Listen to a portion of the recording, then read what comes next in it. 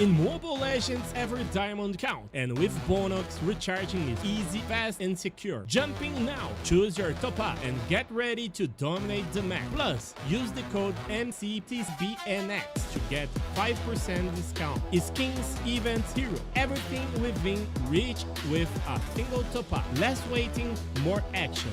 Recharge with Bonox and play it at max.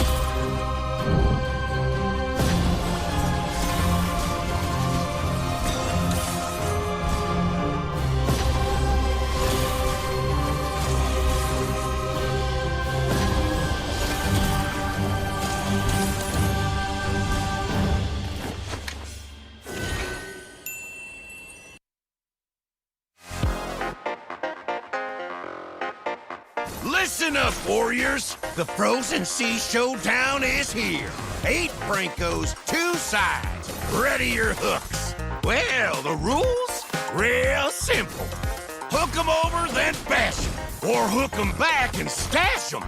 Remember, kills will make you stronger. More kills, bigger targets, so swing those hooks. More kills, better hook, so wipe off their looks. Crabs in the river? Hook 'em. Reel 'em in for new skills. Stun. Magnet. Reflect. Chests in the cave? Hook 'em. Reel 'em in for new skills. Team heal. Team super hook. Crazy ults. Total chaos. Triple hook. Recall hook. Trick hook. No equipment to buy. Auto upgrades for all. Take one down, get your hook back. Hook, kill, reset, repeat. Hook till you can't hook no more. Remember these words. Hook, kill, reset, repeat. Hook till you can't hook no more. Hooks ready? Let's go!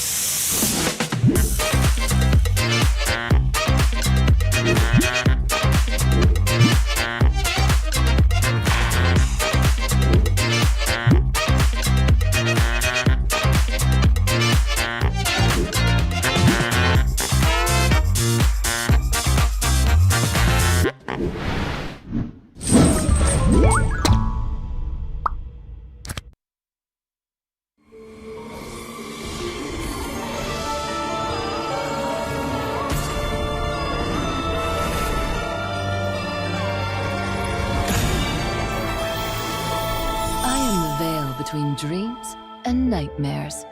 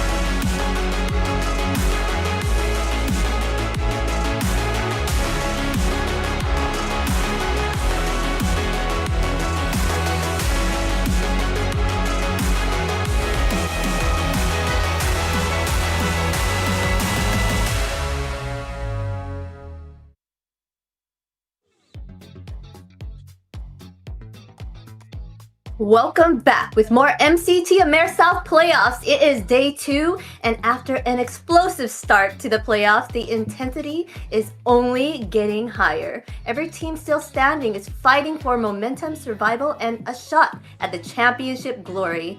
Yesterday set the tone, but today the pressure rises even more. Bigger plays, tougher matchups, and absolutely no room for hesitation. The road to the top continues. Let's get into the action. We've got Private Dancer and Rico on the caster desk with their enthusiastic commentary. What's going on, ladies and gentlemen? The barrel of explosiveness that is the MCT AMER South has landed us into the second day of the playoffs, which promises to be with more excitement and more action. Yes, you're totally right. So hello to you, Zena. Hello to you, Private. Hello to everyone here on MCT AMER South. Today is going to be a very special day, a very crazy, wild, with 2 crazy matches. So here we are, as always, with the fancy suits, fancy casters, fancy productions. Because when it comes to MCT AMER South, we'll be back. Let's go. And we also want to welcome our Indonesian and Philippines watchers and viewers. I know it's a little early for you guys, so if you are catching it right now, we thank you a lot for coming in and actually watching the matches start. Yeah, it's going to be a lot of action-packed intensity here today, especially with what we left off from yesterday. 2 teams moving forward hungrier than ever. I feel like both teams have made huge and whopping strides when it comes to covering up some of the, let's call it hurdles that they've been going through during the Swiss stage. And that's what the playoffs is all about, is like getting on, putting on your best pants, making sure that you are ready with your best strategies coming into take on some of these great teams. Yeah, and when it comes to MCT AMER South today with the 2 crazy matches, because we from yesterday, as Private said, we come from big champions from DreamMax, for example, with a King getting back to the jungle, with a new XP laner, a new gold laner, for example, versus Infinity. They brought a fanboy with so many heroes, some of them out of the boxes. The other one, we got Octa Gaming versus 9Z, with 9Z getting so confident, play after play, game after game. So today I'm really excited to see what is going to happen. Yes, and before we move on, let us get a reminder of how the format is for the playoffs. Welcome to AMER 2026, the official league for Mobile Legends Bang Bang in the Americas. In this video, we'll walk you through the format of the competition. The league is divided into 2 regions, North America and South America. Each region features 8 teams, for a total of 16 teams competing in the ecosystem. The regions compete separately during the season before meeting in the Americas finals. Each region begins with the Swiss stage. All 8 teams compete across multiple rounds. Teams are matched against opponents with the same win-loss record, ensuring balanced competition. Matches in this stage are played in a best-of-3 format. The playoffs are divided into 2 phases based on seeding.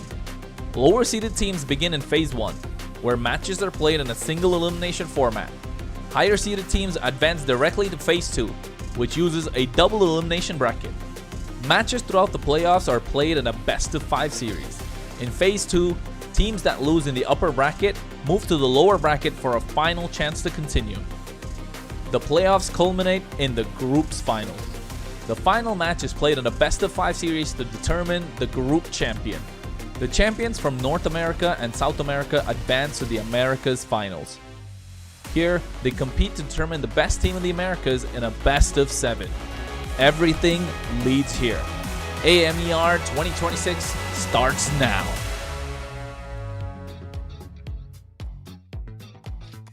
Yes, and from this point on, every series becomes more important. Every adjustment matters, and every victory pushes teams one step closer to that championship.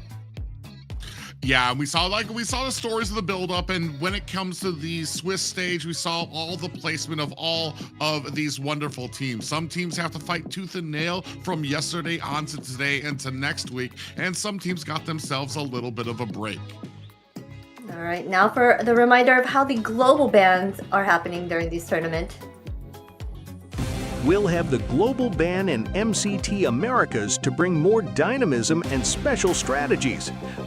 Under global ban rules, each hero can only be selected once by each team.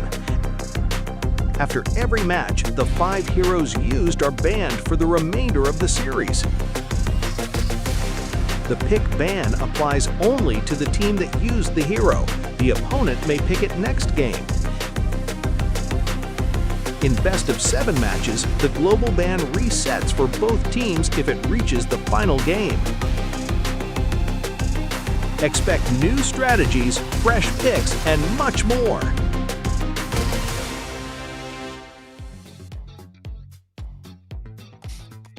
Always excited to see the global bans. Just like the Lu Yi pickup the other day was so much fun to watch. Right, Rico? Yeah, it's really exciting. It's really funny to watch the global ban systems here. So it is very interesting about that, because many people say, oh, wait, is a global ban like in all over the places, all over the world for MLBB? Not only, I think that I think about that possibility, because it gets more dynamic in this championship and the tournament, and it is so nice to see so many different heroes. Some of them not outside of the box, not so far from the meta, for example, but it's also interesting to see that these heroes being used here with the global ban system. Yes, always super fun. And a reminder, you guys should follow us in all of our social medias, okay? MLBB Esports. We are on Kick, Twitch, X, Instagram, Facebook, YouTube, and TikTok. You can find what happened yesterday on there, see who won, and also any tips and tricks, and also highlights maybe even from our casters here. Yeah, if you guys did miss all the action yesterday, including that Lu Yi pickup that came out, that was actually very amazing. You guys can check out our social medias to see all the highlights and things like that that happened throughout the playoffs as well. But you can check it out only on our social medias. Yeah, not only that, you can talk to us, you can tag us in your screenshots here when you are watching this broadcast. So always reminding you guys that you can send the like, share the live, call your friends to see and watch the second day of MCT AMER South. All right, but now let us get into the action. Let us see the brackets right for today, or what moving forward. Well, how is our brackets going on, Private? Yeah, as we talked about, the Swiss stage went ahead and showed us who was going to be our first seed through 8th seed. Unfortunately, yesterday we did have to say goodbye to Black Sentence and Titan Esports Club. They were at the bottom of the pile, 5 through 8 there, and moving forward will be DreamMax and 9Z Globin into the 2nd tier. Still in the 3rd tier there, you can see Entity 7, Alpha 7. They get themselves a little bit of a break, I want to say, for the hard work that they put in getting to the top 2 seeds of this playoff. So it's going to be very exciting as we move forward. Like we said, we've been following around these teams through the Swiss stage. Even last weekend, we were able to see the fight that they were willing to put out. And then just yesterday, seeing all of that put together to help 2 teams move forward into the 2nd phase. Yeah, so when it comes to the bracket here, when it comes to the playoffs, it's a whole different story, a whole different level for teams. So yesterday we did say goodbye for Black Sentence and a Titan Esports. Today is like the teams from today, like they have a second chance that we can say something about that, because the losing teams are heading for the lower bracket, so it's not the end for them. So it makes them, of course, everybody want to win, right? So it makes them like a second chance and a breathing for another level. So it was exciting to see the growth from these teams. You know, the ones that didn't do so well in the Swiss stage, what they brought the other day was amazing to watch on the screen, right? They put in so much work, and it was a big fight between the 2 teams. Like you would think like the one between Titan and 9Z that they Titan won the first time, so they sweep them, but that 9Z made them go run for their money and ended up coming on top this time around. It's how the tables flipped. But let us get a reminder, MWI right now for the ladies, so you can get in on this action, right? Open registrations May 2nd through May 11th. Gather your girls and get in your squad so you can get in on MWI.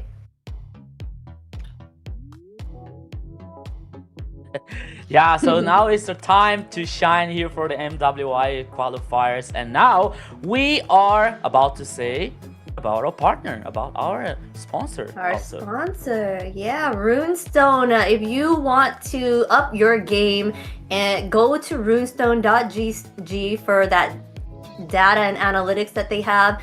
It'll help you improve your gameplay.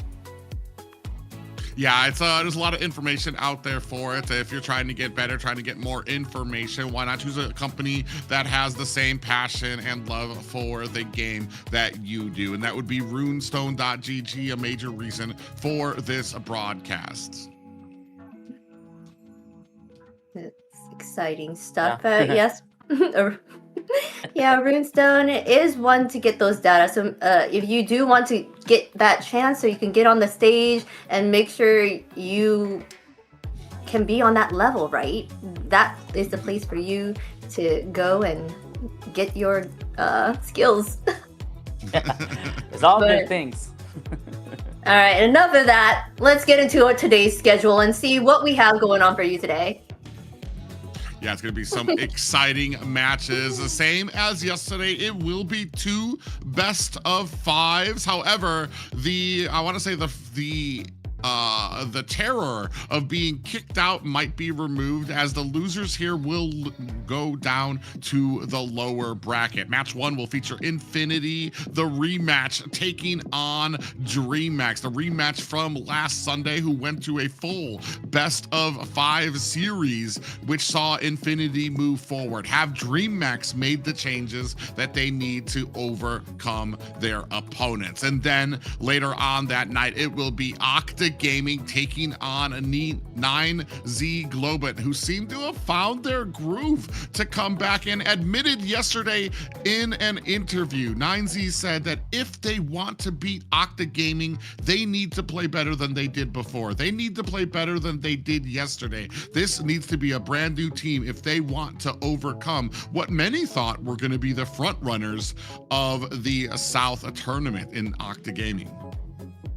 Yeah, so that's the vibe, that's the groove here, especially from the second play or second match, when 9Z are reaching a good to great here versus Octa Gaming. But the first match here is really funny because it's the third time that they are going to face each other. It is tied up so far. The first game was for DreamMax, a 2-1. The second one was for Infinity, a 3-2. And now we have the decisive one here, as we can say, like the third game between these two teams. So it's going to be very interesting, especially because after the big changes from DreamMax here, like as we are talking in the beginning of the broadcasting, we're seeing King heading back to the jungle, Goo an XP laner, the Zeus in a gold laner. So we were talking about like getting time for a synergy, and maybe it'd be a good challenge for DreamMax to prove themselves about the synergy situation. Yes, and let us check Infinity's lineup. Who's on the roster for you today? Who's going to be playing? Looks like we'll have Rusi on the EXP lane. Jungle will be ZZ. Mid lane is Lionel. Gold lane will be Zyblox. And Fanboy on that roam. I do like our Fanboy. I'm a fan of Fanboy. His roams are pretty fun.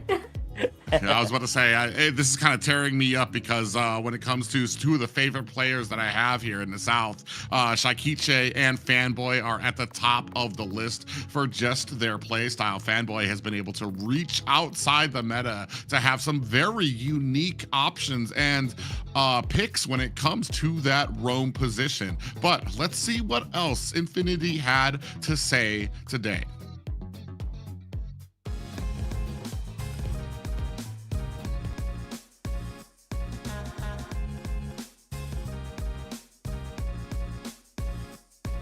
Rushi. Hace 4 años. Dairo. Fanny. Sanford. Yo mismo. La Pulapu. La Cof de Paquito. El Saber. El Isla. Setiam. La Fanny. Fanboy. Sí. Sanford. A nadie. Urano. Early. Carly.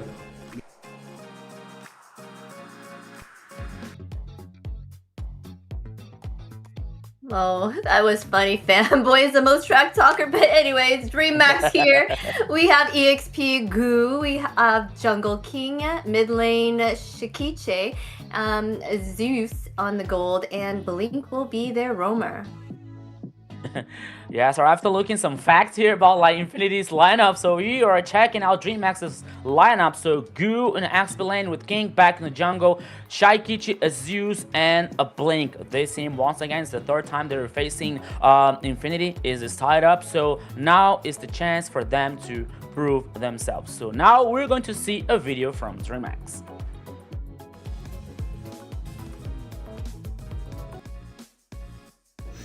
Bueno, mi top 5 de ADC sería... Top 5 sería UPA, de cuarto a Doom, de tercero lo pondría a Gusta la Gusta. Es una ADC que me gusta mucho y tiene mucha experiencia. Y de segundo lo pondría a Fury. Y de primero me pondría a mí.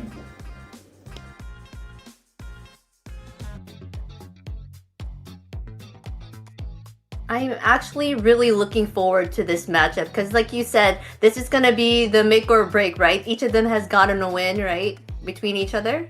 So this will determine who will be the best right now out of the two. But they always had it run like the full length, right? So I think it's going to be a match for everyone to watch for sure. Yeah, I just feel like there's a lot of history behind these two teams, especially when it comes to just this AMER tournament. What both of these teams have had to go through. When it comes to Infinity, I feel like Fanboy has been doing such a great job of trying to lift his team through a lot of these compositions, and it comes down to how the synergy has been around Fanboy. Not only is he taking a lot of these picks that you really aren't prepared for, to the point that like you've seen a lot of teams that are trying to ban out his roam positions, but it's pretty much impossible because he just has such a deep pool. Not just that, but the rest of the team is able to really complement a lot of his picks as well to form this just great team to form this great composition that you guys weren't prepared for. On the other side, DreamMax is kind of the orphan story where they were having a lot of difficulty kind of getting through the Swiss stage. Finally, before the playoffs, they made some changes that a lot of us were very curious that if they were going to work. The biggest point of that being King making the transition from the XP lane to the jungler position, in which now you've got a Savage on King. Shaikiche was able to get a Maniac on her side as well. So is that change going to be enough to help this team overcome the monster that they faced last week in Infinity here today? Yeah, when it comes to King from yesterday, it feels like something like unfairy tale. Like getting the Savage but not winning the game. So for him, I say, okay, I did my part. The team just didn't win, but at the end of the day, everything was right, everything was good for DreamMax winning 3-1 yesterday. But now we are heading for the picks and bans here. The first ban on Guinevere coming out from Infinity, and oh, what a surprise once again, Freya with 100% here prioritization so far with the banning. So now we are going to see the next bans. Yes, they've gone ahead and banned that Herethot. On the side of DreamMax, it seems like their team comp is now working for them. That's their little switch-ups have been doing a wonderful job. Like Private was saying, they got that first Savage in the tournament. Was it the first Maniac too, as well? I don't know, but they didn't. I'm not even sure. But they did a wonderful job. But their problem was closing out when we were watching. They had a hard time closing out those games. So I wonder if they kind of were able to adjust that for the matches today. They went ahead and banned out Baxia and Marcel as well. Yeah, leaving open what I'm trying to see. I mean, we still have Zushin out there on the table that we can go with. You've still got the Phovius and the Valentina. Sora is still available for a lot of these teams, but you pointed out something very well, especially with our interview that we had. I want to say that it felt like they understood that they had a lot of work that they needed to do still to be able to overcome, but we're gonna for both of these teams, if there's something that I went back yesterday, especially as DreamMax, the first thing that I would address with them is the closing out. They have turned into this well-oiled machine in the beginning of the game, but when it comes to trying to rush on the core, maybe we get a little overconfident. We're not all target locking onto the same thing. Do we go for the core? Do we go for the kills? We need to keep that communication up throughout the entirety of this game, because there's a lot of slip-ups. They didn't lose the series yesterday, but it could very easily, especially against a team like Infinity, who's just had such a stellar rise here lately, it could spell the difference between victory and losses here for DreamMax. Yeah, as we were talking yesterday, like this closing out issue from DreamMax. Yeah, yesterday was it was versus let me see, I forgot, I have a bad memory. Yeah, it was versus a Black Sentence, was the 3-1. So the first two matches, they were like really having problems of closing out. So we were talking about, okay, it was versus Black Sentence. When it comes to another teams, you know, like more qualified teams, like versus Octa Gaming or Alpha 7, for example. So this could be, and this has to be fixed. It has to be talked to the team, you know, to be rearranged on a DreamMax. But by the time you were seeing, and we were talking here, so the first choice for Infinity comes from for Zunshin, and the response for DreamMax, Suyo and Claude. So we were about to see, we saw actually Suyo in King's hands when he was an XP laner, and also Claude, it wasn't so good, but now Suyo comes in the jungle, and Claude here in a gold lane. I'm kind of surprised that they banned Phovius instead of priority banning the Zushin, but I guess they feel that they have something here, but they're pairing that with the chip. She's going to be able to go everywhere and CC everything. But they win it, the Suyu though, like you said, King Suyu is beast, is really good. And now they picked up that Eve, that damage output from her, and the slow that she can give to the team and give that CC will be very helpful.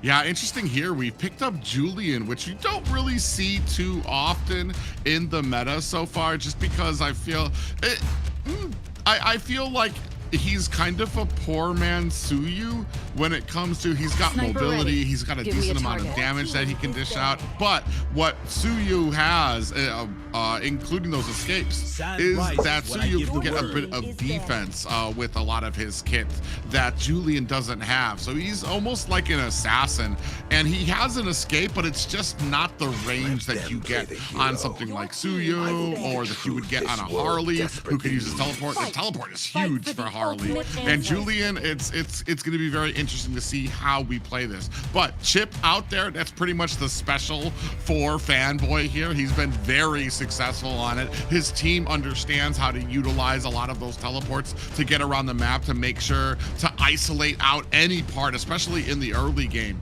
And I feel like that's where we're going to need to focus. Here, we just have Eve. We're going to need to look for something else that can kind of support the early game. And I think Infinity is reading that too, because that's exactly where they focus down, taking down the Hilda, taking down the Khalid. So we don't really have that early burst to really kind of offset the Chip. And it will allow Chip to really harass into their back lines.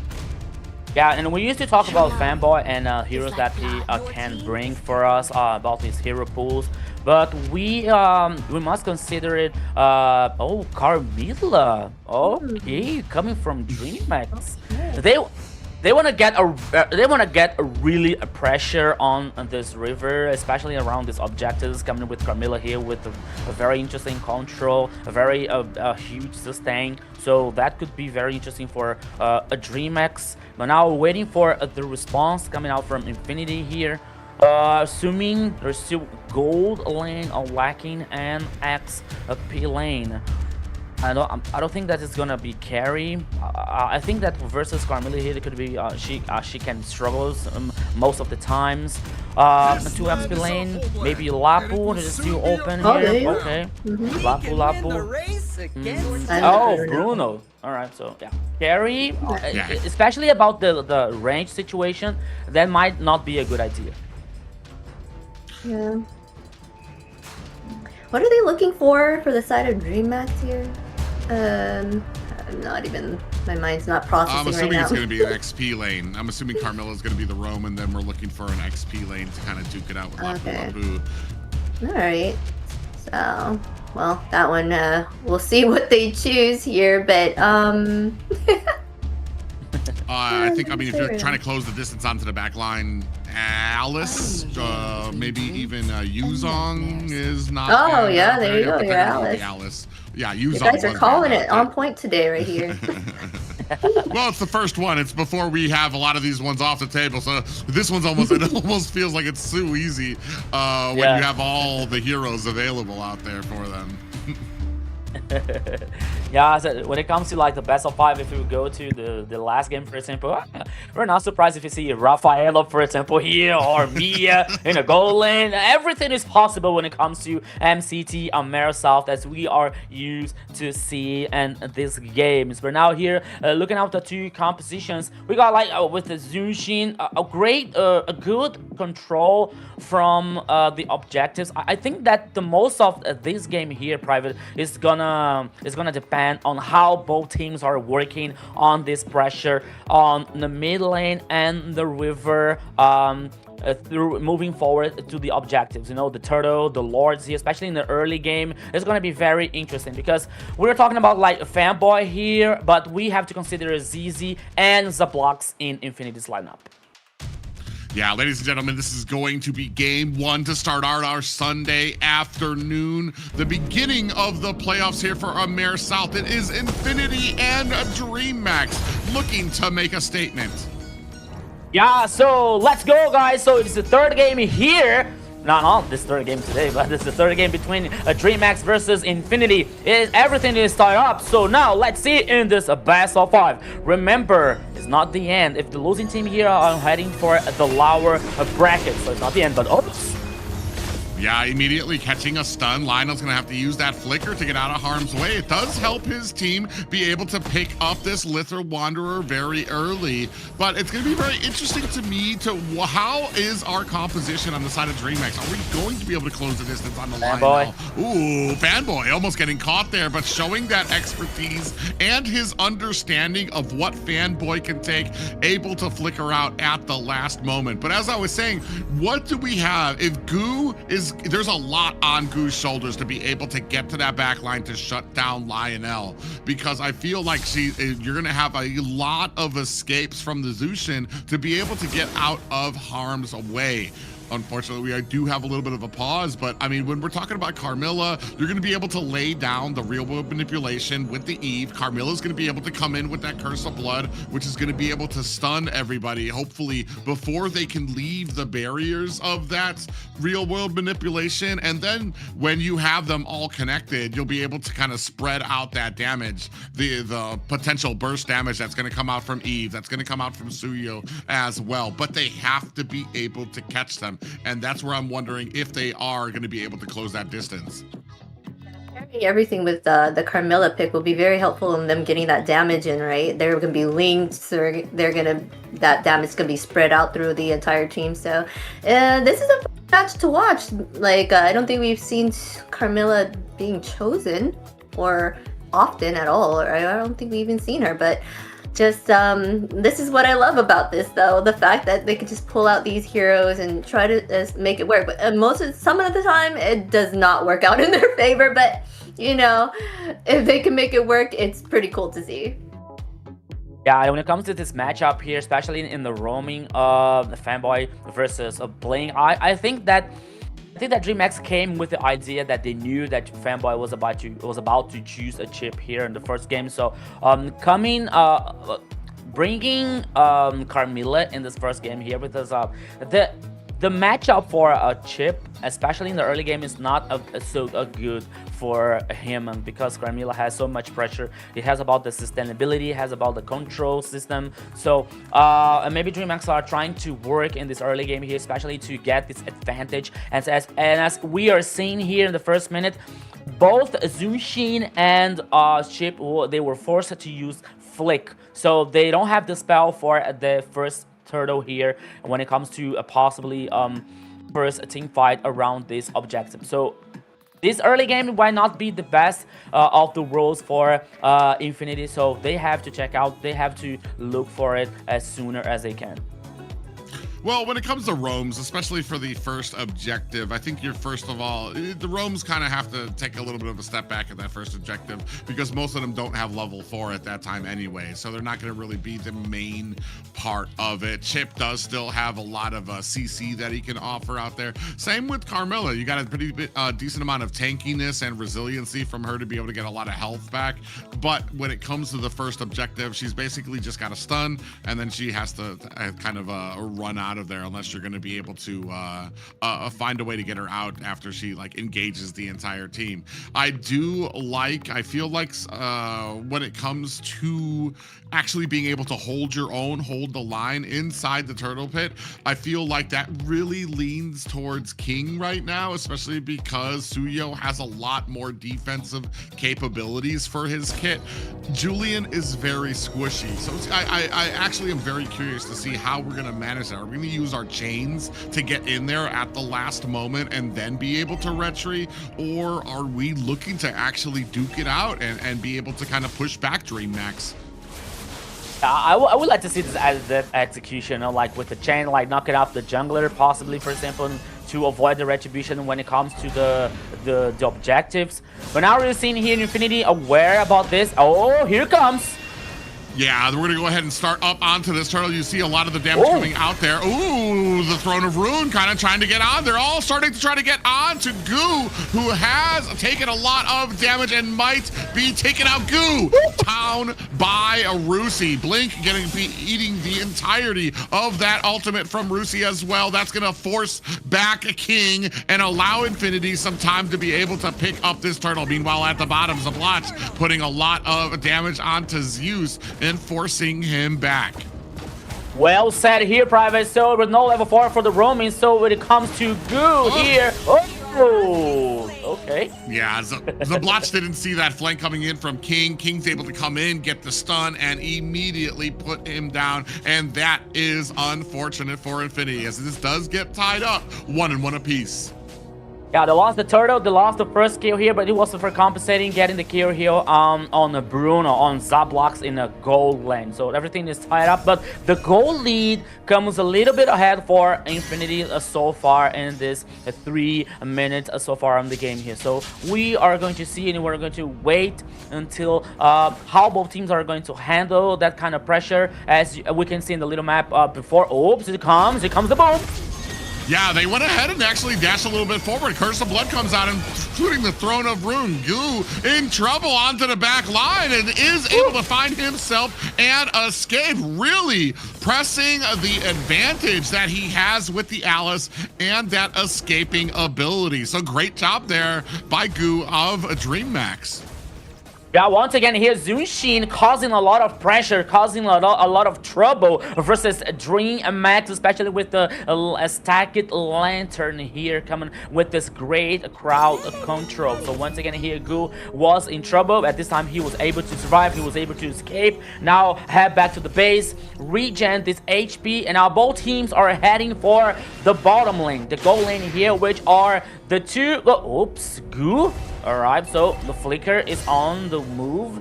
The Flicker is still open here, but once again, what a pressure here on the top side versus Goo. We're at a point, though, now both roams do have their ultimates for this next objective, too. So you can actually go ahead, get a decent amount of pushing in the side lanes, and Fanboy will still be able to come in with the teleport. You see him here looking for an angle to get in. He's on the wrong side. Oh, look at the stun onto 3 members of DreamMax, but down comes the real world manipulation. Is that going to be enough? As you see now, the Alice Goo is taking a lot of damage. Blink gets taken out as well. The rest of DreamMax going to be forced away from this objective. Yeah, DreamMax here, they should know that Infinity has the global presence from a chip. Oh my goodness. Blazing Duet onto Lionel. He's going to be able to use that BMI to get away from there as well. King and Fanboy duking it out from the backside. Blink trying to come in, wants to be able to save this tower. Zablotch just launching meteors at it after meteors. Has been able to clear out the lane. And right now, I kind of feel like when it comes to scaling, Zablotch on the Bruno, I feel like Bruno just has a much more intense opening when it comes to the mid game. Zeus really still needs to wait for that. Late game needs to wait to get those 3 items so that he can get in. We do have a teleport there. I think we're looking for the bottom tower, looking to be able to push out the rest of a DreamMax and get that tier 1. Yeah, it's becoming just a little bit complicated for DreamMax, especially because of Fanboy's global presence with the Chip's ultimate. So by the time that we have a team fight, for example, anyone from Infinity can join this fight. Oops, in the top side, King. Okay, he was able to survive. So and the mid lane here could be very interesting for Infinity, especially now working on the macro or working on the map advantage so far and the 2 turtles. As we were seeing, the gold lead here always getting higher for Infinity. 3,000 for Infinity, sorry, when it comes to the gold lead so far. Yeah, and I feel like this is kind of a great combination. You have the Chip and the Bruno, so you're going to be able to get around. Ooh, speaking of which, the big stun lands on the King, and there comes the damage from that knife of ZZ on that pickup. And we were wondering if Julian would be able to pay the dividends. He is squishy, but he pays, or he actually comes back with that with an immense amount of damage that he's able to output. And you saw just a little example of what he was able to do to burst down King. And now the sieging attempt onto the mid tower. Throne of Rune lands onto the back line, followed up by the Curse of Blood and real world manipulation. The big blast of damage coming in the form of Zeus coming in with that blazing duet, but it's not enough as they're still taking a lot of damage, looking for an escape, getting put down. Goo, the second player for DreamMax to go down here in Infinity's 5-2 lead.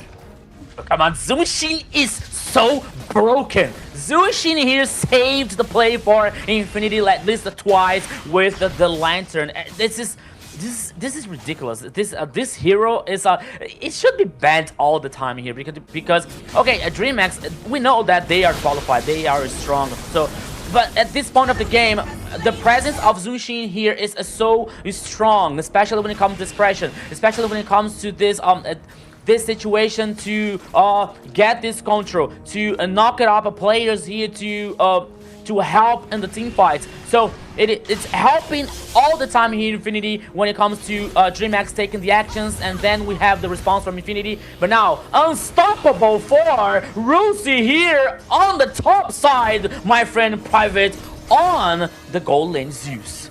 Yeah, he's almost got a whole 10K over Shikiche on that Eve. And Eves are usually known for a lot of their damage. And even when it comes to that last engagement, I feel like it was the perfect setup for DreamMax. You had Goo come in with the Throne of Ruin. You laid down the Curse of Blood. You had the real world manipulation. And then Zeus able to come into the back line. They're just not at those power spikes they need to be able to finish people with those fights. Speaking of fights, Lionel taking a lot of damage there. Blink gets forced back a bit. In comes the bravest fighter form from Russo, but DreamMax want none of it and are going to disengage to their towers. Yeah, I mean, when it comes to the Trinity here, like ZZ, Lionel, and Fanboy, there's so much crowd control, especially coming up to... Oops, here comes Blink once again, the purple buff. Here is the party. Yeah, Blink in trouble getting sprayed down there. When you have the Curse of Blood come out there, ZZ's going to be able to use those chains to be able to get away. Unfortunately, Goo got caught from the CC from Lionel of that lamp and gets picked back into the team. 7-2 right now for Infinity, and Rusi sitting at 5-0-2. Yeah, so this Lapu Lapu is really insane so far. Non-stop for Infinity. Here they come. They're causing pressure. No lineup, no line of defense from the tower at number 2 here. Only the high ground for DreamMax. Almost 10 minutes on the first game. The goal lead here heading for almost 9K for Infinity. It's a very huge advantage so far for Infinity Esports. Now, getting the Lord is easy. It's even way better for them. Yeah, I feel like DreamMax is doing the best they can. They're not taking fights that they can't win. Unfortunately, that means they're getting bullied all the way across this map. You said almost a 10K gold lead, but it doesn't feel like it because Infinity isn't pressing hard. They're playing very safe. They're methodically getting tower after tower, getting objective, clearing out the minions, clearing out the jungle side of DreamMax. It's just a slow chokehold that they're applying. It just keeps getting tighter and tighter now. All lanes beginning to crash. We have a Lord coming through mid, trying to see if DreamMax is going to be able to withstand this pressure. Sieging coming in from the side of Infinity. You see them trying to take out that top tower. Throne of Rune connects onto ZZ, but they are going to be able to get away. So I feel like this Lord maybe not having the biggest effect. The good clear speed coming from DreamMax, doing a great job clearing out these minions and making sure that their high ground towers don't take out more damage than they need to. Yeah, and it's a funny fact here, especially coming from ZZ, because ZZ now he has no kills. He has 5 assists, you know, but his presence is so huge. His presence is so important for Infinity and that composition in their idea, especially when it comes to the chain to knock it up the plays for DreamMax. So everything is working so well for Infinity. Like, I think that, okay, they have the idea, they have the plan, the strategy. They practice this exhausting like so many times, you know. But it feels like something went like way even better than they thought. At least I have this impression, you know, because as you said, DreamMax composition is not bad, you know. Like, they have the Goo, they have Alice, they have Ivy, for example, King with Suyo, you know. But I just think that Infinity here they only play better, you know. Look at Fanboy. Oops, Fanboy.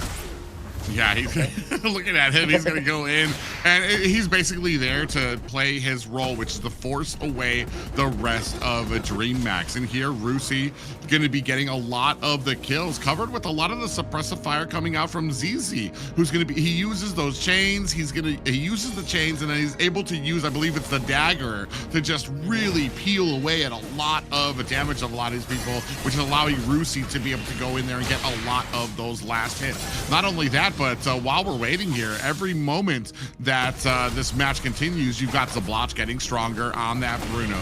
Pretty soon he's going to have the Malefic gun. He's going to be able to really dish out damage from a good and safe distance from DreamMax. And unfortunately for DreamMax, I feel like we were starting off at a negative. We had a composition that really kind of favored the mid to late game. Not only that, but we also had no way to close the distance onto Zushin to really be able to punish her. And I've said this over and over and over again. If you're going to allow Zushin out there, there needs to be a plan. That needs to be the core. The core principle of your composition, unfortunately, needs to be how do we deal with her? So there's two fronts I feel here that DreamMax is just having issues trying to be successful. Yeah, you're totally right. And one more thing when it comes to the gold laning situation here, because when you have Claude from DreamMax, for example, with the Blazing Duet, okay, it's a very hard ultimate. It's a very good one that can hit all the players from Infinity, for example. But the Blazing Duet, like it takes the time to use this ultimate again, you know. And when it comes to Bruno, for example, he has high DPS, especially on the mid lane, on the mid game, you know. So when it comes to the basic attack with the first skill, Bruno is gonna cause so much damage than Claude. Here comes the Lord, and here comes the boom. Yeah, you can see a lot of pressure already mounting up onto these side high ground towers. Infinity doing the best they can as Bruno just slamming away at towers. That's going to be the top tower down. Lord crashing and does get taken out by the rest of DreamMax. Infinity need to make a decision here. Are they going to continue this fight? They do have minions pushing their way through mid, and slowly but surely the side lane minions are coming in there. Ooh, a nice throne of ruin dives deep into the back lines, but Rusi comes in. A flicker stun, able to find the back line, and Zeus. Lydell finds a kill onto Goo, and that is 3 players down for DreamMax. Gore at 50%, and game 1 going to Infinity. Game 1 here, what a massacre coming out from Infinity Esports. 1-0 so far, Zena.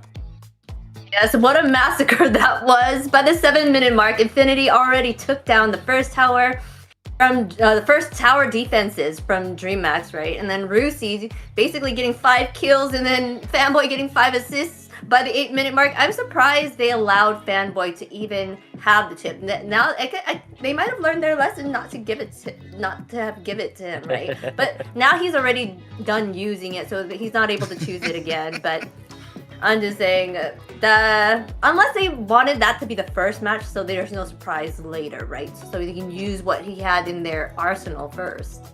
I don't know.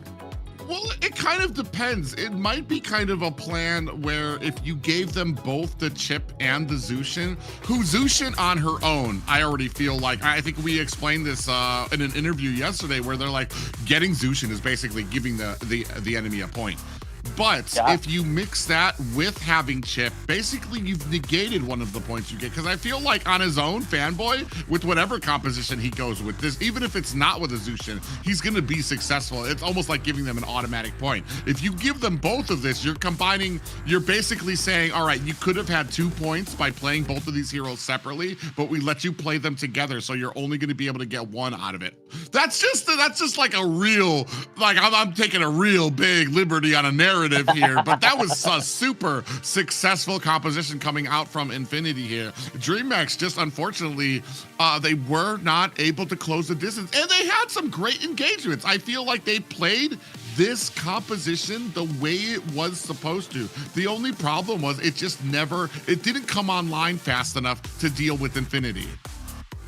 It was pretty like almost an Exodia here coming from Infinity, especially when we have Fanboy here playing with Chip and Zushin in the first game here. So it was like a really good situation to guaranteeing the first victory. But when it comes to the highlights when we are attacking right now, like Goo was trying to do something, especially in the early game here, to get some advantage for DreamMax.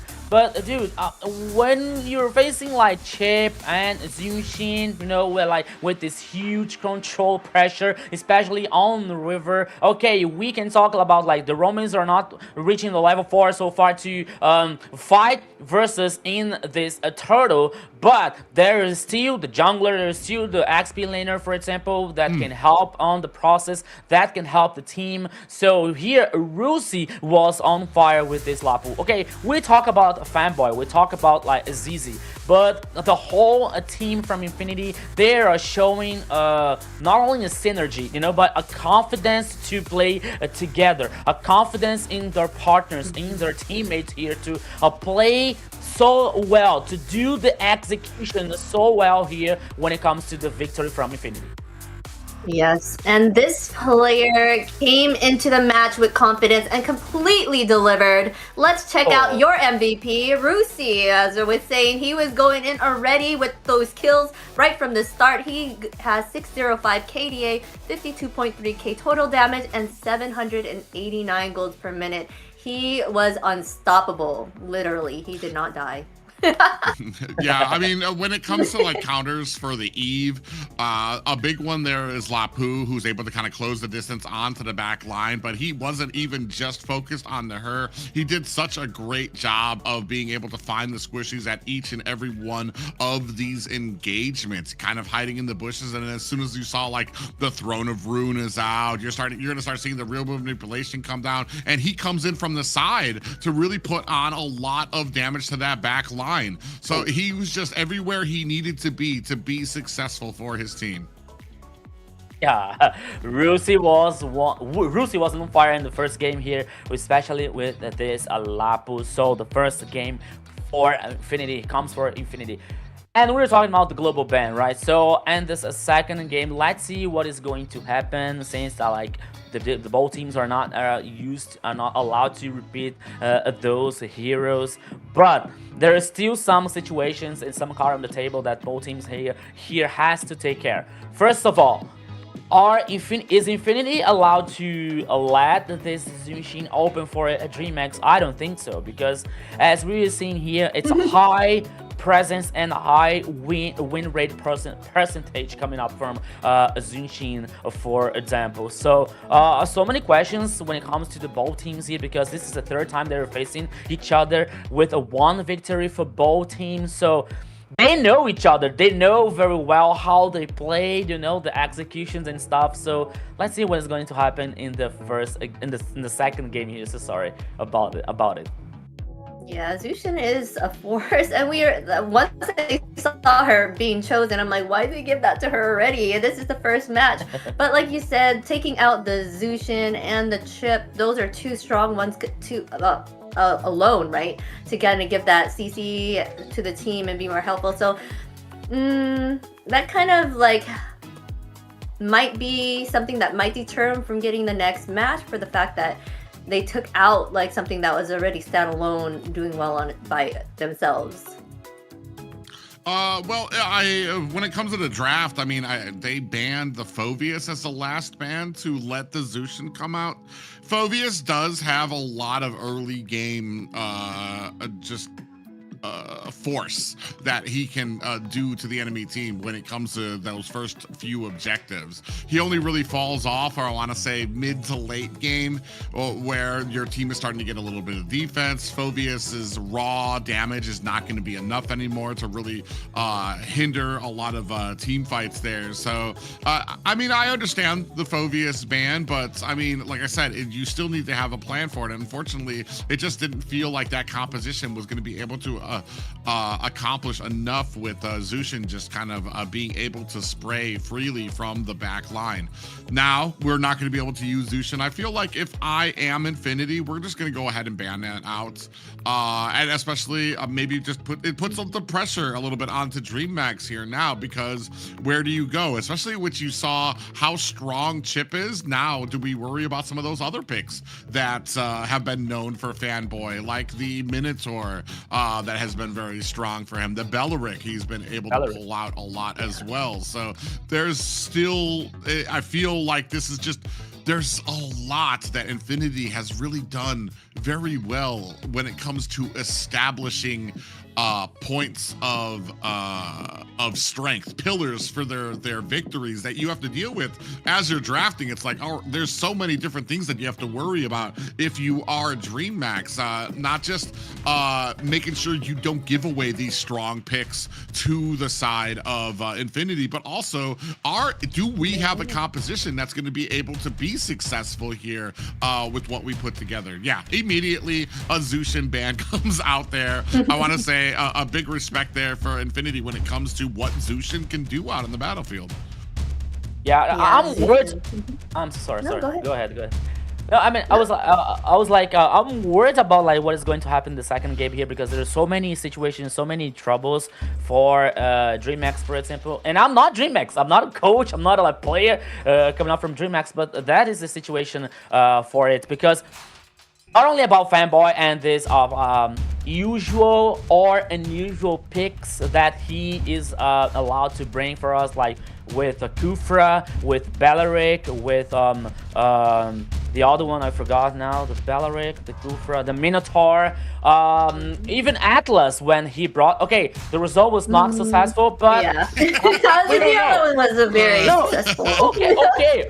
Okay. He brought the Atlas and they lost. That's okay, but. It is not. It's not like, okay, if you bring Atlas, you automatically are going to lose the game. You know, like maybe depending on the composition, depending on idea, Atlas can fit very well in other composition. It's a theory, okay, but. Fanboy is about to bring other heroes, but not only about Fanboy. We're talking about ZZ. With I was about to say about Harley because ZZ has a very strong early game, especially when it comes to Harley. For example, when he has a follow-up coming out for damage coming out from the mid lane or the XP lane, for example. So here, ZZ's first pick on Harley. It's a very good. It's very interesting for them. And now here comes DreamMax with Leomord and Uranus. Maybe thinking just a little about like this pressure that ZZ can impact and cause with Harley, especially with ultimate. You know, so now DreamMax are bringing to like resistant heroes so far. Yeah. I feel like they went ahead and picked out the Leo and the Uranus because of the fact that they're more tankier here, but then they answered that with picking up that carry to kind of take down the tankiness, right? So and of course they go ahead and pick out the Belleric for Fanboy there. I feel that DreamMax kind of wasted their Suyu pick and that Yi pick as well. So I wonder what mage they're gonna go ahead and pick up here, because those were really strong meta heroes right now too, but they lost with it. So no. The only thing here that kind of makes me wince a little, well, one on the side of DreamMax is that we don't have something to be able to kind of pick up the Harley to kind of snatch him away or close the distance on this carry very fast. Leomord can close the distance on the carry, but trying to get to Harley might be another story. That is what I was looking for. I was going to say, we either are looking for a Kalia or a Cho or something that can really get back to that back line, use the way of the dragon kick to kick them towards you. On the other side, though, Infinity, you've got a Belleric, you've got the Wrath of the Dryad, that which brings everybody together. But when it comes to damage output, you've got basically Harley and Carry who can only hit the first front of that. You don't really have AoE damage that will take advantage of having the enemy team grouped up. And I feel like that's where we're going to need to fill in the rest of this. They take out Farsha, which I feel like would have been perfect for that type, but not with the Cho on the opposite side. So, and that's the big thing too, that you're going to sacrifice. A lot of AoE damage. Who do you pick that's not going to get picked off by a Cho out here? So very interesting draft strategies coming out from both of these guys. Yeah, both teams here are thinking very straightly to the draft composition. Maybe another mid lane is going to be banned here by Infinity. Another one with this damage situation. I don't. Maybe Lunox, because they are not supposed to repeat Ivy, for example. Sana with the Ancient Garden here could be a very interesting ban when it comes to this idea of execution coming up with Cho, for example, with the isolation, with the Way of the Dragon. But no, Insumshin, okay. The goal lane could be, because this carry might not have this interesting matchup versus Insumshin so far.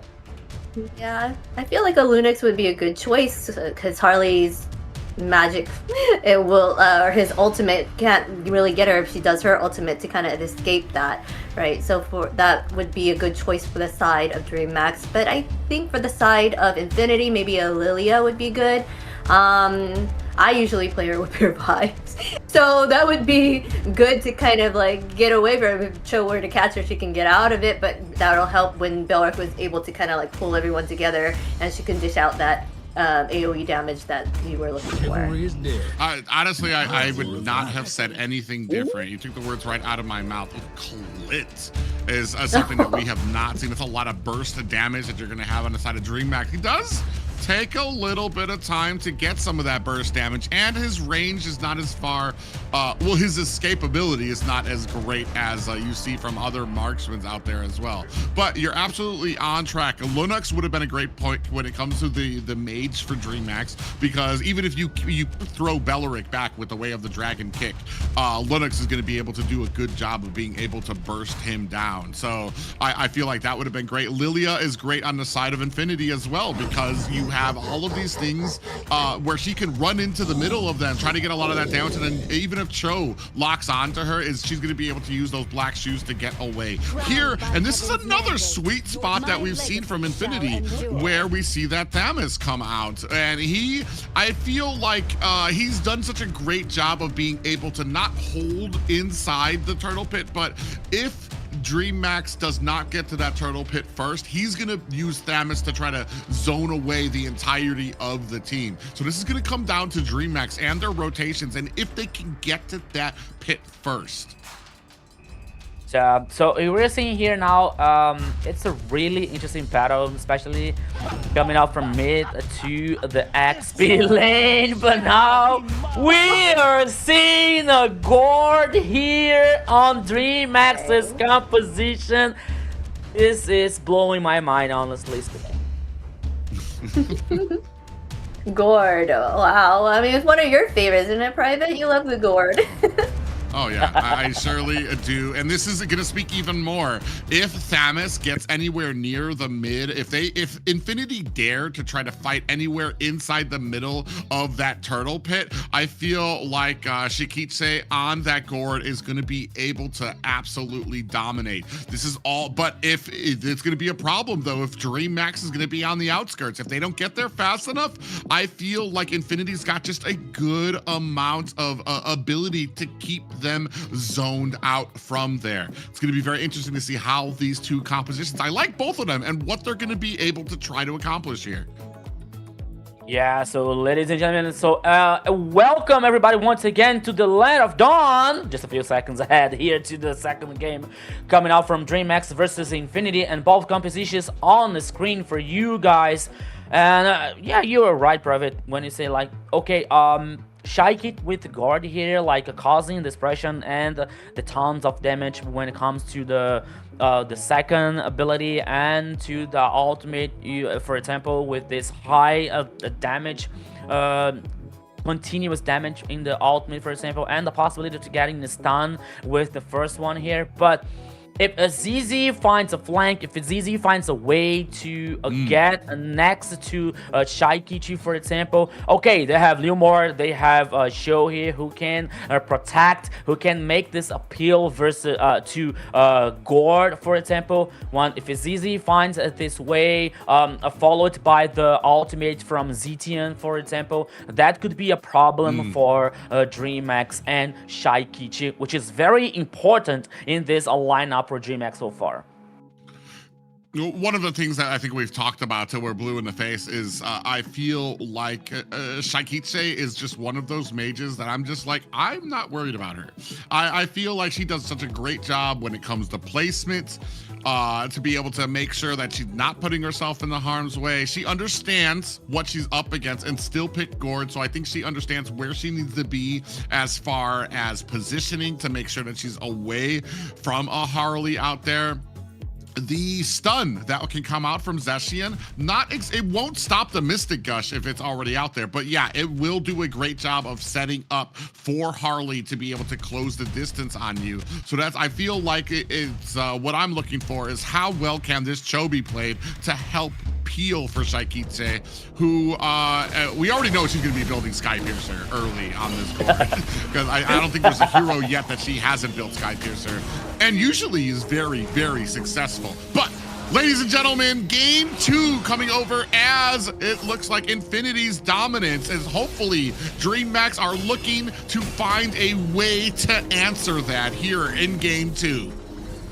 Yeah, so we saw a show here with the gold armor. Yeah, the Shiryu here skin, which is a very, very beautiful one. Very perfect. But now here's a mid lane, a 2v2 situation. Blink. Yeah, he's dashing in, looking, but Lionel doing a great job of kind of creating that distance, keeping on the back. And here already, Shaikitse down to about a third of health. That means that both Shaikitse and the Cho are going to have to go back home. He saw there too. Lionel kind of poking in there. Really? Oh, I was going to say, if that interrupted Shaikitse again, you're going to be missing out on this entire wave coming out from the side of DreamMax there. Yeah, that could be very, very bad for Shaikichi here, but she was able to head back in the base. But now she farmed. I think that 1 or 2 minions in that wave coming out in the mid lane here. But now 13 seconds left of the first turtles. Both teams are here dancing around this corner. Zeus is taking just a little bit pressure coming out from Zablox. I thought it would be the opposite, though. I thought that the carry would be a bullet a lot more, but oh, the top side! Ooh. Yeah, Blink actually takes a lot of damage. He's not going to be a part of this Lord by Rusi coming from the side there, as we do have a Mystic Gush and a Flicker back from Shaikitse. Is it going to be enough to be able to take down Rusi, who activated that Cauterate Inferno and was taking a lot of health? They do bring him down, and they are able to pick up a turtle.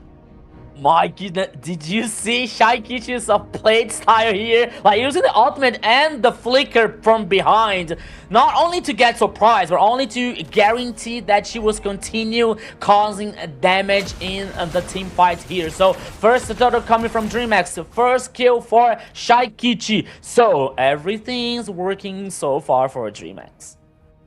Yeah, a great positioning there by Shaikitse, even with Blink, who was, speaking of which here, a lot of damage coming out. This Wrath of the Dryad comes out from Fanboy as well. Now trying to chase ZZ into the tower. Are they going to be able to find it from the back? Zabloch coming in for reinforcements, trying to put on that damage. It is not enough. They aren't able to find the kill, and they are still able to escape. It is a DreamMax. Meanwhile, though, at the top, Rusi is chunking away at this tier 1 tower. Yeah, this is what happens when you move like 4 or 5 players to surprise the Infinity's composition so far. So the idea was good, but execution, it wasn't what they were expecting. So Rusi was taking this opportunity to explore the gold energy. Not only the gold energy, but the tower itself. So it has taken just a few damage, an interesting damage. So Rusi here could take some kind of advantage about like this XP situation and the farming so far. But this versus a Uranus, you know, it's not going to be that easy, as we are seeing here this battle in the top side so far. Yeah, right now we do have a turtle up at the top. DreamMax in a great position for it. You can see Shaikitse getting into position. Rusi looking for an angle to get in. And unfortunately for Infinity, just not going to be able to pick this up. And they're not able to really answer it on another side of the map either. Not able to get a push, not able to find a kill. Now, big pop-up does land onto Fanboy. And you see ZZ there at the bottom, maybe looking to probably get that deadly magic onto the Cho. Is it going to be enough? No, both of them kind of resetting. Blink takes a little bit of damage from ZZ. Deadly magic is not going to be able to take him down. Yeah, we didn't see, but ZZ was forced to use Flick on the top side. Yeah, Goo actually in a little bit of trouble here. You see the Cauterate Inferno activated by Rusi. I do believe I saw that the ultimate come out from Goo as well, but it was not enough to withstand the immense damage and regen that you get from Rusi on a Thamus. Yeah, meanwhile, here's the blocks was taking a lot of pressure versus the 3 DreamMax's players, but now Rusi is doing the proxy once again versus Goo. at least in the top side here, at least in the XP lane, Infinity has a hope with Rusi, but now he can sense the danger because King is coming up, so now he plays back, he gets safe. But once again, this game is getting different from the first one, but even though the 2 turtles for DreamMax, even though the 2 kills for the Dragon Boys, we're seeing the goal lead here is not that big for DreamMax so far. So Infinity, oops.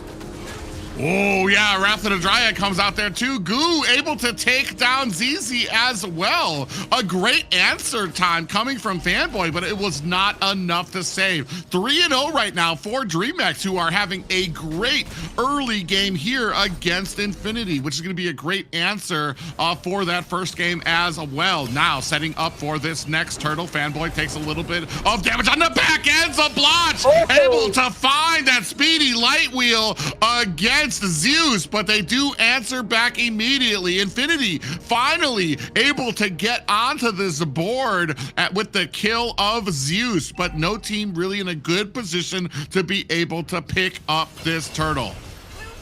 Yeah, you see here, Blink is causing a lot of trouble for Infinity with this show. You mean he did an astonishing outplay here when it comes to using the Way of the Dragon, especially versus a ZZ, which has a Harley. But now we're seeing here the tower being taken down by Infinity, but Zeus, okay. Now they swap the role here. They swap like bringing Zeus in the top side. Meanwhile, the third turtle is absolutely going to DreamMax here. No fighting back from Infinity so far, and now they are playing aggressive. DreamMax is playing forward here, trying to like gain this info, delaying this heading back from the base for DreamMax. But Goo, okay, let's go. Yeah, you can see them going ahead and trying to get some of that pressure there. Wrath of the Dryad at the bottom as Shy Kite gets taken out by ZZ. That's a huge amount of damage taken off the board for DreamMax. They do end up resetting on the map. You saw that Rage of the Phoenix come out as well for the stun on the DreamMax, but they were not able to capitalize on it. One thing that is interesting to me, a little bit of a fight at the bottom. Ooh, and Zablotch might be in trouble here. King trying to lay on the damage is not going to be able to close the distance. He doesn't care if there's 3 members there. He's gonna burst right through them to find that kill onto the enemy marksman. But what I was gonna say is that what I've noticed is ZZ, I want to say there's been at least 2 or 3 deadly magics that he's put onto Blink, which is the roam. That's literally the opposite of the target that you want, the opposite of who you want to be around. Lionel taking a lot of damage, gonna have to use that flicker, and still King able to close the distance. The Mystic Gush from the back, and Shaikiche able to burst down the rest of Infinity. Yeah, no working well here for Infinity, especially when it comes to ZZ trying to damage once again here with the ultimate, but it wasn't enough. And now DreamMax is coming out from the first tower on the mid lane. No first tower on the top side and the bottom side as well for Infinity. So DreamMax now with the goal lead getting bigger at this time, almost with a 5k, but now they non-stop ZZ.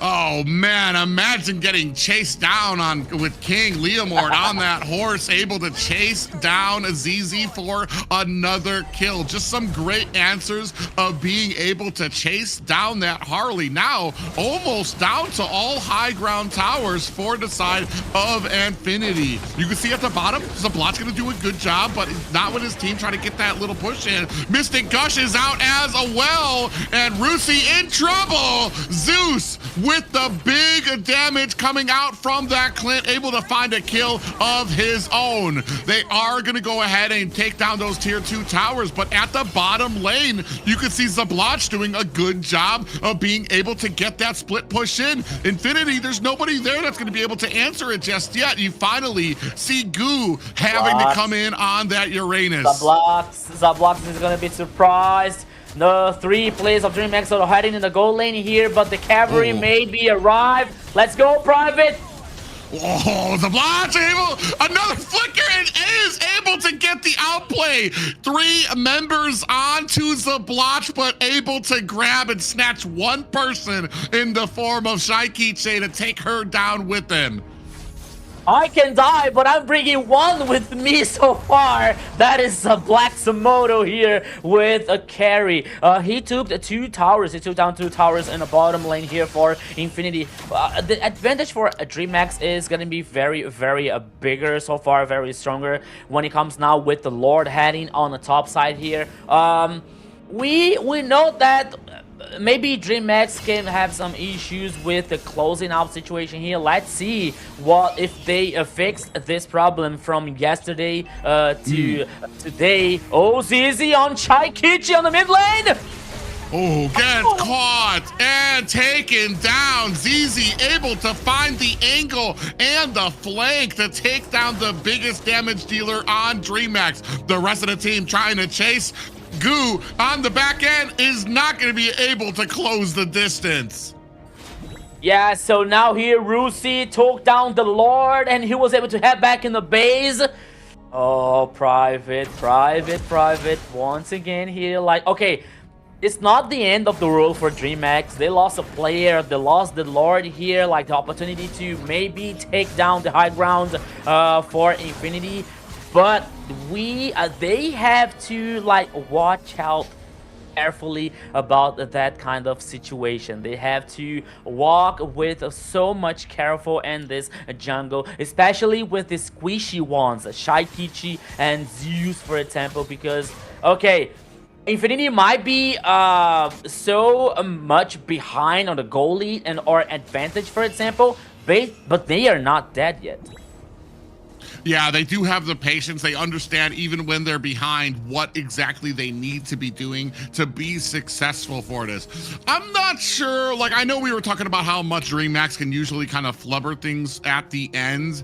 That is just a great positioning by ZZ to be able to get to that back line to where you think you're safe on that gourd to be able to kind of get to close the distance on your team. But ZZ just finds this great angle on the backside, and I think that's just, I mean, that's just the value you get out of a Harley pick there to be able to kind of get to those side lanes there. But yeah, it does bring up the question, have they kind of been able to work on that late game, keep the things very strict? Oh, they're gonna go ahead and latch on to Blink and do not finish the job. Blink still sitting there at about 50% health for this team. About a 5k gold lead for the side of a DreamMax. 4 seconds left on the Lord.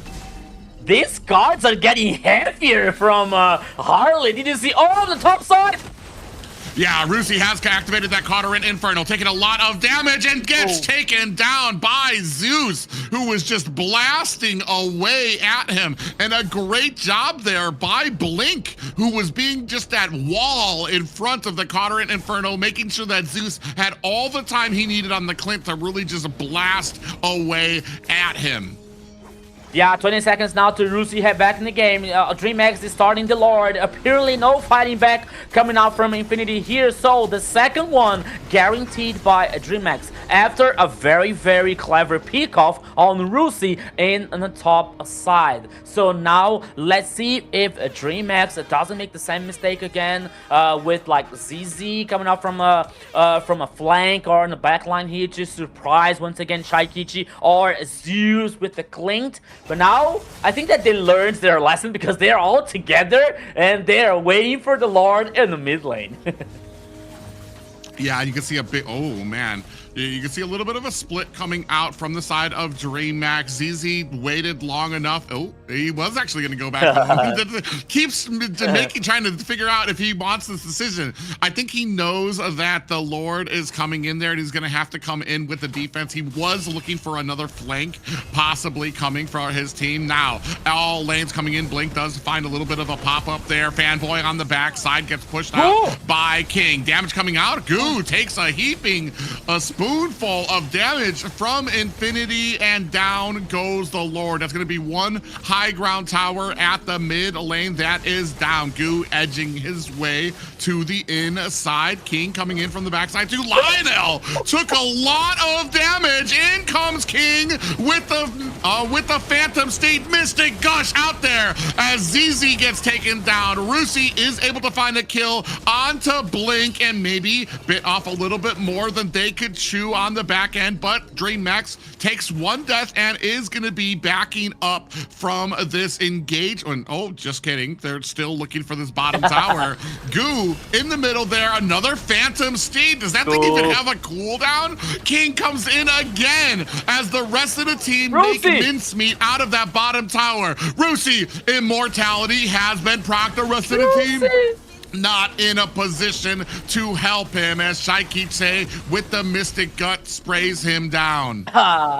Winter Crown now coming out from Guru once again. 1 player down for Infinity. That was Rusi. And now DreamMax is still causing the pressure. It's still like pushing the waves. Once again, the Phantom team here coming out from King. The focus now is the tower number 3 on the top side. Unstoppable. Yeah, Zeus is just blasting away, making like short work of a lot of the squishies here. Now you can see the damage starting to land on to this core. Fanboy uses the Wrath of Dryad. It does not connect, and he might not be long as Zeus finds the finishing touches. Now trying to put those auto attacks onto the base and DreamMax.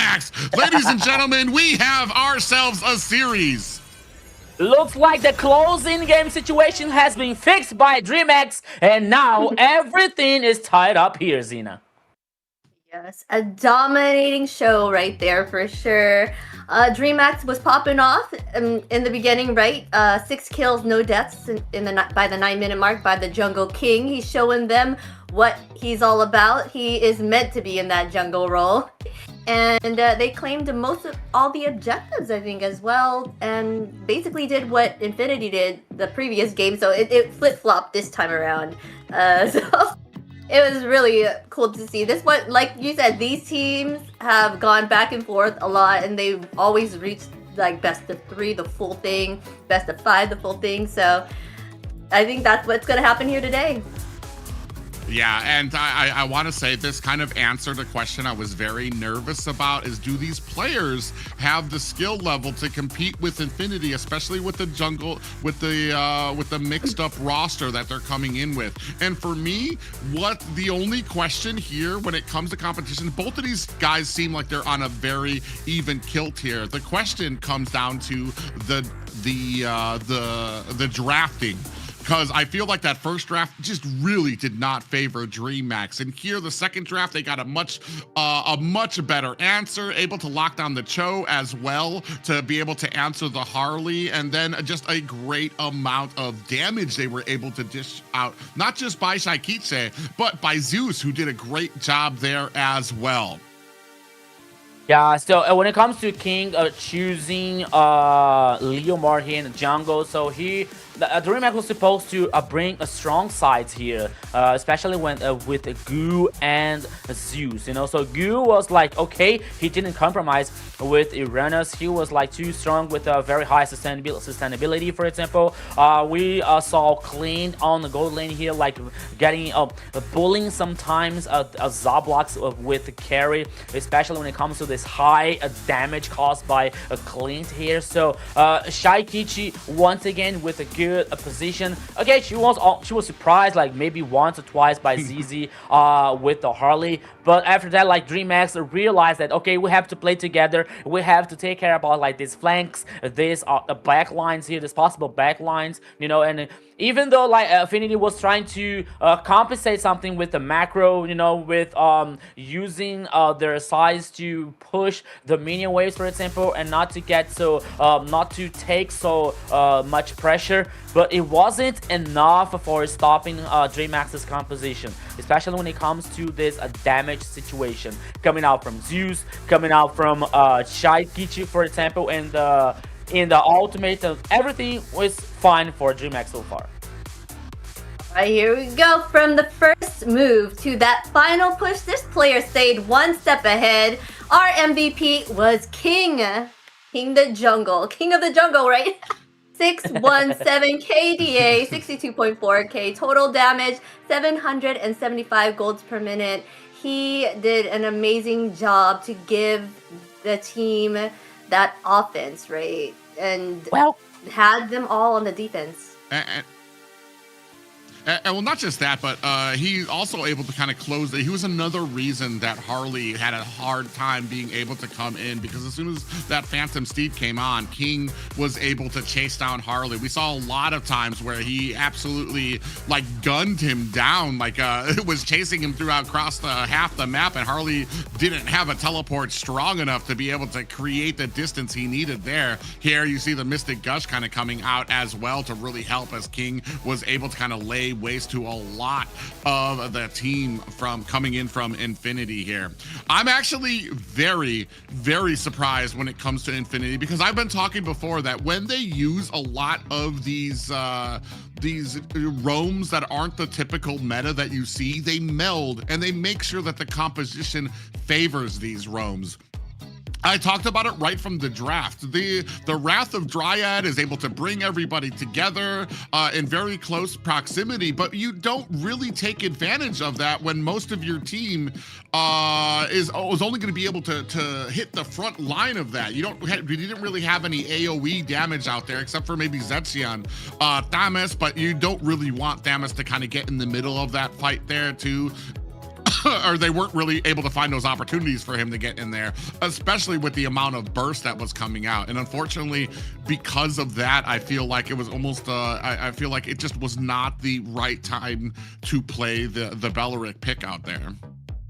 Yeah, it makes total sense here when it comes to this team fight, especially talking the block ones, because when you have the ultimate coming from Beleric, for example, you don't have okay, Zetian has this like the damage situation, but she doesn't have this DPS, you know. It's different from a Lunox or a Lilia, for example, casting the spells like continuously to causing that damage. Harley, okay, he has a high potential of burst damage, you know, but he comes in and he comes out. It's not like this DPS continuously also in that composition. So for Beleric, yeah, okay, the ultimate was good, but the following up from the team, as a private said, was not the best idea for Infinity here in this situation. So it was for DreamMax the perfect situation, especially with Blink, like every time, all the time, causing this like this pressure, this dominance, like with the Way of the Dragon, always like trying to look someone that it was like for Infinity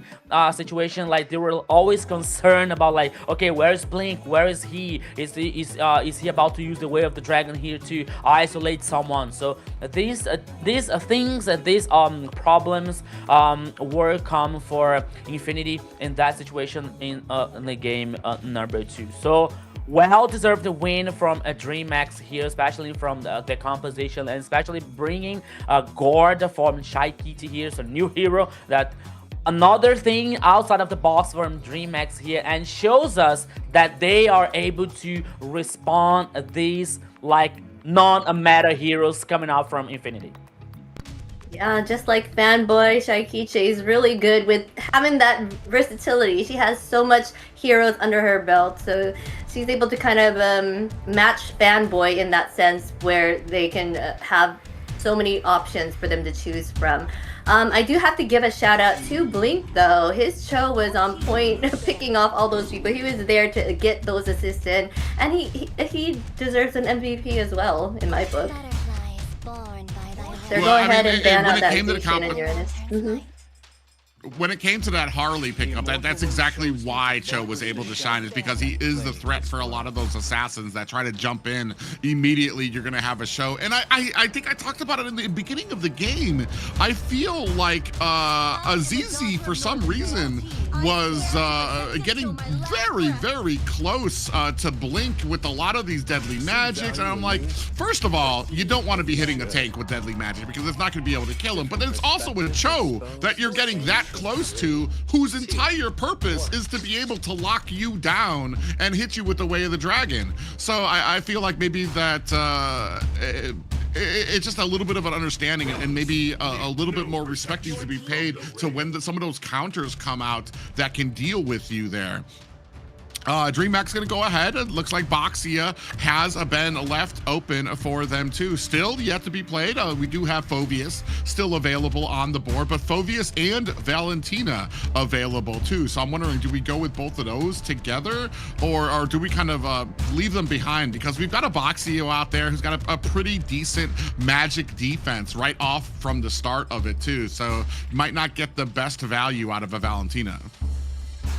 Yeah, plus when it comes to Boxia and his buff coming out from the stop healing itself, so that might be another thing that Infinity has to think about it. And comes to the response, could be Phoveus and Khalid, for example, because if they be open for DreamMax, for example, okay, totally different, coming with Harris, okay, very strong gold lane, and it's Yuzong here on the XP lane. Now, Valentina and Phoveus could be the response now coming out from DreamMax. Yeah, Valentina and Phoveus. What else is open? Sora. Is Sora as strong anymore? I don't know. I feel like people are choosing more things Or before they're Khalid choosing and Valentina. the Sora. Yeah, so like what about Sora? Like, I don't know what people.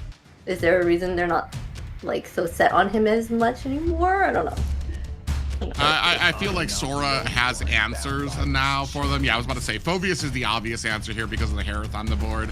I'm not sure if we're going to be looking for a Valentina just yet.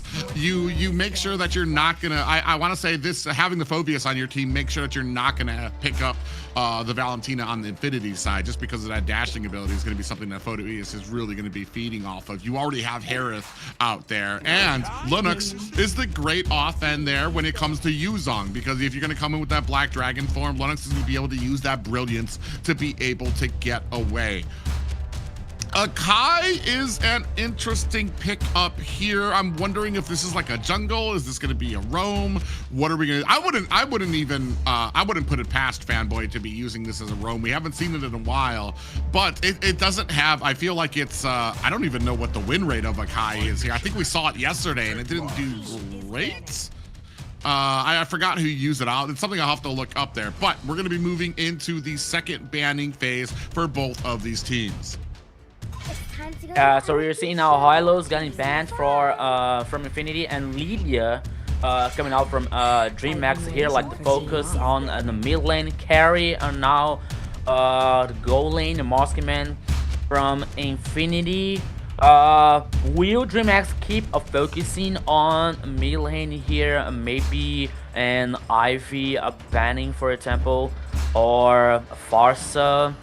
But maybe that could be a possibility. But they have to think about like the possibility for a Kai being or in the jungle or in the roaming here with a Fanboy. But there's a lot of options still here from DreamMax.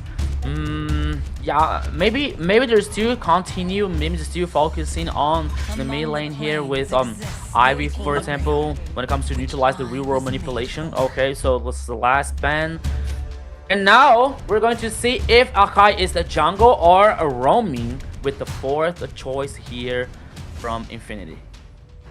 Yes. It's starting to get harder for us to kind of figure out what they're going to end up choosing with all these global bans going on, right? So it will be interesting to see what they decide to come up with here. Kai, it should be very helpful in keeping the team at bay for the side of Infinity.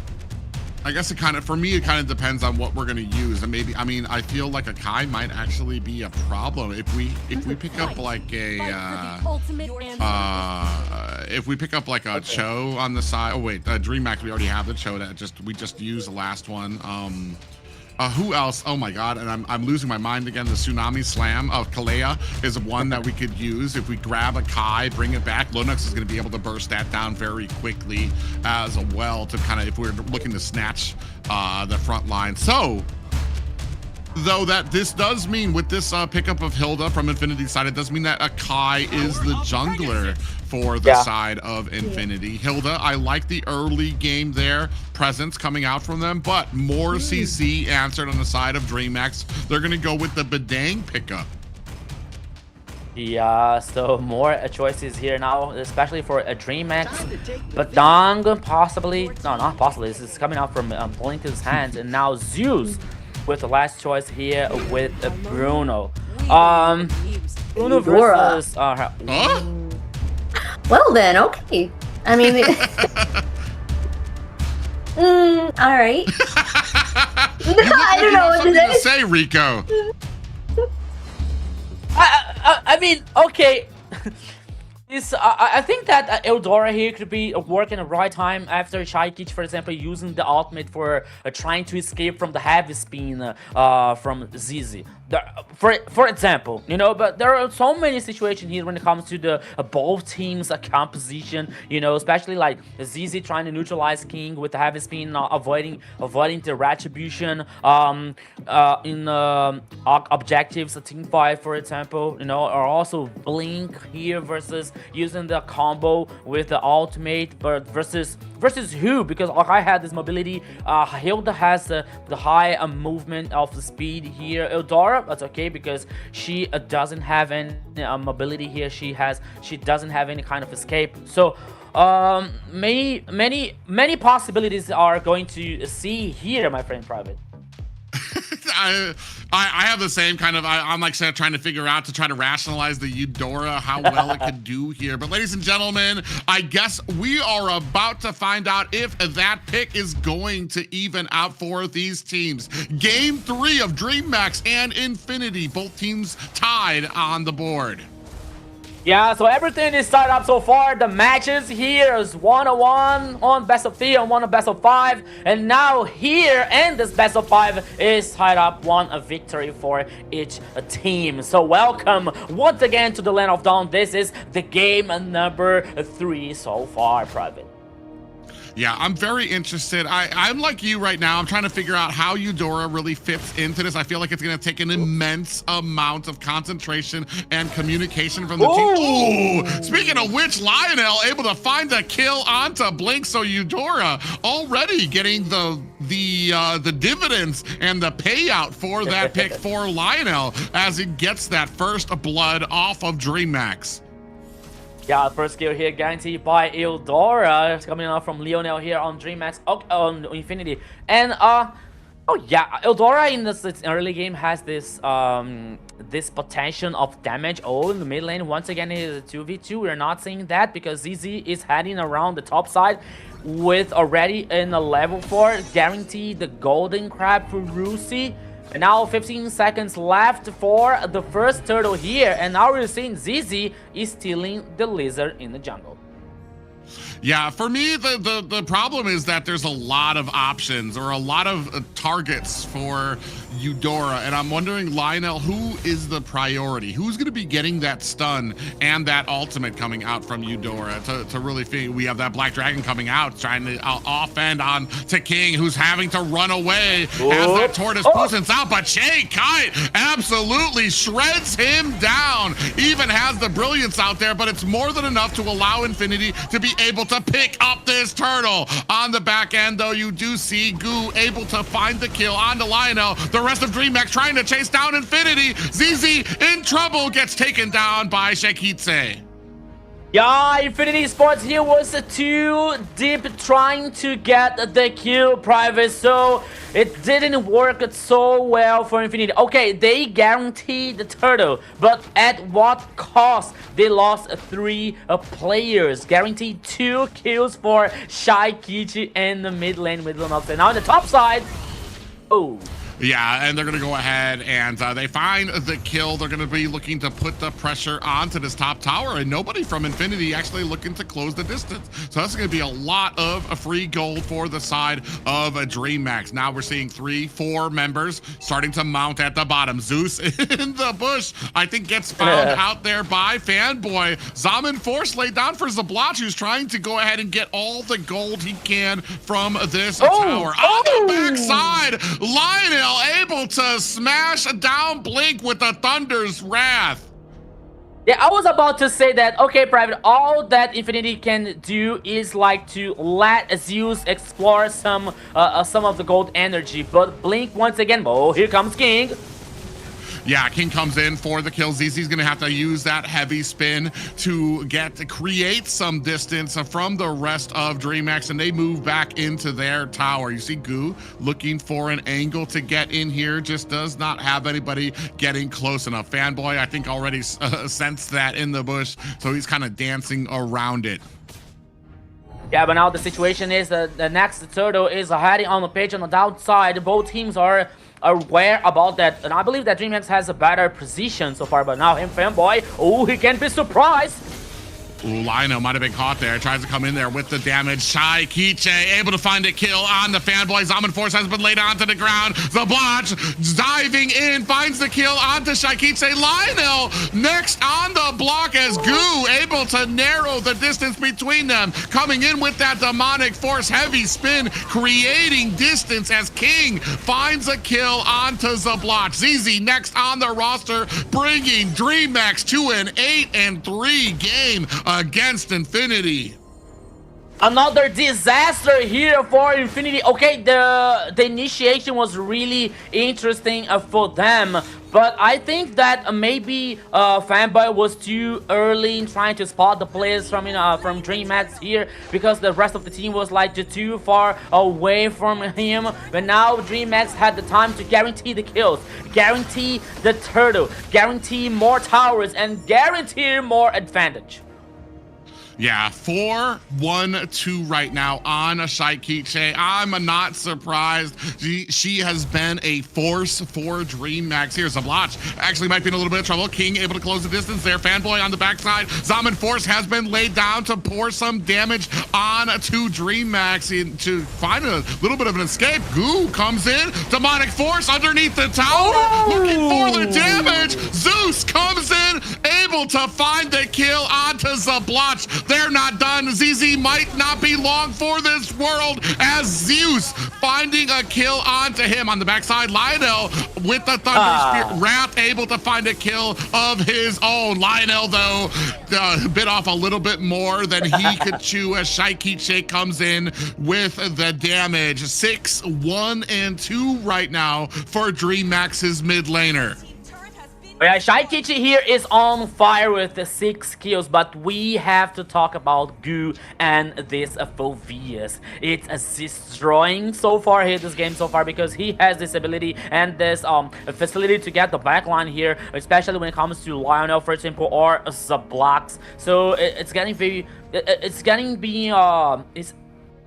very interesting for DreamMax. That situation, especially coming from Goo here and this way to get in the back line. But now Infinity is trying to compensate, especially in the top side here. Oops.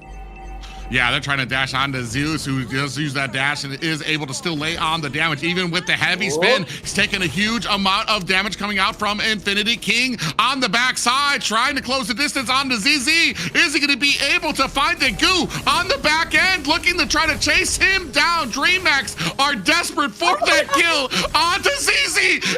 In comes Goo for the kill. Demonic Force is out. The Black Dragon is out, as well as Zablach able to answer back. A 3-man Petrify coming in for Rusi, but Shaikiche is right there to dish out the kill. King, not long for this world, gets taken out as well. 14-9.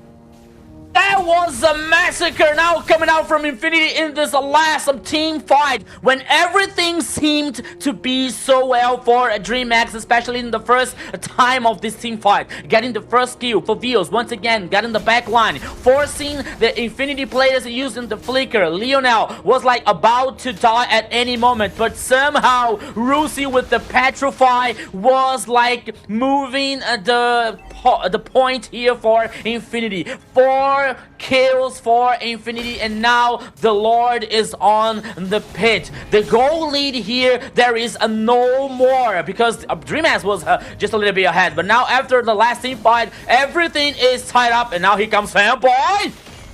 Oh yeah, he's trying to latch on to Shaikiche, who I think still had the ultimate, still had the brilliance, so wasn't exactly scared of the damage that was going to come out there. Could have used the brilliance at any moment, but this is going to set up for Infinity to be able to get a good put onto this. Lord Black Dragon is out, trying to create that distance from the backside. King coming in, looking for the retribution. Heavy spin is out. ZZ did a great job of being able to use that heavy spin to pit King against the wall. He wasn't going to be able to get the retribution on the backside. They are able to find the kill onto Zabloch and Lionel. So you lose 2, but you're able to pick up the Lord for Infinity. They got the Lord, but they lost 3 players, or 2. I think there were 2 players in the process. But now they're heading back in the game. But now DreamMax is taking this opportunity to get down the first tower on the mid lane. Oh, once again here, Fanboy.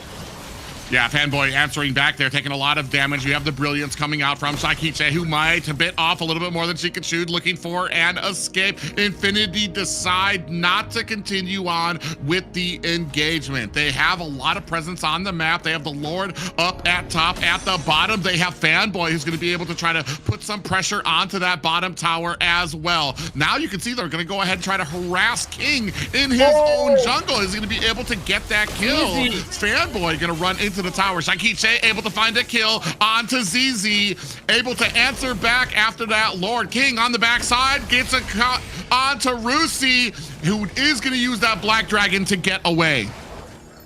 Yeah, you know, for one side, I would say that could be worse for DreamMax because Zablox wasn't in the last team fight. But now, I didn't get it what ZZ was was trying to do, like getting the flank, while the Lord is still heading in the top side here. As we see now the items, we got the Has Claws and the Berserker's Fury for Bruno, while I have the Stardom Sight and the Heaven's Feather coming out from Zablox. So we know that this Harriet is going to grow a lot more here when it comes to a damage cost, the damage dealt here for Harriet. I'm sorry. So DreamMax has to take care about this. They know that situation because they have Shaikiche with 10 kills and 2 assists so far with this Lunox. The true damage is coming out from mid lane from DreamMax. It's a reality, so they have to take care about that. Yeah, that's going to be very interesting because you're just looking for Zabloch, who's going to be looking for a pretty expensive holy crystal right now to be able to dish out a lot of damage. Zeus, on the other hand, he still needs another item. There's the holy crystal for Zabloch, but Zeus is looking for the he's going to be looking for another item and looking for that range in the Malefic gun as well, so that he can actually start off dishing out the damage. I feel like this next fight, if DreamMax is not careful, Infinity is really going to be able to dish out a lot of damage. That's something that they have to understand, have to respect. Just like you see King has picked up that Radiant Armor for Zabloch so that he's not going to be able to burst him down as quickly. Here, Blink taking a decent amount of damage. Goo coming in. Demonic Force is latching on to ZZ, who's going to back up from this fight. King coming in. Goes into 4 members. This is not going to be enough. Goo comes in. Dominant Force has been laid down. Black Dragon is out as well. King might be in trouble, looking to try to crawl his way out. Blink finds a kill. Shaikiche finds one onto Zabloch. Zeus putting the damage. That is 4 people down for the side of DreamMax. This might be the end. Zeus is Fanboy in the back line. What a bait coming out from Shaikiche. Went in there. I was like, why are you going in with such low health? Had the immediate brilliance for the team wipe on Infinity. And ladies and gentlemen, I don't think Rusi's going to be able to stop this push from DreamMax. Oh, here comes the base. It's not done yet. Here comes. Oh, here comes Infinity defending the base. Triple kill for Zabloch so far.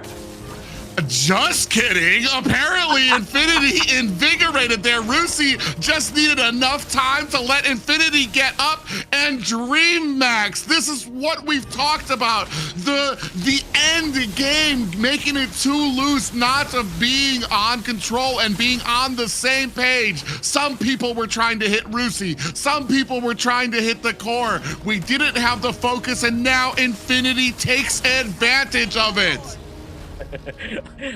I think that the fans from DreamMax are not that happy with that situation. Okay, it's not the end for DreamMax because the Lord is heading on the top side. They still have the high ground open for Infinity here. But once again, we saw that movie, Private. We saw that happening, Xena. So DreamMax, they have to take care about that. My God. I was expecting that to be the end, but oh my gosh, they came back and almost demolished it and even got the Lord and now it's pushing back. But that's what I'm saying, like they seem to like kind of get too greedy with it or something at the end. They haven't they're having trouble with closing out. I don't know. You know, we can say about closing out, but I mean, who wouldn't have been like raising their hands, playing with one hand at that point, be like, all right, boys, let's close this up. Oh my God. As they take down 4 people, it was just Shaikiche alone. And the only reason she made it out is because she had the brilliance to be able to negate all of the damage that was coming out from them. A great defense. And this is what we were talking about when it comes to Infinity and still having the patience, still having the know-how, understanding at every aspect of the game what they need to do to succeed and being able to execute that. Where on the side of DreamMax, sometimes when it comes to that late game, the confidence comes out and they just need to get that discipline to be able to kind of still talk to each other, still understand like, what are we doing? Are we focusing on the core? Or are we going to try to take out Rusi and then go for the core? Unfortunately there, it kind of got a little bit split up there and it allowed the rest of Infinity to get back up. Like we said, it's not the end of the game yet, but it was an opportunity that seems squandered by the side of DreamMax. It's not the end for you guys as well, because we still got the game going on. We have more games to come, so you have more chance at getting these diamonds. The diamond drops. The more you engage, the longer you are in the chat, the more chances you have to get these diamonds right here.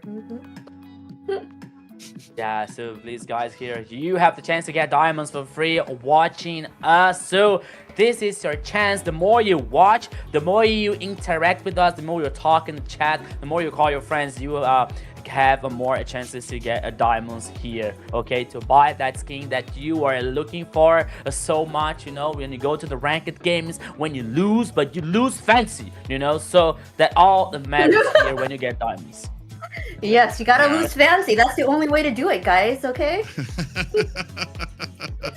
Yeah, so just a little way for us to give back to all of the viewers there. Like you said, stay active, stay chatting, stay respectful to everybody. Like I said, a lot of these teams put in a lot of work out here to get to this level of competition. And man, it's just a big back and forth. This is why I was so excited about the second day of the playoffs, because I knew both of these teams were going to be very even. They've faced each other so many times already and always go the distance. It's never like a big smashing where one of them is going to get a sweep. These guys have played against each other so often that they understand the picks, they understand some of the drafting that's going to happen. Right now, though, DreamMax have to kind of dust off their shoulders and kind of get back into it. You see a lot of pressure going into the mid tier 2 tower as Zeus just laying waste to that Lord. They weren't even able to finish the mid lane tower, was Infinity, because of how fast he was able to take that down. Zablach does put the last kicks onto it though, and now trying to put a little bit of damage on to these high ground towers of DreamMax. Yeah, but now Infinity here has to take care, especially with Goo here and the knocking up coming out from Fulvius. I saw Rusin using the Petrify here versus on Chaikichi on the top side, but she was able to escape with no problem. She didn't use the ultimate, for example, to escape or anything else. So Infinity now, they lost the Lord here. Okay, they got the tower number 2 in the mid lane, but still, this is a very good advantage for DreamMax. Okay, the goalie now heading for Infinity. The most of the players are not with the full build yet, so it might make some just a little bit of a change here. But now we're seeing Rusi with Immortality to buy some time on the thing. Oh, fanboy, you have to take care about that. Okay, he's aware about something in the purple buff, but now he's getting info. Oh, the wall.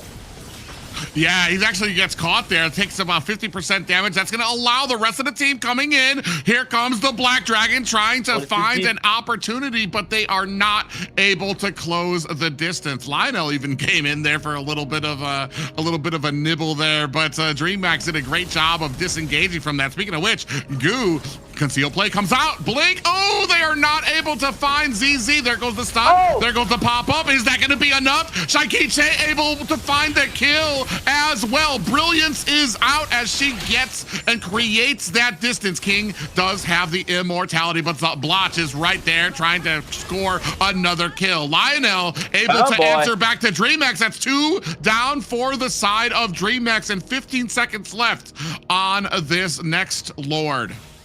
I thought that could be better for DreamMax here after Shaikichi getting the first kill on ZZ, and I was thinking like, okay, now this is gonna be very good for DreamMax. But we saw King losing the immortality and then losing his life, and we saw Goo once again here getting killed. And with this superior in number situation for Infinity, it might be another Lord for Infinity Esports, because we have no retribution coming up from a DreamMax. So the Lord here easily guaranteed by Infinity once again.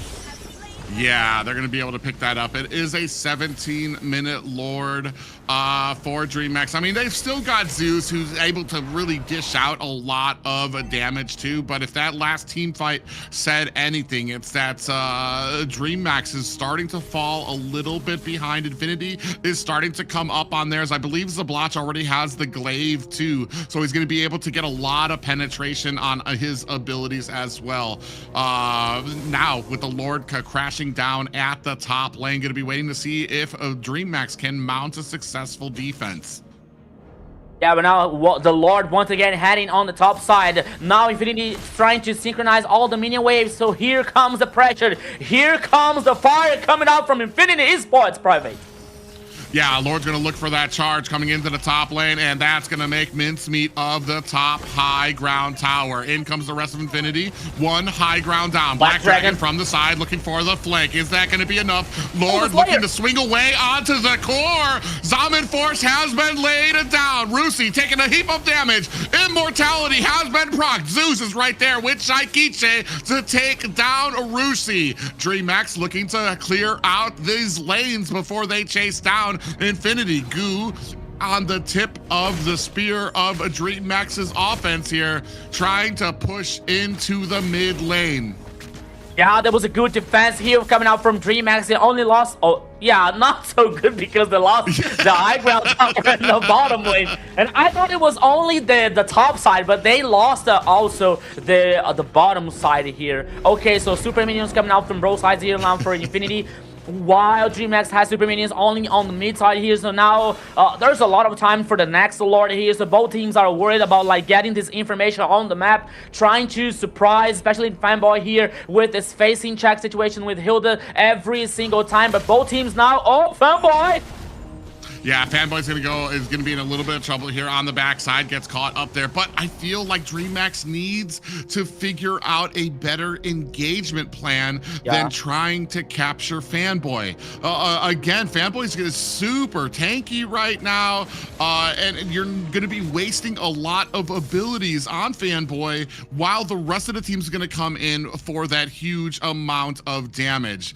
And Fanboy, I mean, Fanboy's doing what he needs to do. He's supposed to be in front. he's supposed to be taking that damage. It's just DreamMax is kind of falling for it here. Blink wisely. I was just about to say, if Blink uses that fist crack on Fanboy, I am gonna lose my seat here, because like that is exactly what you do not want to do. And a great front line that is starting to come online for Infinity. ZZ and Fanboy, they're just doing the best that they can to kind of stay up front. Oh, King from the backside, surprise! But unfortunately, he was not able to connect on anybody just yet.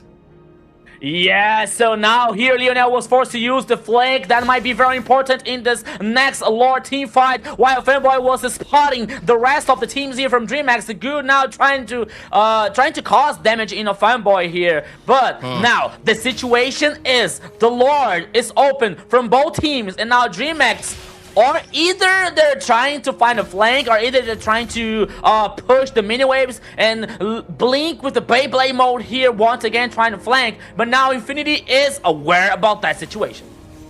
Oh, yeah, but they're going to see that Shaikiche is at the base trying to clear out these minions. They're going to probably try to burst down this Lord once they realize it's a 4v5 here for this fight. At the mid lane, Rusi shows himself trying to clear out that mid lane as well. Unfortunately, DreamMax just not seeing a good way in. They need to be able to get that flank. They're trying to get around this huge front line to get into Zablatch, or to get into Lionel, but it's so hard for them to be able to find these maneuvering here with this great front line being played by Infinity. Now dancing around this Lord, it seems about 25% down as well. You can start seeing the minions, and again Shaikiche has to go back to answer these minions immediately. Infinity see that, they're gonna start pressing their advantage, trying to push in to DreamMax. Another wave, Shaikiche, get to the top lane.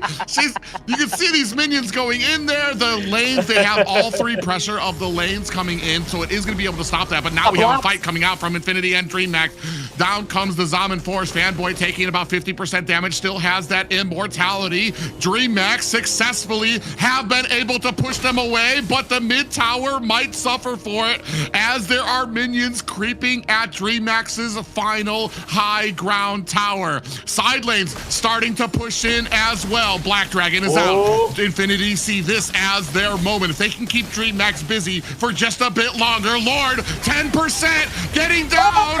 Is that going to be enough? ZZ from Infinity able to get the retribution on that Lord. Demonic Force on the backside is able to take down ZZ's.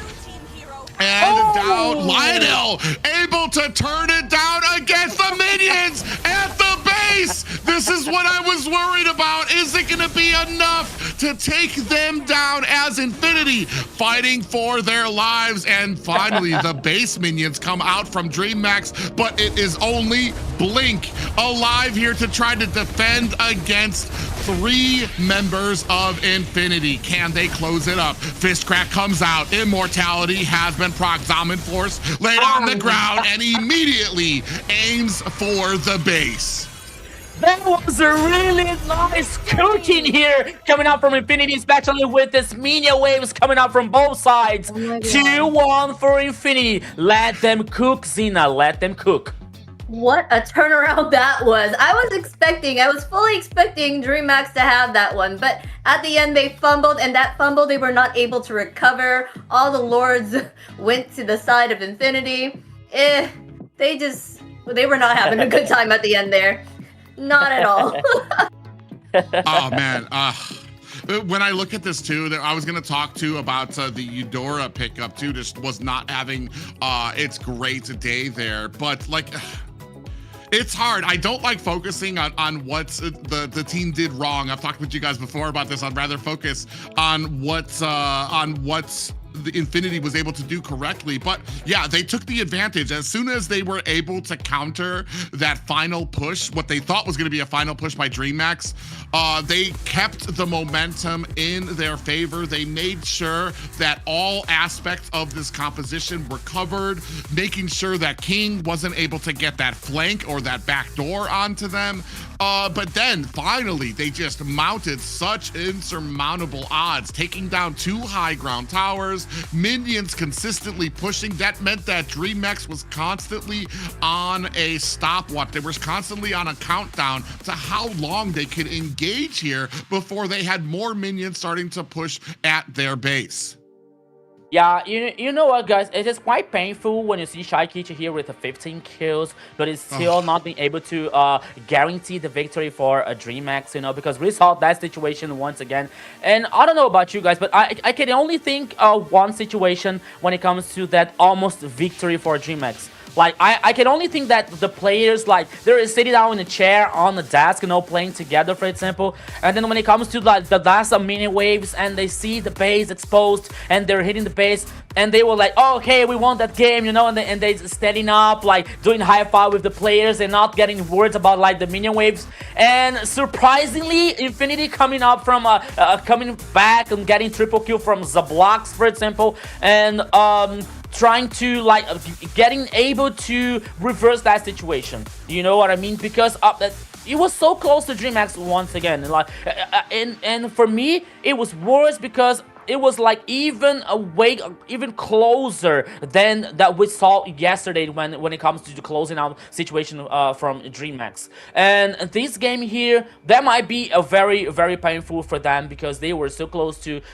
win, and now they're 2-1 for Infinity. Once again here, South Group playing very well with Fubios, especially when coming up to knocking up the players from Infinity. But Rusi was like able to, especially using the Petrify in the right ways here to, like, neutralize the carry one. Well, we see that situation, you know, that we saw the car minion and Infinity was able to come, it was able to, like, clean the minion waves, you know, like the base was like 10% of HP. And even though DreamMax will not be able to win this game, it is so painful for the Dragon Boys. It's so painful. Like, not only Chaikid with the 15 kills, but with that situation. And I'm worried about, like, DreamMax mentality now because it was so close for them. They have to be strong now to the next game. But once again, Rusing playing very good. Eldora here. I mean, I'm not sure if Lina was, like, crucial for this game. Okay, she was, like, responsible for causing so much damage, especially when it comes to this burst damage coming up from Eldora, for example. But it gave time enough to the DreamMax making a radiant armor, for example, or add things to avoid most of these damages. So, for me, it was like the team spirit coming out from Infinity that was able to win this game. And now that situation here, Private, especially like Infinity cooking DreamMax players, like forcing them to heading back to the base now, you know, like clean the minion waves and not getting able to full fight back in the Lord fight. And our MVP will be Zablox on that hair. It's able to turn things back around when it mattered at the end. 845 KDA, 82.7k total damage, and 699 golds per minute. Yeah, as they turn things around, as the tanky front line of Infinity started to come online with the Akai pickup, with the Hilda, when they weren't able to finally burst down both of those heroes enough anymore, this really was where Zabloch was able to shine, because you had that front line, they were wasting so many abilities. Look at Zabloch comes in here, look at with all the damage here. This is hard to watch. This makes me cringe every single time I see it. If everybody, you saw everybody, 3 people ran and dispersed. That amount of health on the core, I feel like if we would have just everybody stayed together, just hold the line, screw it, everybody auto attack the base, I feel like they could have gotten that down. Instead, unfortunately, they all turned around, they ran, and that really gave them a great opportunity, Infinity, to be able to come back. Zabloch really took the tip of the spear of that composition when it came to the late game. Yeah, that communication is key, and they did not have that at that moment. Like you said, they probably like split off and were not able to get that tower at the end. Gosh, I can't get over they were really so close to getting it. They do an amazing job as Synergize, just getting the team together, and just working it out through the hole. But at the end, It was the perfect storm for Infinity too. They did exactly like I said at all aspects of the game. They understand what they need to do. I feel like their draft kind of was hindering them at the beginning to the mid game. It was a real like Lionel. You just were not getting. We were not getting a lot of value out of that Eudora. I feel like it was basically all we were waiting for Hilda to get all of the defense items. We were waiting for the Akai to get all of the defense items that they needed. So they weren't immediately getting bursted down by the composition, and that's where Zablotch was able to kind of come in and output a lot of damage. Not just that, but the focus to be able to take down and keep the side lanes pushed out so that you had the amount of minions coming into the top and the bottom where the high grounds were taken out. That meant that the biggest damage dealer, your biggest threat, Shaikiche, had to keep on rotating back to the tower to start taking out those minions. You saw at that last one when she rotated back immediately, Infinity started the fight with them. And I feel like had Shaikiche been there at the beginning of that fight, I think maybe things would have turned around for the side of DreamMax for that fight. Unfortunately, just a great game and a great strategy coming out of Infinity. Yeah, and I agree with Zena because despite what happened in this game, DreamMax did an amazing job. You know, like this situation that could be the victory for anyone. Anyone could win this game so far. But when it comes to that situation that we were talking yesterday, like the closing situation for DreamMax. It's not only like it's not the same that we saw yesterday, but it still is like a ghost coming out from the past to haunt a DreamMax in somehow. So they have to think about it. But now, guys, I'm really like I'm more concerned about like what the DreamMax guys are thinking now, like what Shaikiche is thinking now, what the guys are thinking now after this painful defeat on this third game, considering how they lost, you know. So okay, if they lose today, it's not the end. They are heading for the lower bracket, but in the competition, no one wants to lose. Everybody wants to win, you know. So let's see what the boys of the DreamMax here are thinking about that. That's what I love about this. It's not over till it's over, and you just can't count. You can't count it out until you fully get that tower down, right? You can't pre-celebrate because that's what's gonna happen. You never know. But here they are going into these drafting right here. They're banning out the Zushin, the Gwen, and the Harith, and on the side the Freya, the Soyu, and the Baxia. But they are going to pick up the Marcel on the side of Infinity. Yeah, we've seen how well Marcel, when played correctly, can have a huge effect on teams when it comes to being able to offend ganks or pushes by the enemy team, or even when it comes to the objectives, being able to use that golden hour to freeze out, especially if the enemy team is the second one trying to get position on the turtle. The golden hour does such a great job of keeping them zoned out with more than enough time for you to be able to get a great retribution on there as well. Here I have to I have to wonder, just because DreamMax, oh man, that was basically their game to win. I mean, games like that, I mean, if that doesn't tell you never surrender in any of your ranked games or anything like that, then it's there's always a chance, even if it's like the most minimal. That should be the one to tell you never to surrender. Here now, DreamMax, they're gonna go ahead, pick up the Harley and the Hilda. Yeah, so I have a friend who looks exactly like what you said. There it Private. is. Like in the first level, if you lose the flick and say, "Oh, surrender," I give up. Let's go. No, next one. They say, "Oh, what happened? You only lost the flicker." Come on. There's still a lot of games to happen here. But now, analyzing here now, Infinity's composition so far with Redrin and Beatrix here. I'm still waiting for, like, the chat was talking, Private was talking firstly, and the chat was talking later about, like, when it comes to Marcel, maybe there's a good chance for like a Changi appearing here with the meteor shower, for example. That could be a very nice execution for that composition. Let's see if Infinity is thinking of something about that. But the fact that it's Beatrix appearing here, though, once again, I want to see the rest of the composition, because okay, with Marcel that could work, but maybe for like with execution with Golden Hour and the ultimate, I think it is as a Wesker, a Joy, if I'm not wrong. You know, that could work for this composition coming out from Infinity. Now a carry here for a DreamMax. Oh, they're banning Kagura here, considering the mid lane and Farsa, but it's Lionel coming, Lionel bringing Eldora. Not surprising that he was about to bring Kagura as well. Yeah, I've seen that Beatrix and Marcel has been paired up and worked very well together. So I'm not really surprised that she's being chosen there, because of the fact that, yeah, he's gonna do that Golden Hour and then she's gonna do all of her ultimates on that, and then it's gonna rain down and kill everybody in that spot, right? That massive damage and hold for her there.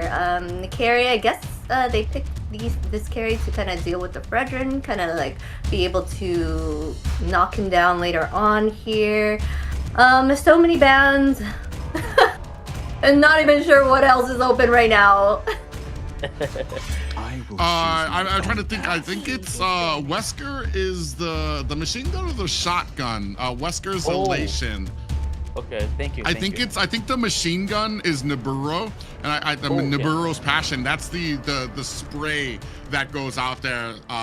That's the continuous damage, and when you use that with the Golden Hour, they all of that spray just kind of waits there for a second, and then after the Golden Hour ends, boom, you've got this big wave of just a ton of bullets from Beatrix coming out there as well. So I like that coming out there. My only problem is, you have a Beatrix on your team in lane who doesn't really have the domination when it comes to lane domination. So that's something that Infinity is going to have to constantly rotate there for. I mean, with the Marcel too, you've got some great rotation, some great speed, and a great amount of early game presence there.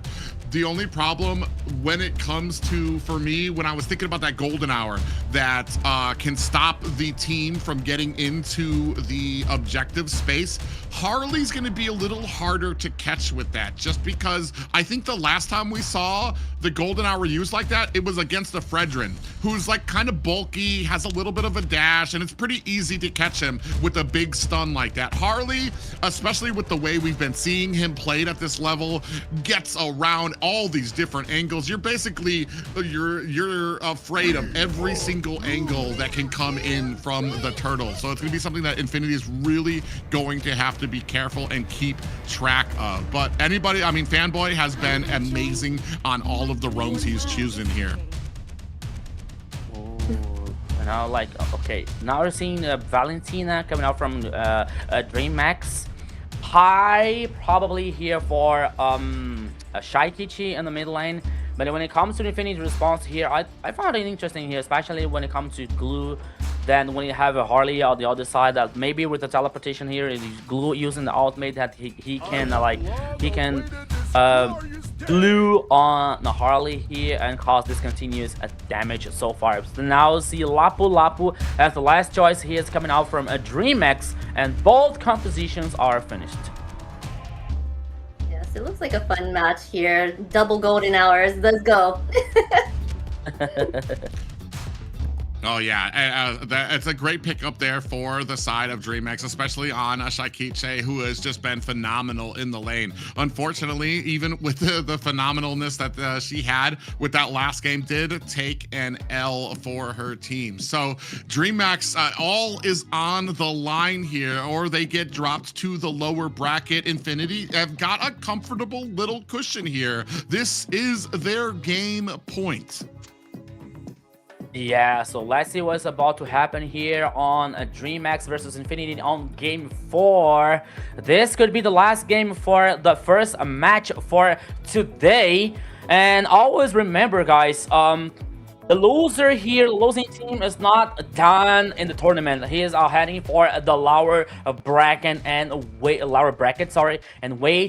for the other opponent here. But so far it is 2-1 for Infinity. So everybody here, welcome to the land of dawn once again. Infinity Esports versus DreamMax. And now we're seeing King. Yeah, King was about to check it out what is happening on ZZ's side, but now he heads back to the purple buff. I thought it's a purple buff. Yeah, I was actually wondering about that. I think we saw this before too. I commented on it, like what took King so long to get back there? He's just kind of going out there. I do this a lot too when I try to jungle. I look in the enemies, see if they're getting their buff. If they're not, I'm gonna go ahead and try to steal it. Here, you take that walk of shame back to base because you saw them there and you're like, all right, I'm not gonna fight that. I'm just gonna have to go back. Now, you see a little bit of a fight over in the jungle. King was able to pick up the Little Wanderer though. Yeah, so after the first minute here, bro, teams are focusing on getting the farm, but oh, Blink, what are you doing there?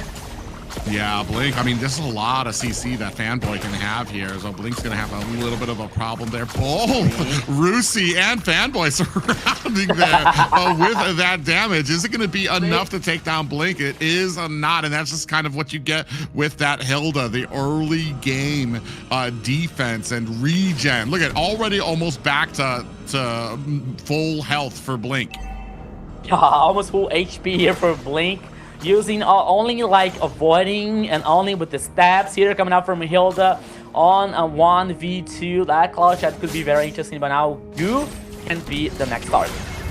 Oh, ZZ in trouble. 3 members are going to go ahead and surround there. Is it going to be enough? Appraiser's Wrath slams down, but down goes ZZ. Is not able to get saved, even with a great Appraiser's Wrath that drops 2 members from DreamMax down to 25% health. Fanboy and Rusi trying to lock on to Goo, but it's not going to be enough for them to be able to find the damage for that Lapu.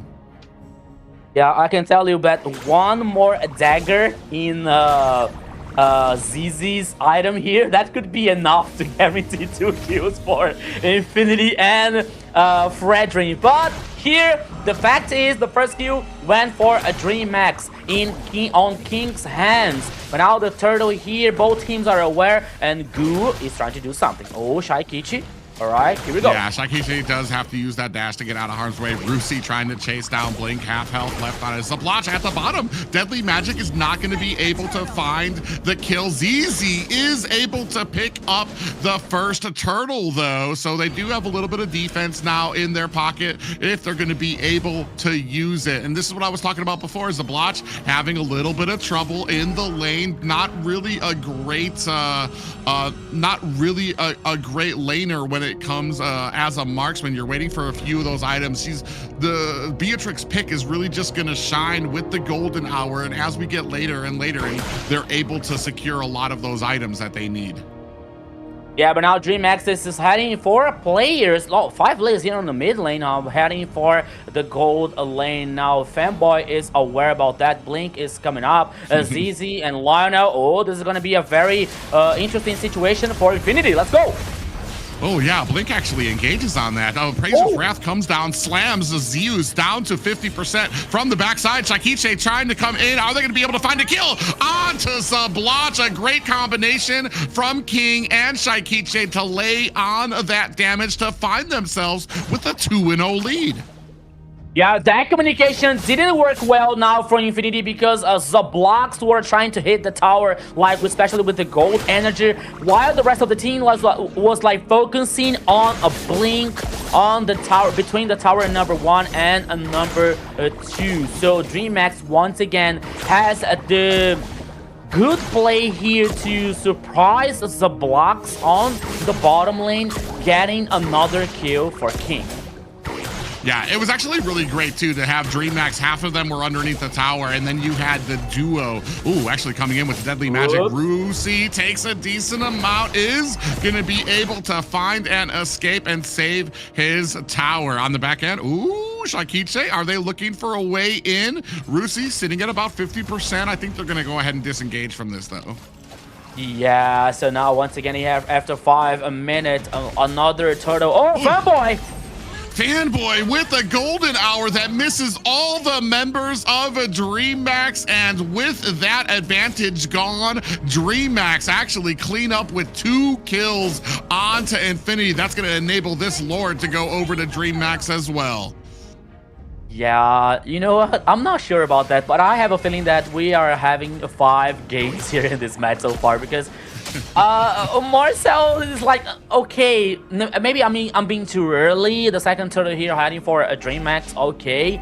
But at this point of the game, I mean, like Marcel, especially in the Fanboy, that could be not so good, especially when it comes to the execution and the initiation. So Infinity already lost the first tower in the bottom lane here, which means more advantage for a DreamMax. 4 kills to 0, and the goal lead here almost heading for 3KR in the mid lane.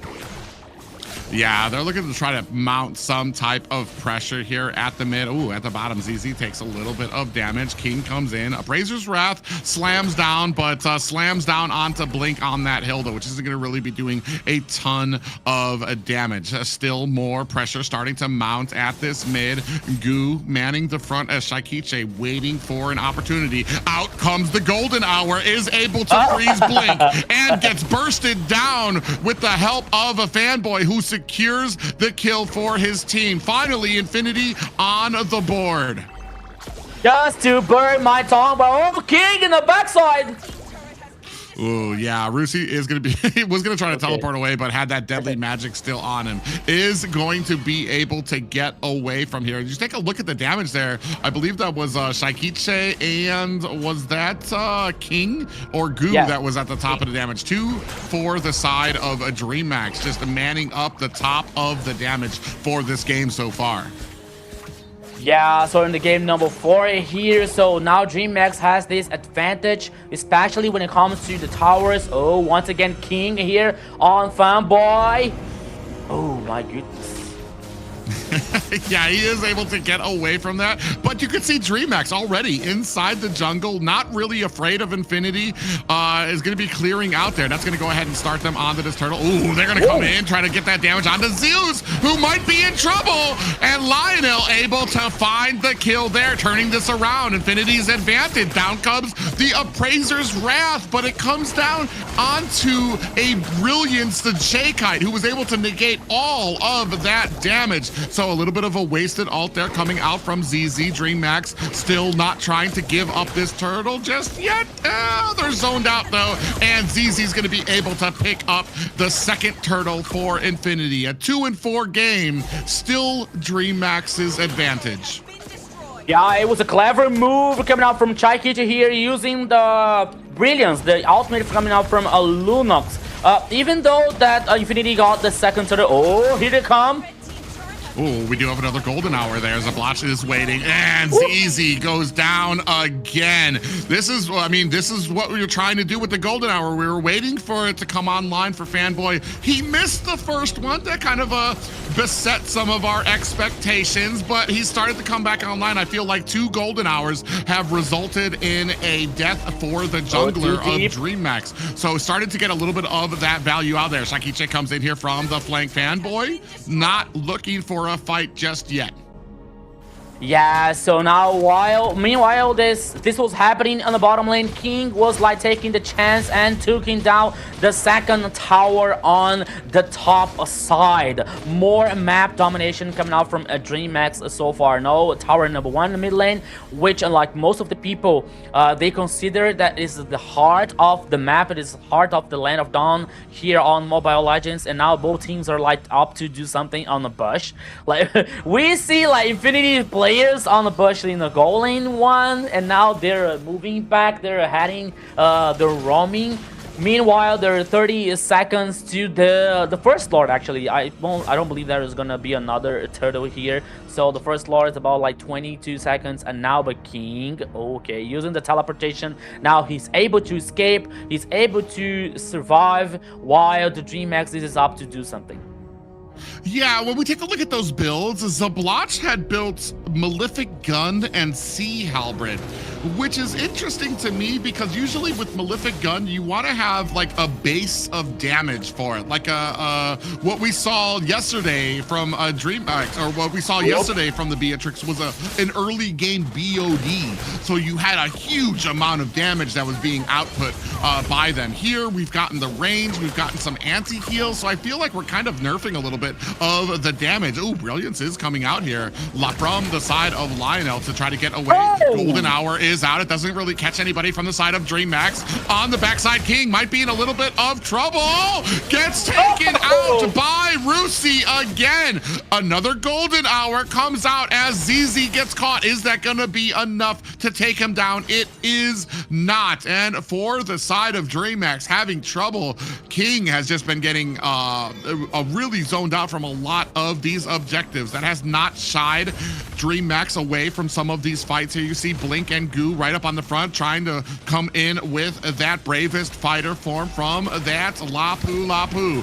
Goo takes a little bit of damage. A stun issued out to the side of Rusi. Now on top with the ultimate does allow ZZ to pick up the Lord for the side of Infinity. Now they're looking for a fight. Goo in trouble, gets taken down, but immediately answered back by Zeus. Now the three members, Shakiche does get a little bit of a stun, but now gonna focus their efforts on trying to clear out the lane and the Lord pressing at top.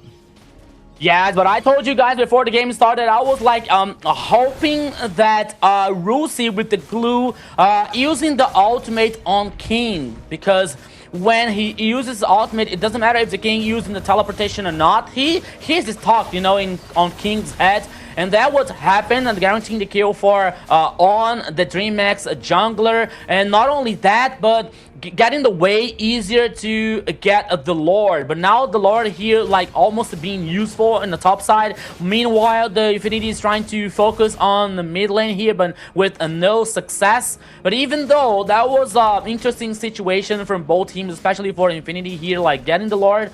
And now we have a cursed helmet for Rusi here. More like magical damage so far.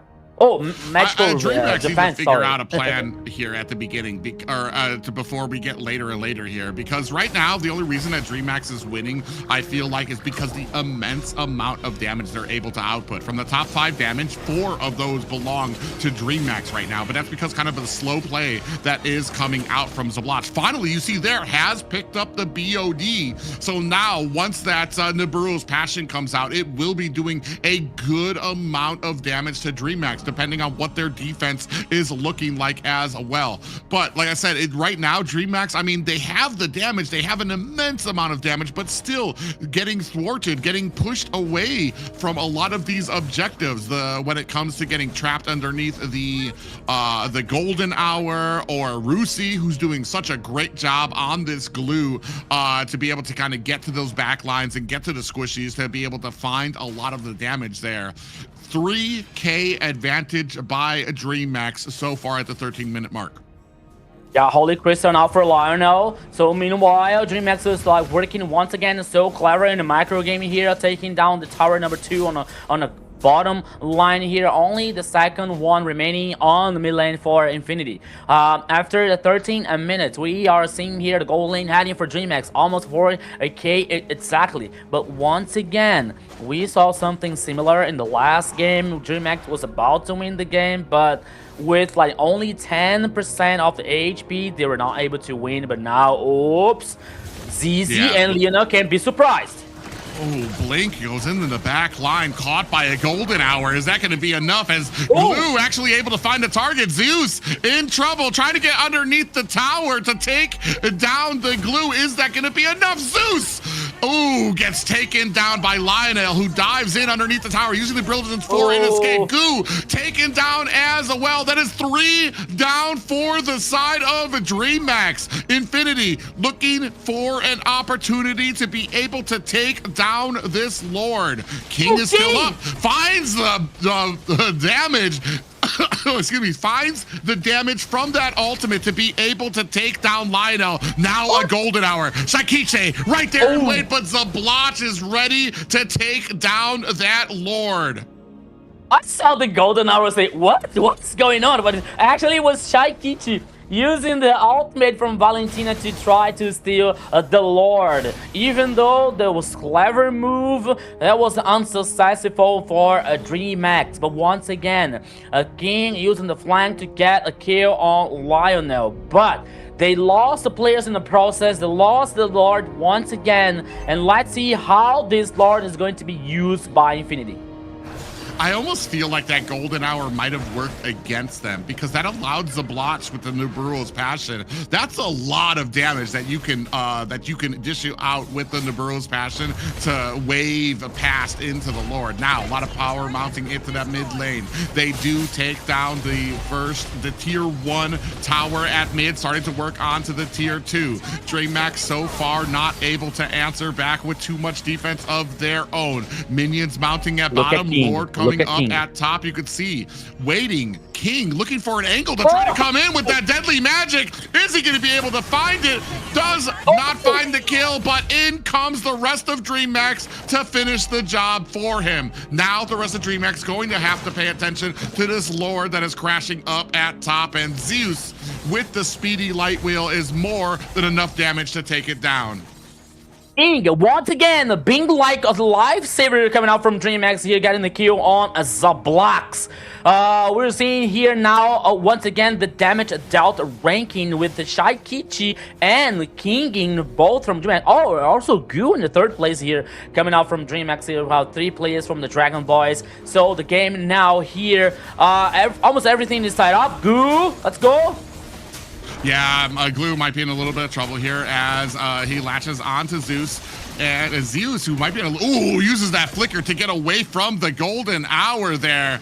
And now Blink takes a heck of it. Brazer's Wrath gets taken down. Rusi pays for it on the other side as well. 1 down for both teams here, 9 and 9 apiece.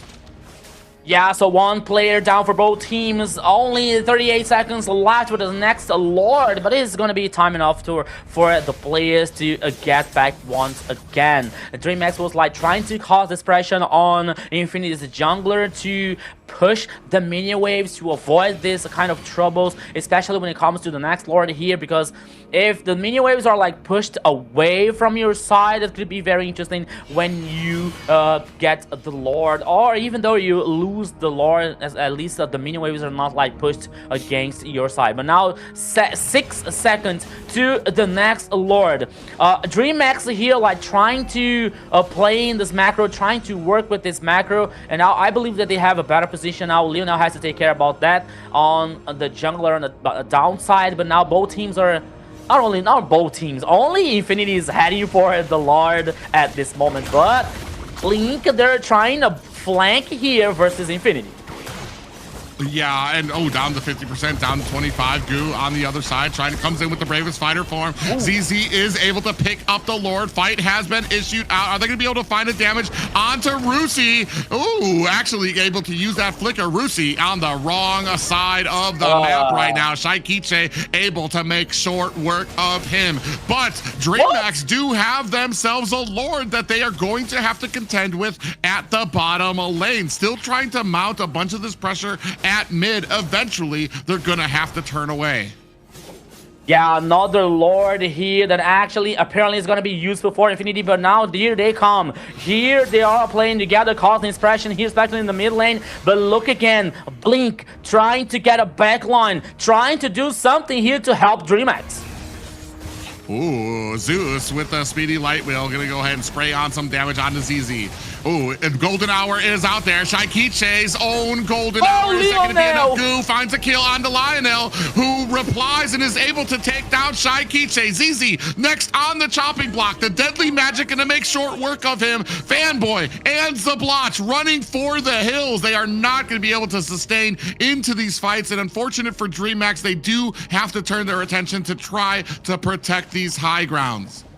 Yeah, 2 for 1 here for DreamMax, but at least at this time, the minions were able to take down the tower on the top side here. No high ground for DreamMax. The minion waves on the top sides for Infinity. My goodness, another like close match from coming out from both teams here. Like Infinity is getting the Lord, you know, but most of them are like, okay, only getting the Lord to buy more time to take in a breath after a DreamMax pressure for most of the time at this game. So it is working so far. They're still waiting for like Lionel with this high true damage coming out in the late game, or the blocks with the huge damage with this Beatrix also. But DreamMax is doing a great job, especially when it comes to trying to find a flank, trying to find a backline here with Blink, with a King here to burst the damage to surprise the Infinity's composition. That is also working well. So this is a game that is going to be closed by details. Yeah, and I feel like the difference here, this is going to be a long game. These guys are so evenly matched, even with this draft, and especially with both teams having a golden hour to really be able to compete with. It's just been immediately, it's so hard for either of them to be able to find like those great engagements that they want. Here, you see a big build up here at the L bush for DreamMax, looking for an opportunity to try to come in on the backside. ZZ and Blink kind of duking it out there. DreamMax are making me nervous here, just watching them kind of like shift and adjust, looking for the angle, coming in onto the backside, looking for Fanboy, who finds himself a golden hour. Shaikiche using the brilliance. What an IMU brilliant, or that was Lionel. That was kind of scary for me. I was like, what was, I was so confused. But yeah, Lionel able to get away from there. One person down. That's going to be the jungler for the side of Infinity. Do they want to try to contest this? We do have another brilliance coming out from Lionel. It's not going to be able to do too much damage, and unfortunate for Infinity, not in a great position. They're still trying to press their advantage here as the Lord gets reset, and DreamMax unable to capitalize even with the jungler down. Yeah, there's a lot of pressure here on the DreamMax's shoulders because the Lord is not getting done by the Dragon Boy so far. 10 seconds for ZZ coming back from the game again, but now they decided to try and melt down this Lord as sooner as they can. Here we go, Private. Yeah, you're gonna see now they still have 3 seconds. ZZ just got back up here. Lord down to, golden hour, hoping that they can close the distance for ZZ. A big damage going on into the back line. Another golden hour. The Lord has been reset. Rusi in trouble. Shaikiche finds a kill. A double for Shaikiche. Zablach able to answer back, and so is a Blink. 2 down for both teams right now. Evened out. King gonna be looking for a way into here. Is taking some damage down onto those lanes, but is going to have to go back to the base. Oh, actually, he doesn't. He stops that recall and is looking for an angle to get into here. Oh, do they not know? King is on the side. He's going to be looking for Zablach. He finds the deadly magic. Zablach, not long for this world. Has the immortality, though. Is the rest of the team going to be there? Shaikiche is there to dish out the damage. Immortality proc from ZZ. King trying to put the damage on to the enemy jungler. And that is 4 people down for Infinity. DreamMax looking to tie this up, putting the damage onto the core, but they don't have the damage. What? Why are not they getting the Lord? King are like trying to regen this HP. Now he's full HP once again. Okay, they went for the Lord once again. King and Shaikiche, and now Blink trying to do this front line. But Infinity is coming also to the fight back here. Let's go, Private. Oh, King decided to go ahead and put some damage on the Fanboy, taking their attention from the Lord, diving into the backside. Lionel might have opened himself up for a lot of damage. DreamMax immediately blow him up, and King, along with the rest of the DreamMax, have claimed the 24-minute Lord. No danger situation in that time for DreamMax here. Guaranteed this Lord, which is was immediately heading on in the mid lane here. Now, DreamMax with the Lord advantage, with the player numbers advantage, they can have the final push here to turn the game tied up so far, Private. Yeah, high ground tower at mid being focused on. Bravest fighter form comes in from Go. Fanboy, ooh, on the backside, Rusi who uses that winter crown, trying to last out a little bit longer. Down comes the appraiser's wrath. ZZ able to find himself a kill. Golden hour. The damage onto Blink does not finish the job. Lord swinging away on the core. Shakiche finds a kill onto the jungler. Is this the end? DreamMax are taking us to a game 5. Oh my goodness, why things has to be so difficult for DreamMax, especially when it comes to finish the game. But the reality is 2-on-2, everything is tied up in this best of 5, Xena. And here we have it. We're going to a best of 5. They always take it all the way, these two teams, but they give us a show, right? That back and forth between the two is really cool to see them, you know, like go just clash. I don't know.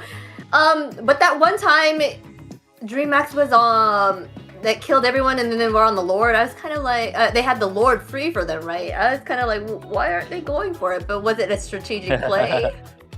I'm not sure if it's about strategic.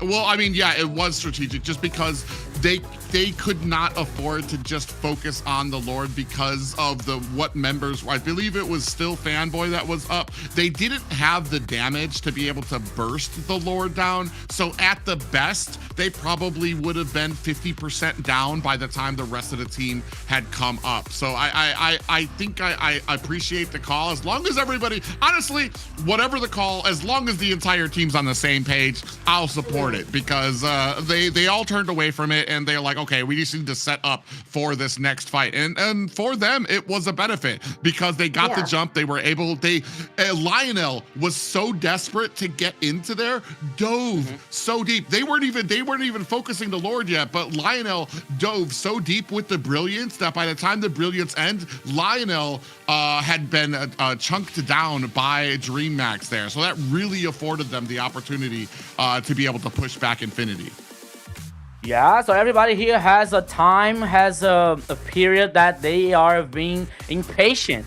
And that was Infinity's turn now, especially with Lionel trying to like solve the problem to save the day here for Infinity, but it wasn't enough. But once again here, DreamMax, the early game was really good for them, especially with King getting the kills, especially with the 31s. But that composition coming out from Infinity, it was about like getting up.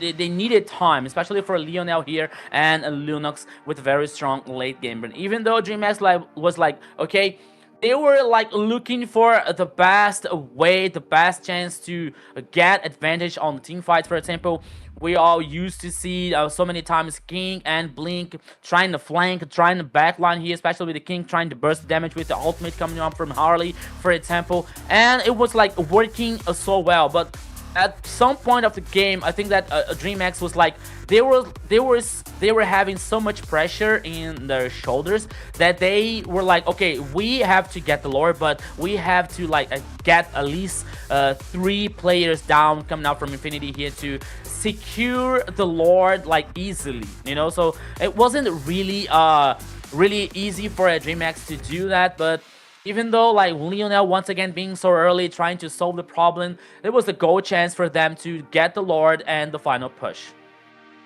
I mean, it was it was huge for the side of DreamMax. I feel like Infinity's draft, you're absolutely right. It took time to get online, but Xena.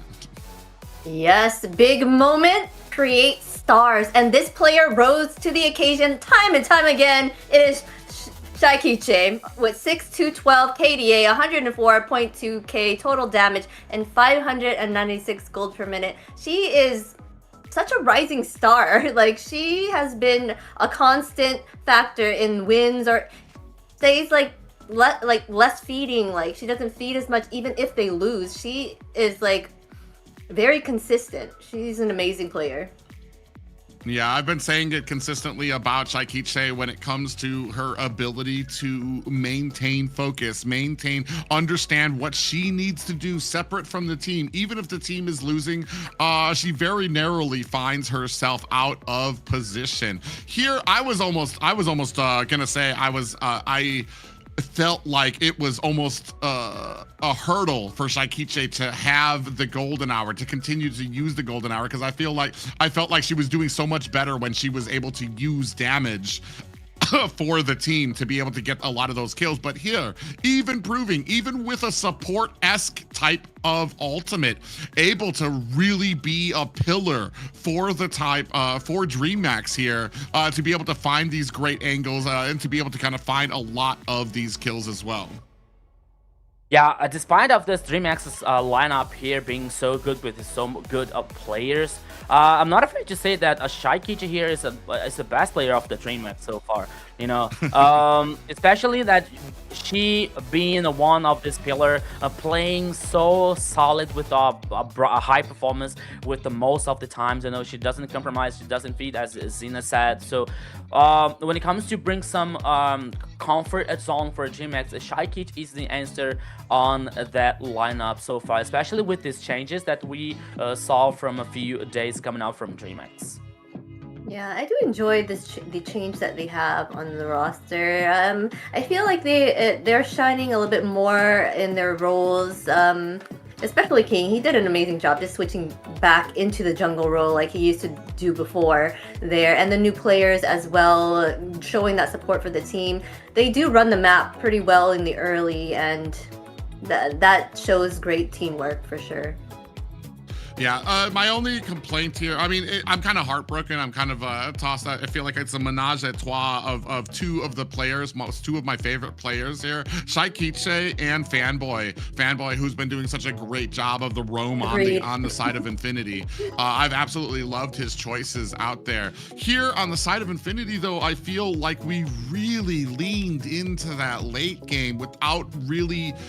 I mean, they weren't getting torn apart in the early game. They just lacked a lot of the oomph in the firepower that they needed for a lot of these engagements. And I felt like when we looked at Beatrix's build, the first two items were a Malefic Gun and a Sea Halberd. Like that's saying like you're really not doing much in the early game to be putting out that damage. I do like, and I know it's kind of a niche thing to kind of recommend, but I liked when I saw it yesterday. They immediately went for the BOD because they understood that their firepower, the Nibiru's passion, that is going to be the main source of damage for the team when that golden hour comes down. And unfortunately here, as we moved later and later, you started seeing the damage coming out. You started finally seeing Infinity start to creep up in that late game. But by then, I feel like DreamMax had afforded them enough cushion to finally be able to finish the job there. We didn't have enough offense in the early game to be able to shut them down. Yeah. So the question is now, after you're seeing like so many banned heroes here at both sides, we're heading for the 5th game here. Once again, Infinity showing the respect about Zunshin, so no Zunshin in this last game so far in this best of 5. DreamMax banning Suyu and Baxia. Oh, hey, where is Freya, by the way? Freya is being open so far. I wonder. Yeah. Oh, I'm sure they didn't forget. Yeah, the first pick, yeah, especially when there it is. First pick coming out from DreamMax. Yeah, okay. Darn, we thought we were gonna see her. Dang, I'm actually kind of mad, Rika. You got my hopes up for a little bit I there. know, Like, we got... see a Freya? Nope. I think did we see a Freya yesterday? No, right? We No. We're absolutely 0% here in the south for the Freya. Here on the side of DreamMax, they're going to go ahead and scoop up Harith very quickly. And I like this too because they banned out the Phobius. So you took out the biggest weakness that Harith has out there. Do we go with a Granger pickup on the side of Infinity or a Barats? They're picking up the Barats. Yeah, they the Granger is still open for them on their side as well. I was gonna say, what marksman is even open anymore? Like they used Bruno carry, and was it Claude? Yeah, I was about to say Moscow. I don't know. Beatrix is there. Oh, Moscow. Yeah. Okay. Yeah. And that was one of the few left here. Like it was still getting to be used in the meta or in the competition so far. So Barats here probably highly probable heading for the jungle here for a ZZ. It's a good choice in my opinion, because it has like a stacking. By the time that he was like getting hit, getting damage, he was stacking his ability, he was stacking his buff here, especially with his ultimate to get this possibility for isolate a player, for example, for the rest of the team with follow-up with the damage. That could be very interesting for Infinity. But the response from DreamMax comes really, really strong, especially with an X-Borg and Farce as well. For me, I like the Farza. I like the damage that's going to come out there. That's going to be a real thorn on the side of the Moskov. But to answer that immediately with a Kagura,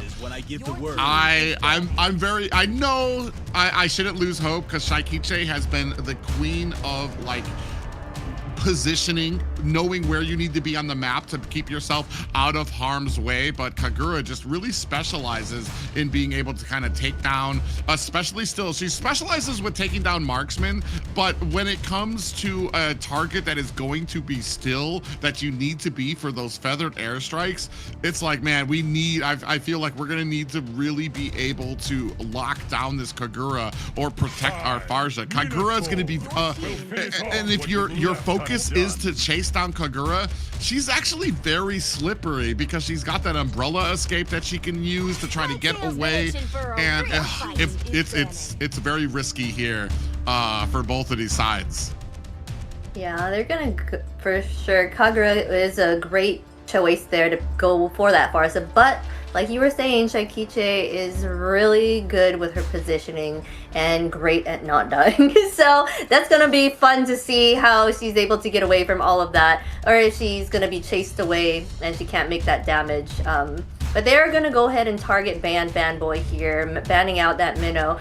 See, keeping it low on the roam choices here. Also, Kalea is being taken out as well. Yeah. So if you say that Shaikichi here is like an undying person, is an undying player so far, is when it comes to playing with Gord, for example, with a zero mobility, don't tell me when she comes with a Farsa, for example, with the bird form, you know. Yeah, so true, it is gonna true. It's gonna be very, very like interesting for Shaikichi here and the Farsa in that composition so far, Private. Yeah, and now that we're whittling down, I am kind of wondering where we're going. A lot of respect being paid to Fanboy here with the Minotaur taken off the board there as well. I am kind of curious where we go. We've already had the Bellaric out there. Minotaur is not going to be an option. Chip was the first pick, so that's not going to be an option for them as well. We still have Kufra, but it doesn't really shine except for against Harith. Here is where the Kufra would shine, unless we're really talking like him being able to get a lot of those sets. I'm actually very curious where we go. It's going to be the next pick going over to Infinity. Uranus out there, and I'm actually, is this going to be a XP or a roam? Yeah, I don't know. I don't even know, but I think Kufra would be a perfect pick actually to kind of like get them off of the board with the Harith, because Harith can be a menace for them later on if he keeps building up. So if they stop him from gaining any momentum and keep him from doing his little dashes, then that will probably be a helpful factor for them in winning this match. In the relentless flow yeah, of time, you know, guys, I'm feeling. I don't want to be early, but I'm feeling an Atlas here in I was about to say, when you were naming them, I'm like, Atlas was another one, but I don't know. I think Kufra would be better. Yeah. I mean, despite that they lost with Atlas, with the last Atlas from Infinity here, I believe that is going to be like a very huge wall coming out from Infinity's composition with the Renas or in Barretts, for example. And I think that Atlas here, like using the ultimate with the execution, it can come with the burst here coming out from Kagura and just following up from a damage, you know. And I believe that could be very very interesting, especially if they wanna like turn the team fights longer, as they need to guarantee objectives and other things on there. It is. But no, Kufra, okay. My bad. As I was thinking about it, and I sat on it and I let it digest in my stomach a little bit. In the early game, we don't need to worry about Harith too much because he doesn't have the damage just yet. Farza, though, with the feathered airstrike, we can use that Tyrant's Rage to be able to close the distance and absolutely disable Shaikiche, or at least be a threat for Shaikiche. And then as we move into the later and later game, that the bouncing ball that Kufra does can be the threat to the Harith pickup. So we'll see how this comes together. Man, it's a high risk, high reward. We are at a game 5. Both these teams know what they're doing. It's hard to try to pick here, but ladies and gentlemen, we're about to see who will rise to the occasion. And this is game 5 of DreamMax taking on Infinity. Yeah, my friend Private, so let's go. So now taking this opportunity to thank you once again, guys, in the chat. So hello to the Casablanca, hello to GM Hunter, Dress Ray, Tommy, everybody on the chat, the Churro, Zena. Yeah, somebody told me that she's a really nice girl coming out in the chat again here. So everybody, thank you so much for your support. Don't forget to send a like. Don't forget to share the broadcast. Call your friends, because this is the last game coming out from the first match. DreamMax versus Infinity. Things are gonna be wild here, Private. Yeah, I'm actually very curious to see how some of these compositions are going to work into each other. Where are we going to be going with the Daytona's Welcome too from ZZ? Who's our target to be able to take down on the side of DreamMax? Is that maybe King that we're going to be looking for? If we kind of gulp him up there right before the objective is about needing to be retried. Is that the plan here? I'm very interested. Like I said, there's certain drafts that really kind of, especially here at game 5, we really kind of dig into those hero pools to see what a lot of these teams have left out there. So far, not too much. Ooh, we have Tyrant's Rage that does catch on the Blinks. Now damage coming out from ZZ, and Blinks might be in a little trouble. 4 members able to tear down Blinks, and that's going to be the first blood for Infinity. Yeah, so playing together here, it works so well for Infinity, getting the first kill. And now 15 seconds down for the first turtle, but oh, once again on the river, the X-Bar could be in trouble. Ooh, he already lost the last Insanity. Yeah, in the early game here, Infinity really taking an advantage here.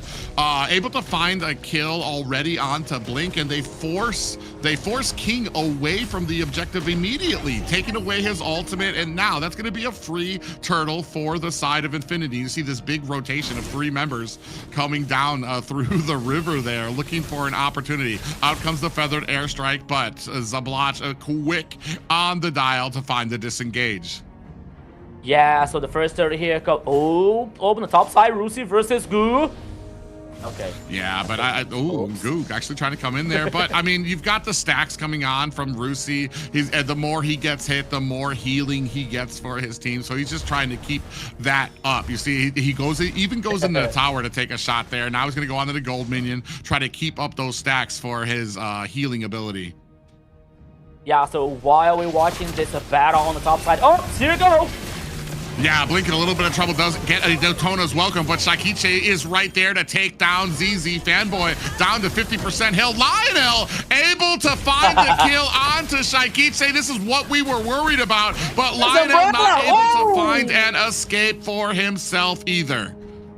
Yeah, so Leona was trying to escape with the umbrella, but it wasn't fast enough here. But now 2-2 on the kills so far, and both teams are waiting for the next turtle. We're seeing now the damage dealt ranking so far. Goo, oh, but he can be surprised. Rusi versus 3. Oh, yeah, you saw that final slash come out on the Rusi to keep him underneath the feathered airstrike. What a play coming out from DreamMax. That's just connection and communication and synergy with your teammate. Yeah, but now here comes a try for response. Oh, here we go.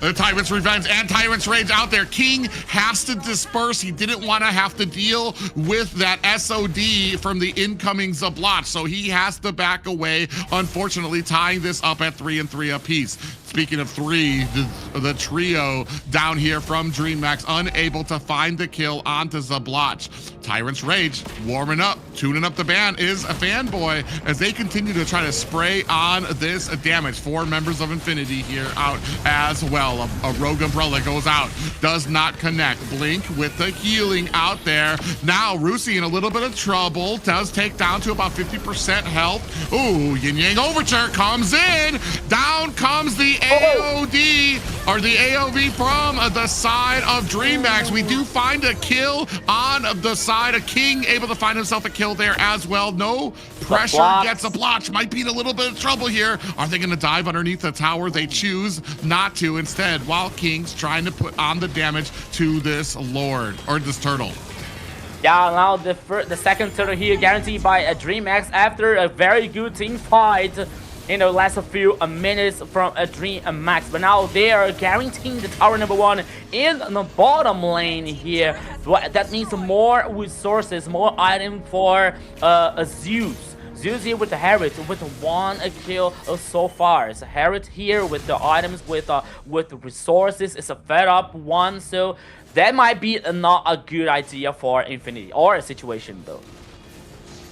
Yeah, right now sitting at 5-3. You can see the damage. Goo and King doing a great job keeping up on the leaderboards for DreamMax. I feel like every single composition we've seen coming out from DreamMax, they just, the focus is usually on a lot of the damage output that they can have on these teams, and they do such a great job of it in the early game. In fact, I want to say in the early game for DreamMax, we find very little to complain about when it comes to them. It's just in the late game where we have those issues. AOD coming out from the side of Blink does not connect, but mostly used to zone out the rest of the Infinity. Yeah, Infinity was trying to like get more damage on the tower number 1 here in the mid lane, but with the avatar of the Guardian here, like they avoided, DreamMax avoided that situation. But now, oh, King, they has to take care. There might be a 1v3, but now the rest of the teams are Infinity are heading for the mid lane. Yeah, that was interesting too. They saw an opportunity up at top, but I don't think they actually liked it. Ooh, Fanboy does catch a Tyrant's Rage, but Goo able to find himself an escape. Ooh, they really are diving deep onto Zablotch here to zone him away and find the first tower of the game. Yeah, Zablotch here now is in trouble. He doesn't have the first tower here, so he has to play a back. He has to like get safe all the time here, especially when he doesn't get an info about the rest of the DreamMax team. But now the next turtle is on the top side of the river, and both teams are dancing.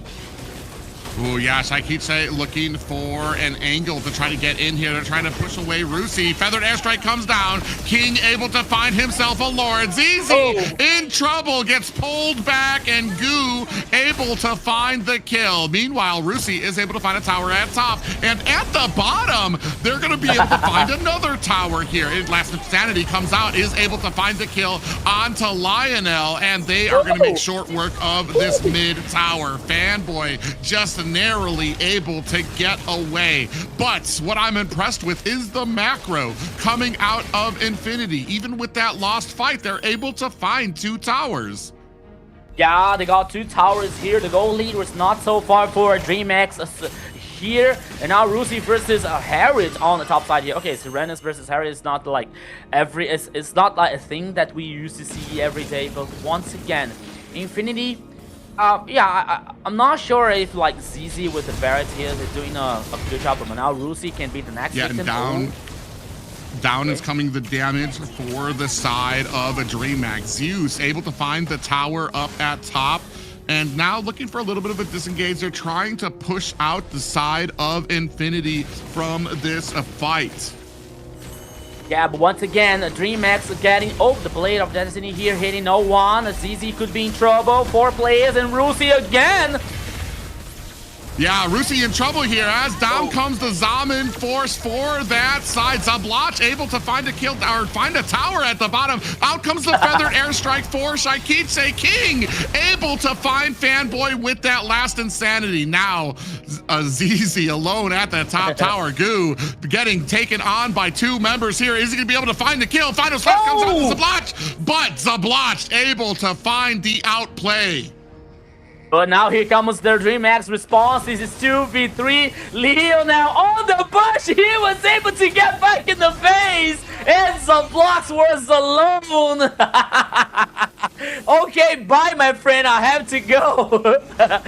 Maybe you lose your life, but I'm safe. And now here's the Lord for DreamMax. But Infinity is coming up. Will we have a fight back here? Oh!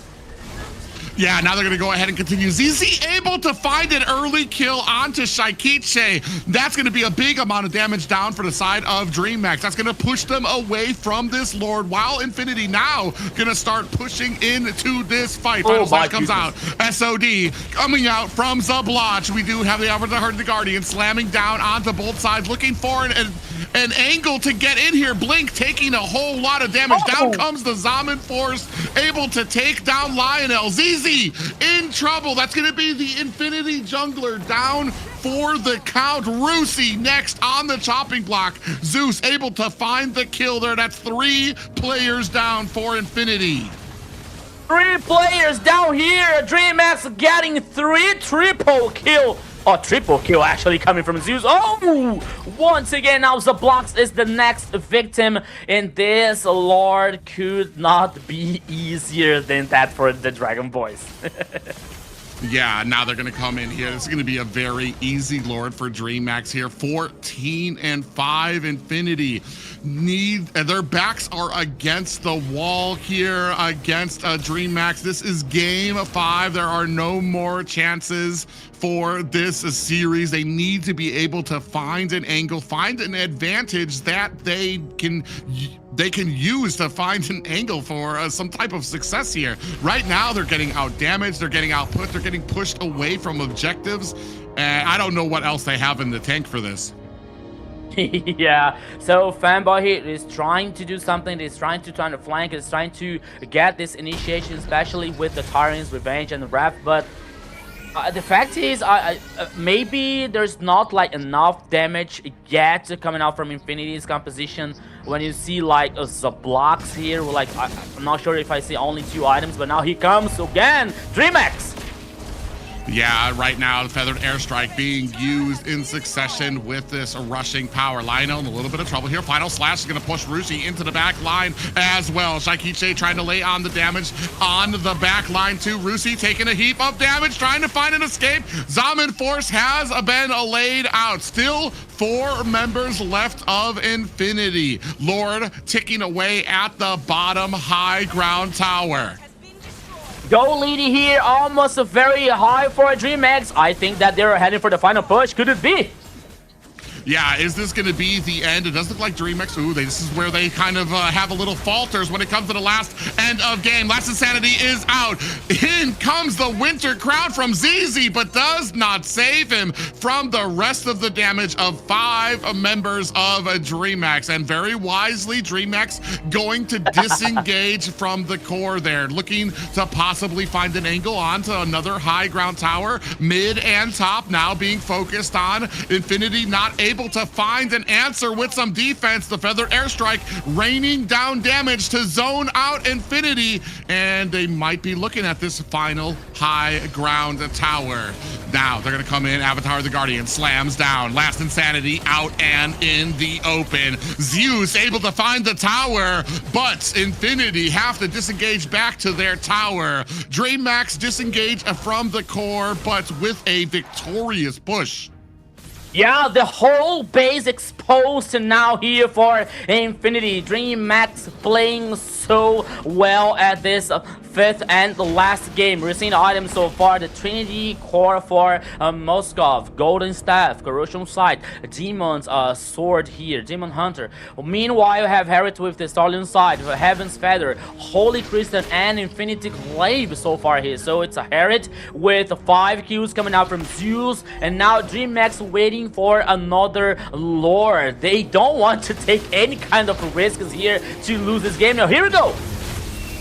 Yeah, and another Feather Airstrike is going to be able to take down Rusi. Zeus with the finishing touches there as well. Detna's welcome coming out. King going to lay on the damage to ZZ. That's going to be a jungler down for the side of Infinity. Are they looking to finish the job here? SOD, I don't think he dares use that teleport to come behind them now, as minions started to spray onto this core. All the angles are out. Zaman Force laid down. The damage is out. Lionel down. Is Fanboy long for this world? Ladies and gentlemen, DreamMax will be moving on to face Entity 7. With a very different story here at the end of this game. DreamMax slashes away and guaranteed the upper bracket situation, Zena.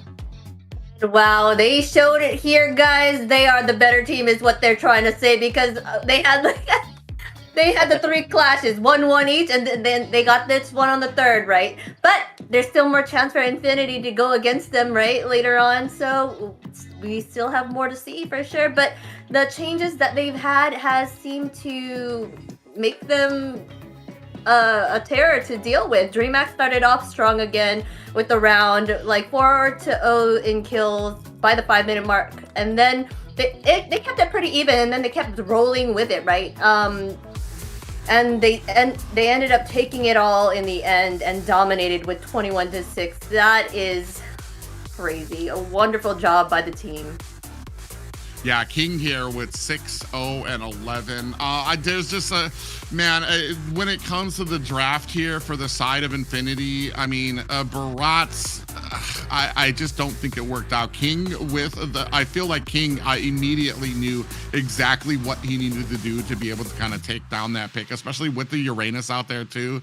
Xborg was just a great solution out here, especially once you get all those stacks up, you start doing true damage to them as well. Here you see 6-0 and 11 for King. He was, especially in that front line, just really pouring on the damage to the point that Infinity was not able to hold that front line from them.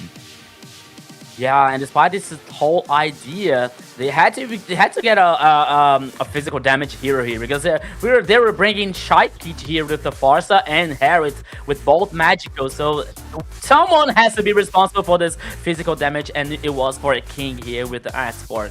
But once again, Infinity trying to think outside of the box, bringing a Barret, for example, and a Cooper, but at this time it wasn't enough for beating a DreamMax. But once again, they're not done at the competition. They're heading for the lower bracket.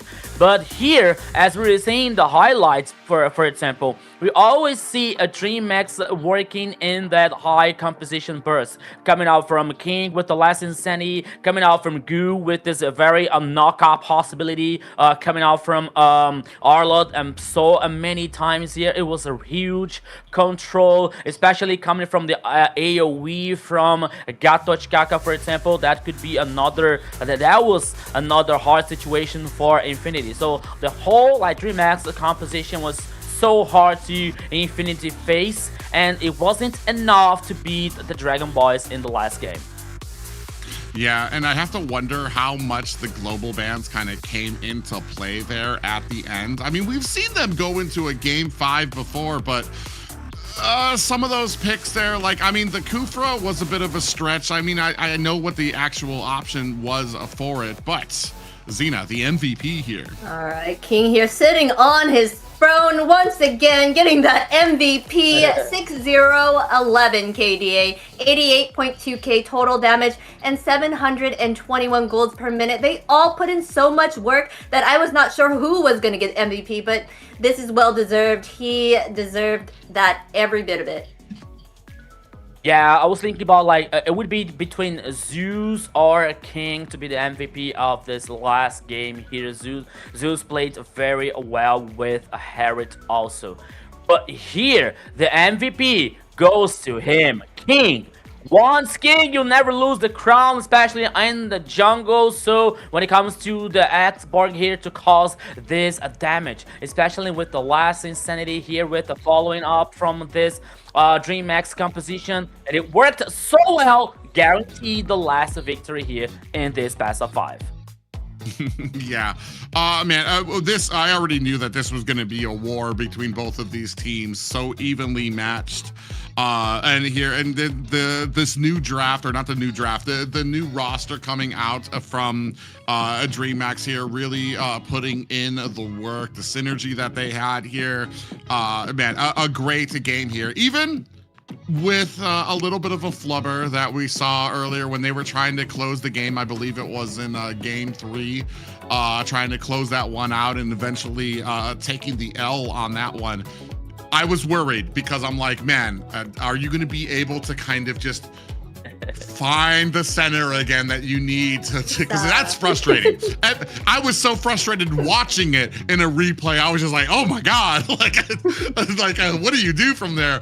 But that just tells you how much that this team has grown, how much maturity that they have to be able to kind of, all right, guys, that sucks. It hurts, but we know what we need to do to continue forward. We know what we need to do next to be able to kind of get these wins, to be able to find our game here. So a great comeback here, a great story here for the side of DreamMax with this result. And man, I feel like it, especially in these playoffs, man, they're conquering bigger and bigger mountains. Like they conquered the molehill, they conquered the hill now that was Infinity, and now they're kind of like standing up face to face with that mountain that is going to be Infinity or Entity 7. Yeah, I think they can be up there with them. They're doing an amazing job here dominating the map in the start, and that was just a little fumble there. I think they learned their lesson after a bit, and they're like, all right, we gotta make sure we end it before we celebrate or something like that. So, wonderful job positioning from Shaikiche was amazing. I was watching all those highlights and seeing her like where she would put herself. I'm like, wow, that is precision to a T. And Blink support was amazing. I just can't say enough about the team. They worked so well together. Yeah, I think that for DreamMax it was about like a roller coaster of feelings at this best of 5, you know, but we are going to talk just a little bit about it later. But now Xena has some good news for you guys. Yeah, I know you guys been here watching the chat. Guess what? You're gonna get diamonds too, so make sure you get in on those diamond drops. The more you are involved in the chat and engaging, the more longer you stay, you get more of a chance getting these diamond drops, okay? So, ladies and gentlemen, the more, like I said, keep it positive and keep on chatting. It'll give you more of an opportunity to be able to pick up your diamonds and maybe that skin that you've been having your eye on. And yeah, and despite like some people say, no, don't talk to the chat, it is cursed or something. No, we are going to talk to you guys. The chat here is the main star of the show, so you interact with us, talk to us, you get the chances to get diamonds here with our diamond drops. Thanks to the Mother Tune and to you guys. Yes, I was sitting here chatting with you guys too, but also, ladies, if you are in the chat, we do have MWI qualifiers open right now, open registrations from May 2nd through May 11th. So gather your gals and get in on MWI.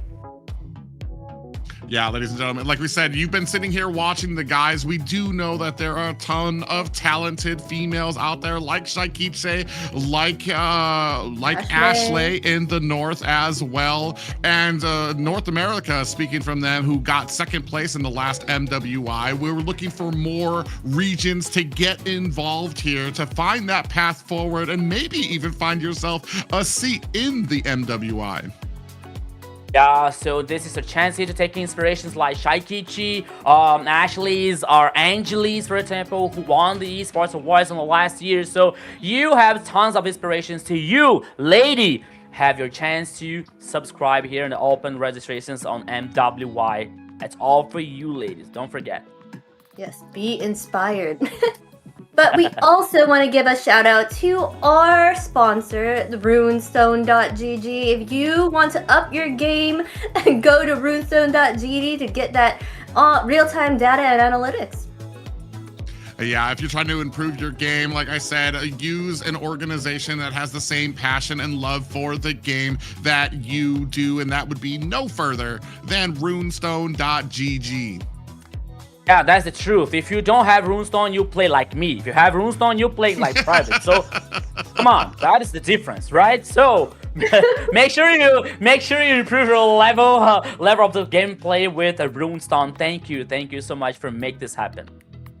Yes, a big thank you to them, and thank you to you guys. Follow us on our social medias, please. Mobile Legends, NA Esports, MLBB NA Esports. Okay, Kick, Twitch, X, Instagram, Facebook, YouTube, and TikTok. It's where we're all at. You can check us all out, find out who's won recently, the matches, where the brackets are. Keep up with what's going on in the tournament.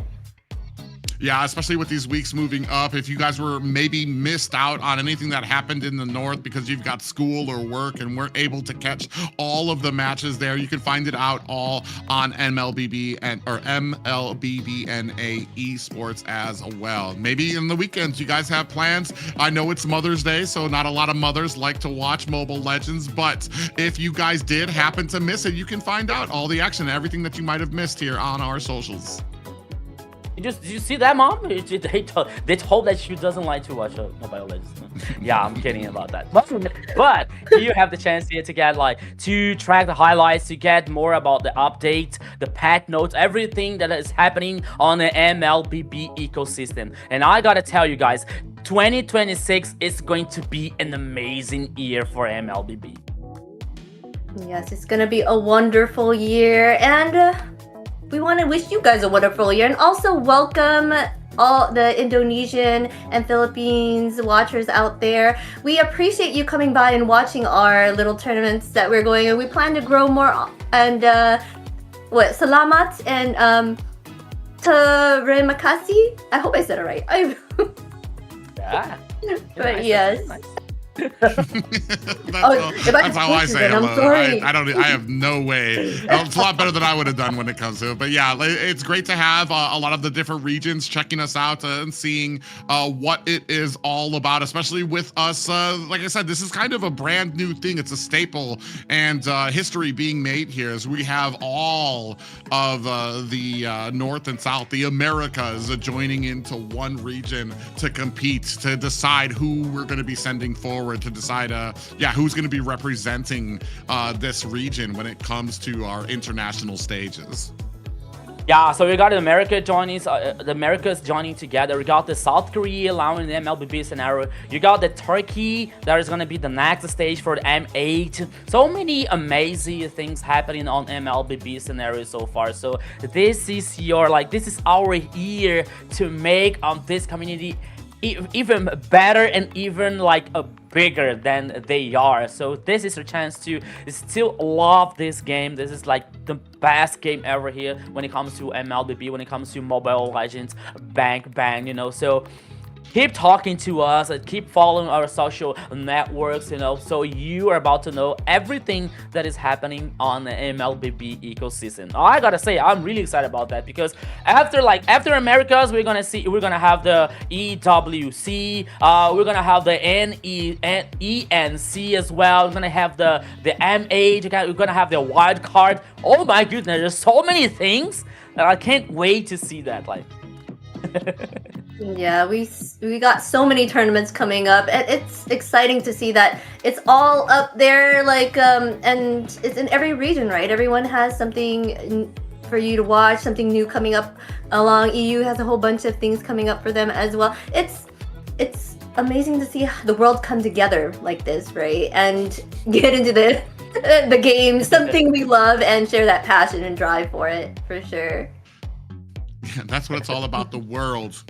Just one big happy MLBB hug when it comes to a lot of this competition here. But as we've been seeing here with the AMER South, MCT AMER South, we've had a ton of growth coming out, and this has been one of the biggest treats for me. I know, Rico, you've had the blessing of being here for a while and understanding these teams intimately, and for me, it's like it's just the pride of seeing these new teams, for me, new teams, and seeing the story that they have, seeing the story that they've been building here during the playoffs here, especially DreamMax, who have had such growth throughout here.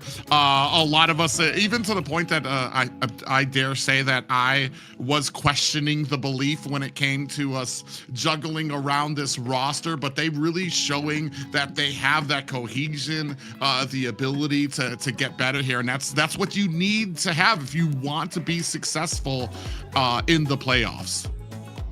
Yes, but before we move on, guys, we are going to take a quick little break before we move on to Octa Gaming versus 9Z Globant. So we will see you in just a bit. Every diamond count, and with Bonox, recharging is easy, fast, and secure. Jumping now, choose your top up and get ready to dominate the map. Plus, use the code MCTBNX to get 5% discount. Skins, events, hero, everything within reach with a single top up. Less waiting, more action. Recharge with Bonox and play it at next.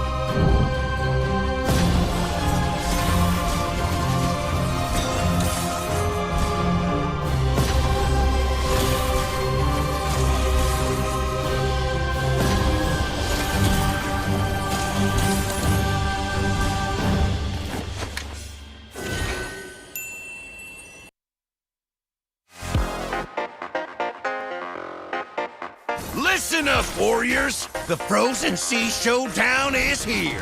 8 Brancos, 2 sides. Ready your hooks. Well, the rules? Real simple. Hook 'em over, then bash 'em. Or hook 'em back and stash 'em. Remember...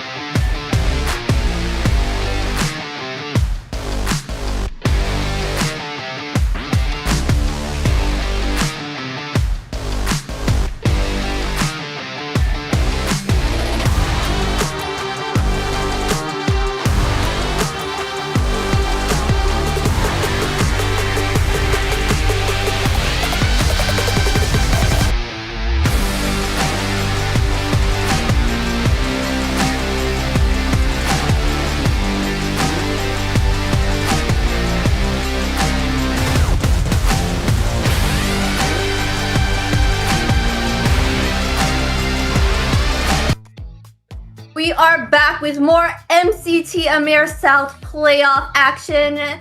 The matches have been amazing so far. I loved seeing how the teams have grown ever since the Swiss stage.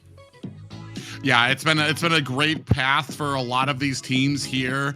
The last series we watched, Infinity taking on DreamMax, I think all of us knew, and a lot of the viewers knew, this was going to be a slugfest between two teams that were evenly matched and have been back and forth through their entire history here in the playoffs. But I mean, coming up next, I feel like this is something that has been said when it comes to the teams, especially for an organization as established as Octa Gaming. 9Z Globin, we had the opportunity to see yesterday, to see them be able to overcome some odds there, but even they admitted that if they want to succeed here against a team like Octa Gaming, who many think have had a sure win for like second seed 2 here, if they want to be able to defeat a team like that, they're going to have to play better than they did in the Swiss stage, better than they have yesterday. They're going to have to be a team that has continually progressed and is better than ever before.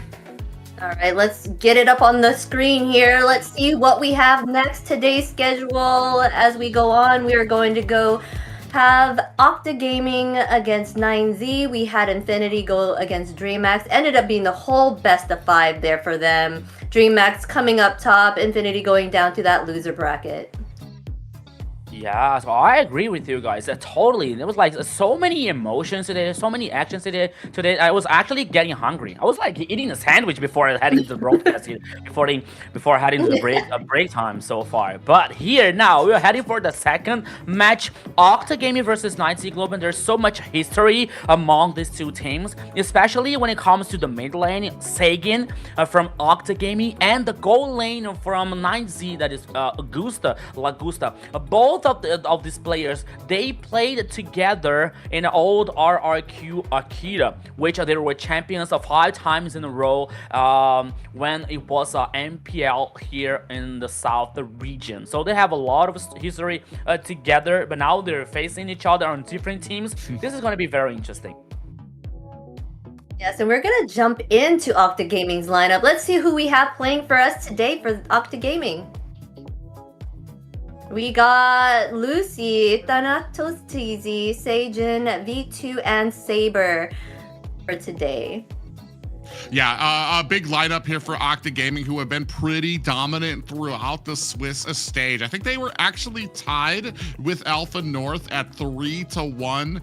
Unfortunately, I forgot. I don't know exactly what the stats were that brought Alpha North up to the 2nd seed and knocked Octa Gaming down to the 3rd seed. But I know that they are here looking to prove a point here, and a great roster that they have here. We're going to see what they have to say as well. Yeah, now we're having an Octa Gaming video.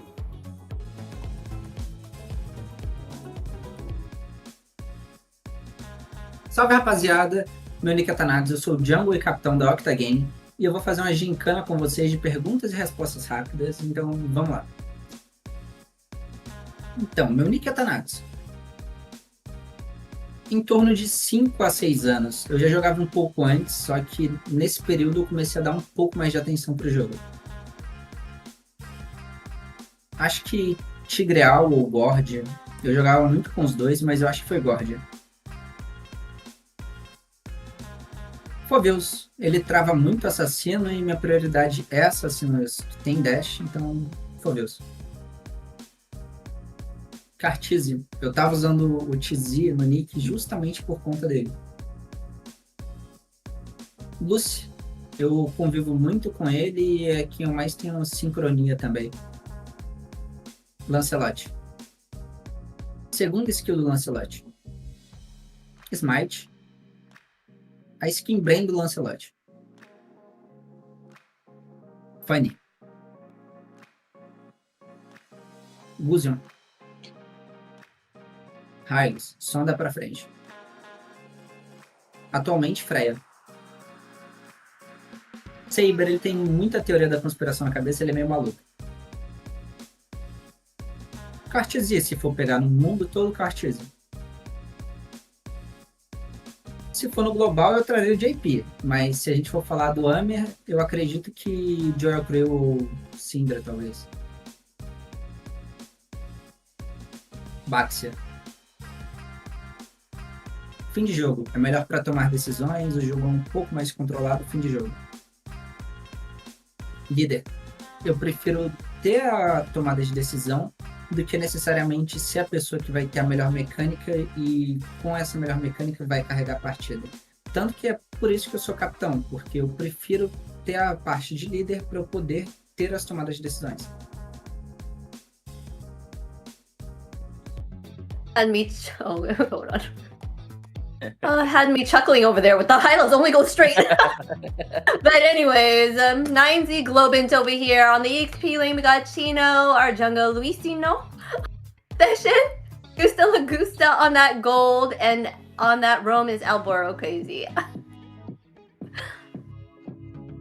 Yeah, a great lineup here that we've seen yesterday here to kind of move themselves up here. They know that they have an uphill battle for themselves, but if they can continue with the momentum that they gained yesterday, I do not doubt their ability to match what Octa Gaming is going to bring against them. And let's see what 9Z Globant had to say as well.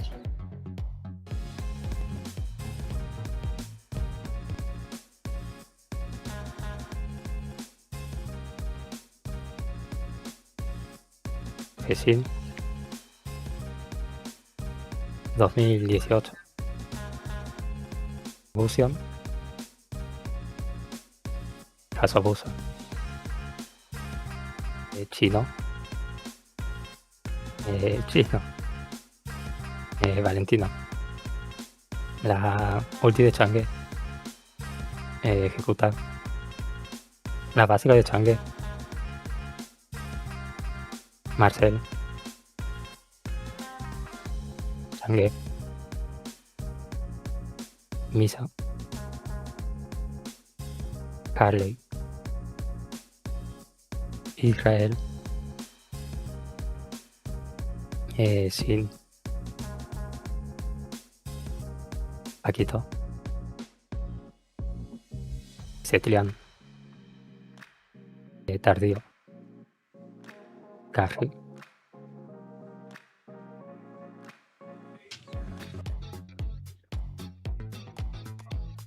It's so fun seeing them, these videos of the characters and like what they feel, their answers to these questions. I'm always laughing watching it. I mean, there was supposed to be a content, like, you know, but I'm feeling some like truths coming out of these players, like when they say like this info. You know, there's a lot of info though to process here, but it's so cool. It's so nice to see them, you know, in a way like they can be themselves. Just a little bit of a time. So it's nice to see those videos, by the way. Yeah, little things like that. It's even the comments about Saber. It's like he's got a lot of conspiracy theories. It's kind of crazy. It's like okay, but yeah, it's very interesting, and especially to see like how they think of each other and the cohesion that they build on these teams for each other. But it's going to take more than cohesion to be able to bring them a victory here tonight, especially with a best of 5. We've already seen some of the teams at how teams have been handling this global ban system. A lot of these little nuances that we've been seeing out there for a lot of these teams. Beatrix has come on as a mainstay almost when it comes to having a Marcel on your team. We saw the Lu Yi as well make an appearance yesterday as well. So I'm actually very curious to see where we go from here. Yeah, and here when it comes to this challenge, especially for 9Z Global, is going to be a very true one. If you want to be, there is a saying that means that if you want to be a champion, you don't have to choose the opponent, right? So you have to face everyone. You have to face everything to be the champion, you know. And today is going to be a hard challenge for 9Z Global, especially because they are facing Octa Gaming. The only match that they lost it was versus Entity 7. Entity 7 ended the Swiss stage, ended up the Swiss stage on the first seed. You know, like the first game was like Black Sentence 2-0. Second game, DreamMax 2-0. The third game was about like versus Entity 7 was a 3-1, and the last one versus DreamMax 3-0 also. So the only game that they lost was versus the seed number 1, that is Entity 7. So as Gusta Lagusta was saying yesterday, if they want to defeat Octa Gaming, just being good is not enough. They have to be better. Yes, they do. The 9Z did say that this one's going to be a tough match for them. They are at least know that they're going against a really top contender here. So they have to bring their A game to kind of get through it. They are going to go ahead and ban out the Yves and the Freya and Carrie as well. Yeah, and we're going with the pretty standard bans out here. Exactly. I feel like we're kind of leaving a few of them open. Still got Marcel, still have Zushin out there as well. Still, you know what? I don't remember. Did we see last game? Did we see Sora at all? I haven't seen him. No, I don't think they chose him at all in that last match we did. No.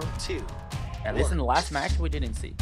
Yeah, that's why I asked you guys. I'm like, he's not priority anymore or something. Something's, I don't know. What happened? Something happened. Yeah, something happened.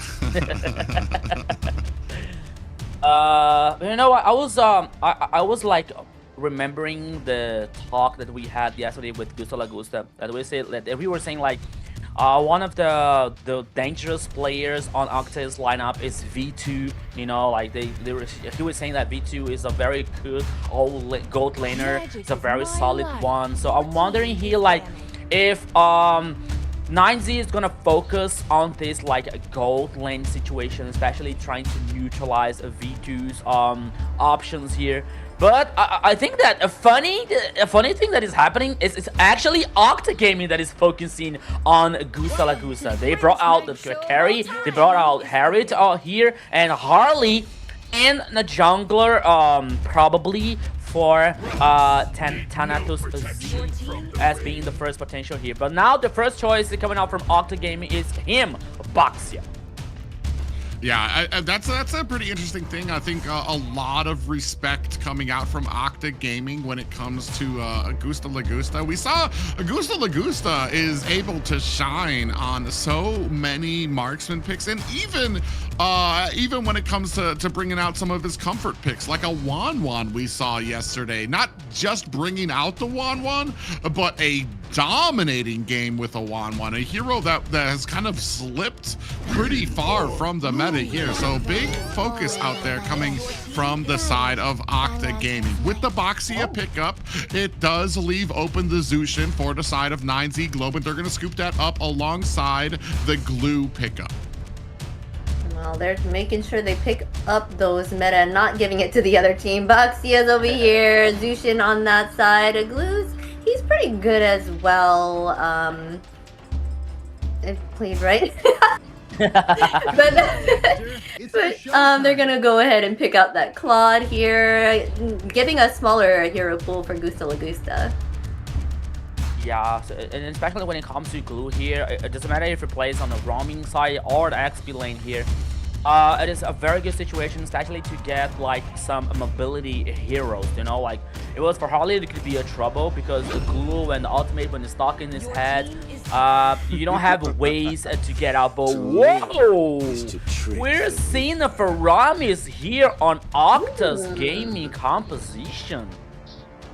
Yeah, Faramis has been we haven't seen him very often, although, which kind of is actually a little bit crazy for how deadly he is to a Glue. When he has that split and all of those little minions, Faramis is able to be able to, I think he does bonus damage for every single enemy that he hits in one blow, and that clears out Glue's minions very quickly here. Oh, yeah. So, but the problem is that Faramis, this is not a great meta for support type roams. So, and that's why you haven't seen so many Faramises, but here I feel Octa Gaming is very confident in this pickup for them. That's exciting to see. Faramis on the stage. I say Faramis, Faramis.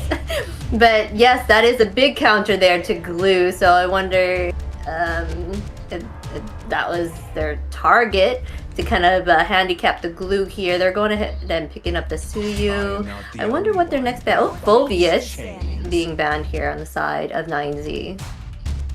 Yeah, and I wonder but this confidence coming up from Octa Gaming gets really stronger, because not only with the Faramis choice, but they also choose Claude, which is a natural counter, especially when it comes to the ultimate, the Blazing Duet, like countering the sacrifice piece coming from the ultimate from Faramis here. So not only getting the Faramis, but also a natural counter.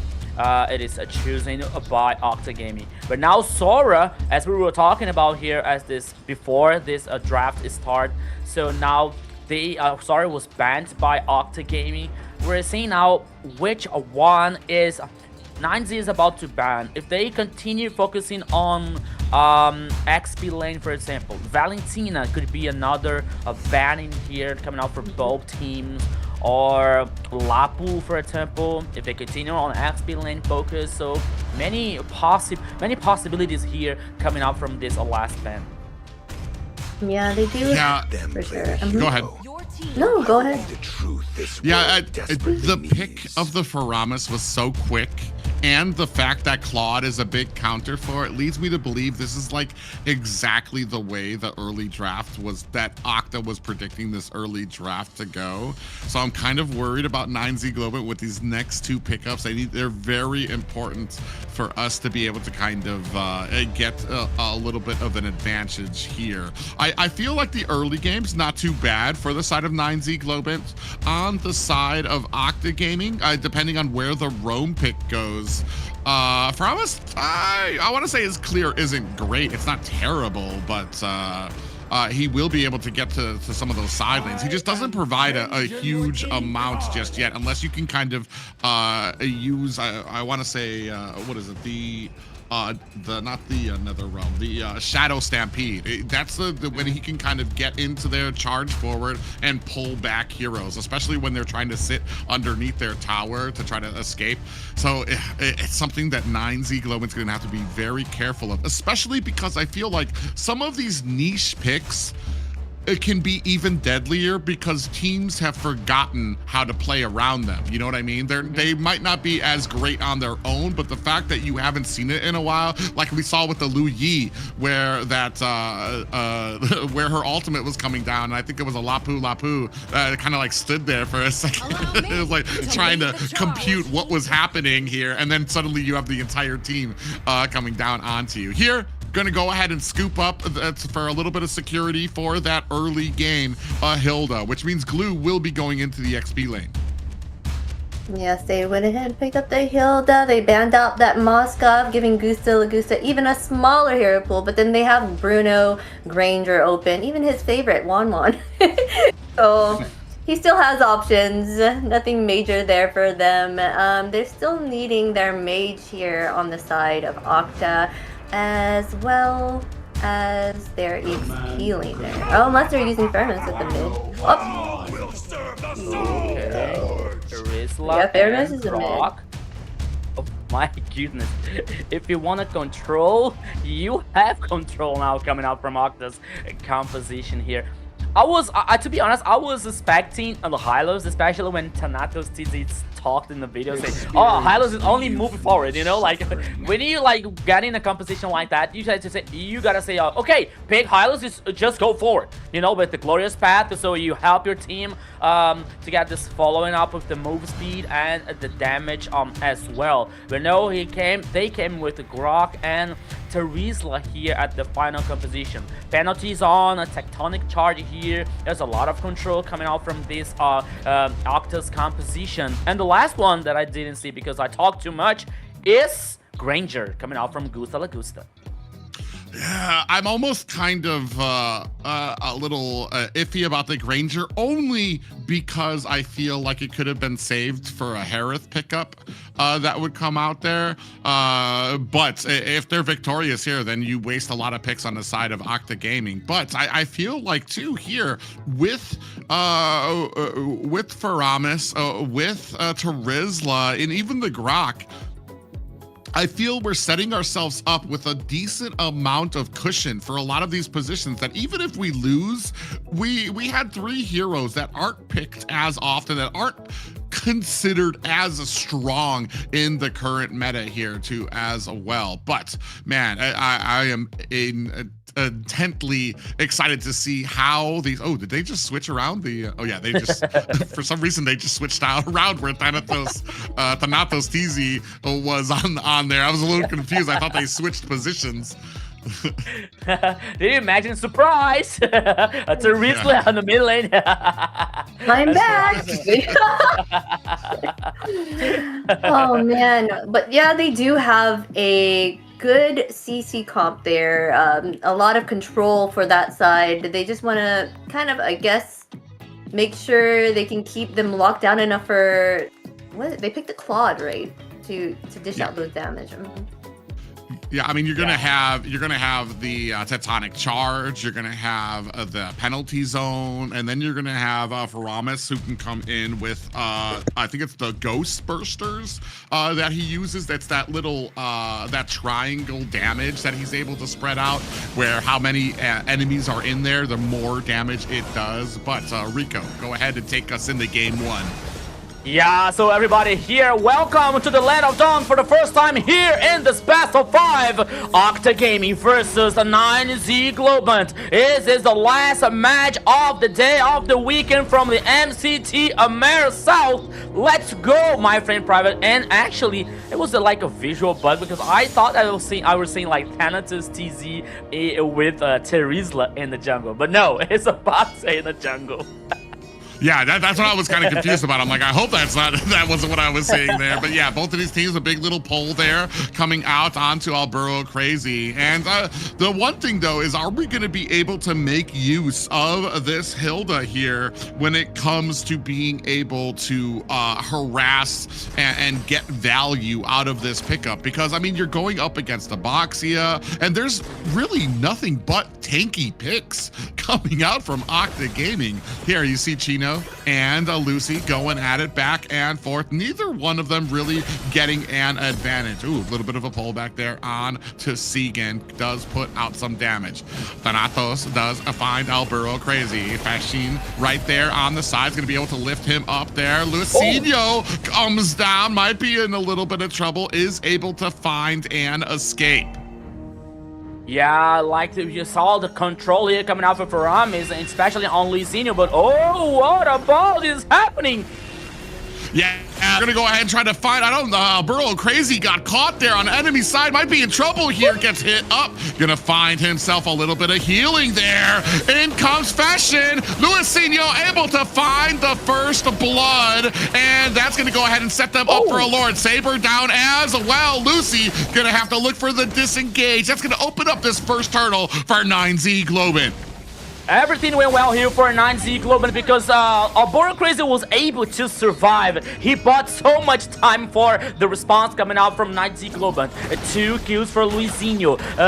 The first turtle for 9Z Globant. What an interesting early game here for 9Z Globant so far. Yeah, we take a look at the emblems here. I mean, nothing kind of out of the whack here. A little bit of a fighter emblem there on the side of the Granger as well to kind of get a little bit of healing, but I think that's become a little bit customary now on the marksman sides to kind of add to the healing that they can get once they hit that mid game and get those 3-item spikes. I think Gusta Lagusta is going to be the Gusta Lagusta taking on V2 is going to be the big one that we're looking at for. Speaking of which, up at the top, a little bit of action going on between Saber and Alburo Crazy. V2 is going to come around the side for a little bit of support. Alburo Crazy is continuing on with the harassment there. Oh, Blazing Duet actually comes out from V2. Gusta Lagusta hitting him with the Rhapsody actually does a lot of damage to him. Hunter Strike picked up for Luisinho. Yeah, Bro Crazy is still on the bush here, waiting for a Saber or someone to get lost in the jungle here, coming out from Octa Gaming. But now, oh, Saber, Thanatos, TZ, and Sagan are playing together. Oh, Bro Crazy. It's very crazy, though. It's just like, okay, it's in the nickname, it's in the nick here, so that is why using Crazy on that side. But once again, 9Z Globen trying to dominate this space, you know, because they got the kills, they got the turtles, so they don't want to lose this rhythm. They don't want to lose this pressure caused by this advantage so far. We're saying the goal lead now, like just a little bit more than 1K for 9Z Globen. But now in the mid lane, here we go. Yeah, a little bit of action there. I think that you saw that Thanatos was trying to find himself an angle, but Chino was right there to continue on to enable a little bit of an escape for his team. First turtle, or the turtle is up right now. The second one of the game. Saber in a little bit of trouble here, gets caught up, is going to try to be getting away with the photonic charge. We do have the Nether Realm that just got activated. Is that going to be enough to save Octa Gaming? Now, coming in, Fashion with that ultimate is able to find a kill on to Octa. Lucy is able to reply in kind on to Chino. A little bit. Oh, we can see the evil Queller coming out from Luisinho. Not able to find a kill just yet, but it is able to push Octa Gaming away. That's going to be 2 turtles for 9Z Globant. I'll tell you again here, my friend, if one more dagger in Luisinho's build, it was enough to get 2 more kills for the Suyo on that last ultimate damage over. Oh, here in the top lane. Okay. Yeah, they're going to go ahead and try to lock on to V2. In a little bit of trouble here. Out comes the reinforcements in the form of Thanatos TZ. V2 trying to spray on the damage, keep on his stacks, but in comes Alburo Crazy to enable an escape for his team.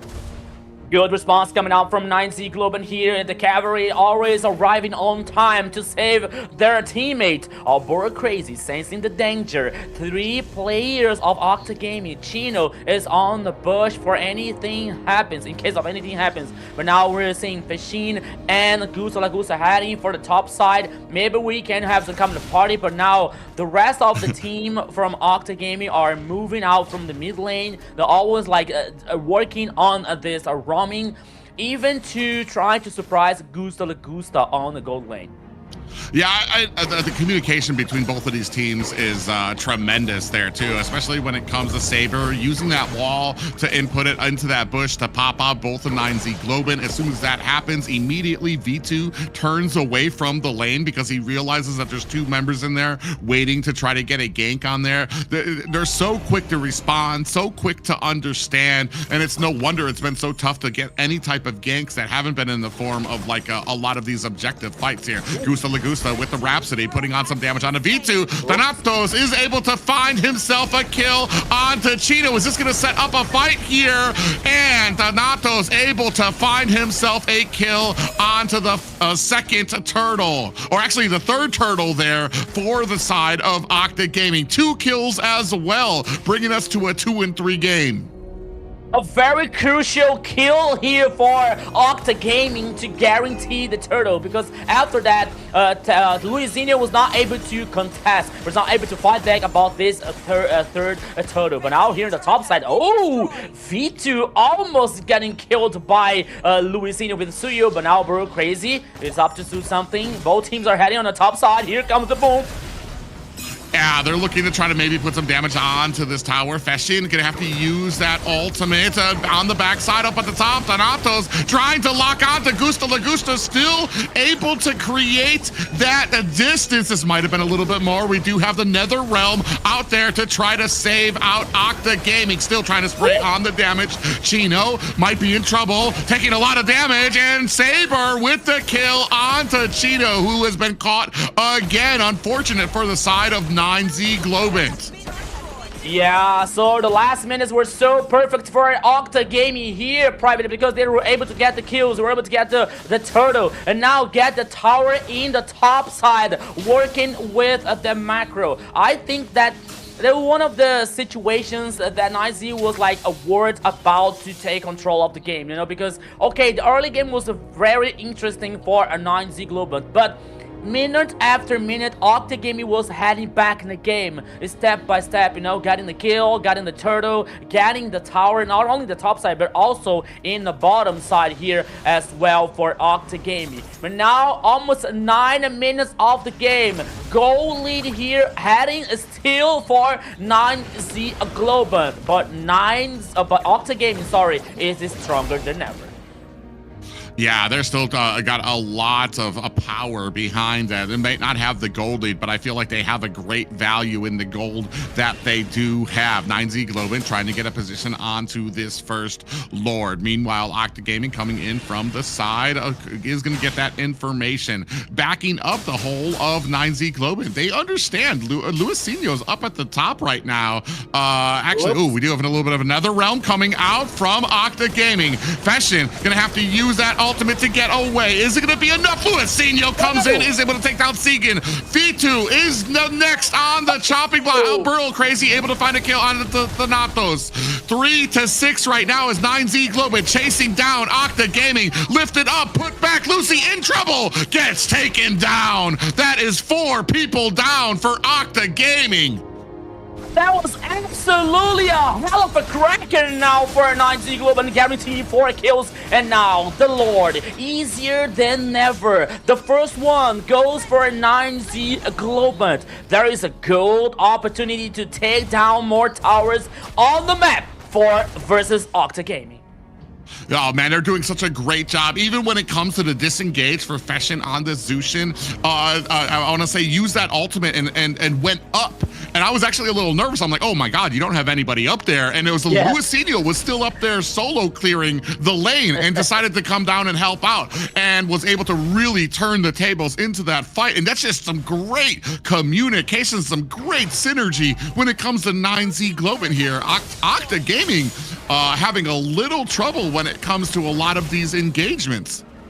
Yeah, it's something like you don't get it why the jungler is heading on the top side, why the Lord is in the downside, and then all of a sudden you are seeing Luisinho, sorry, getting double kill in the team fight. So everything working so well with 9Z Global, especially with the communication system. And now the Lord heading on the top side here. 9Z Global heading to the opposite side to destroy the tower number 2 on the bottom line here. So I think that they're gonna leave the Lord here to take one more tower. They do that. They get more map here domination. Here comes 9Z Global. Burro Crazy is playing aggressive. They opt to do something.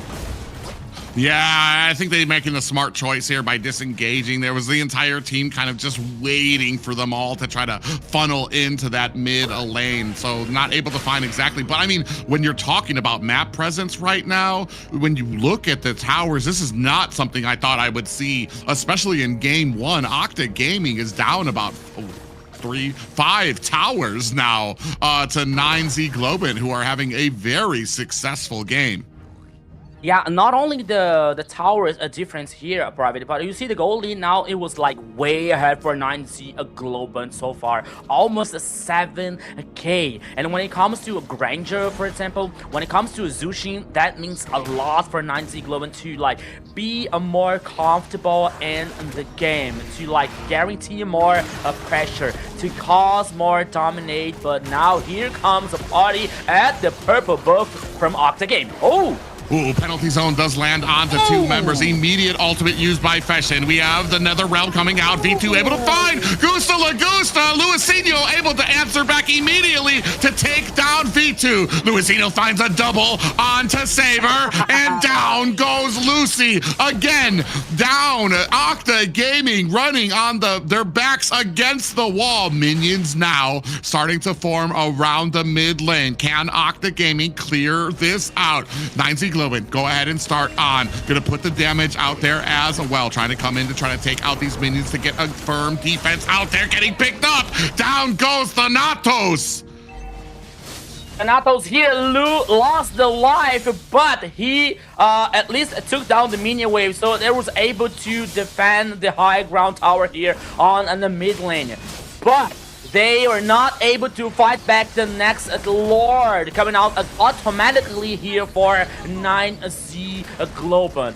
More pressure, more advantage, and maybe now with this Lord, they are going to the high ground towers from Octa Gaming. Yeah, right now led, the tip of the spear right now being led by Luisinho, sitting at 8-0-2 on this Suyo pickup. Even when Octa Gaming does find an avenue to be able to get in and find the kill, Luisinho is always right there to clean up as well. It's never an opportunity that is not answered back immediately by 9Z Globin. You can see a great rush here. All the minions pressing onto all the lanes. Lord crashing down at the mid-high ground tower. That is one high ground tower down for the side of Octa Gaming. Now continuing their way on there. You see Luisinho going to clear out the top. The rest of the 9Z Globin at the mid lane looking for an opportunity. Ooh, they do have a wall separating two members of 9Z Globin, but not an answer coming out from Octa just yet. Minions beginning to crash. Top and a bottom high ground tower. You can see the bottom tower destroyed. Only one more high ground tower for Octa Gaming. Yeah, Octa Gaming now in a very complicated situation. 10k in the gold lead here, Private. 10k goes for 9Z Global. But they, oh, here it comes. Yeah, a little bit of engagement comes in there. Penalty zone onto 3 members there as well. Luisinho comes in for the damage. Evil Queller comes in after the Nether Realm has expired. Continuing on, Fashion finds a kill onto Lucy. Now the rest of Octa Gaming looking for an escape. Thanatos gets taken out as well. Luisinho with the kill. They're sitting at 9-0-3. 9Z Globin turned their attention to clear out enemy territory. Yeah, there were another minion wave heading on a mid lane, but they didn't want to take any kind of a risk. They took down 2 players, but here the safety is the motto for 9Z Global. One more minion wave heading out the top side here. They want to take down the last high ground tower. They want to cause more pressure. Here comes the wall. Here's a bit of a shiver, but now, oops, here comes the boom. Oh. Yeah, a lot of damage coming up there. They're still trying to defend is Octa Gaming. 9Z Globit wisely decide to disengage from that. Don't want to continue, especially when you have a Faramis on the enemy team, when they're so close to their base and can just rotate in and out to heal up. They do wisely disengage here for this game. Look, he talked about almost a 10k gold lead for the side of 9Z Globit. So they're in a great position, even if they don't get to this Lord very quickly. Now, starting to kind of put this macro up on these side lanes so that they can start getting these pushes. Now, Alberto Crazy checks into this bush, gets a heap of damage coming out from there. Big pop-up comes out. Alberto Crazy gonna use that flicker to get out of harm's way. Nether Realm to try to keep Octa Gaming suppressed up in this fight. Is it going to be enough? Gusta finds a kill onto Saber. Alberto Crazy very low. Luisinho finds himself a double kill onto Octa Gaming. Now chasing them into the back line. V2 goes down. Segan on the backside is able to find a kill onto Fashion. That is a complete team wipe. 9Z Globin has come to play.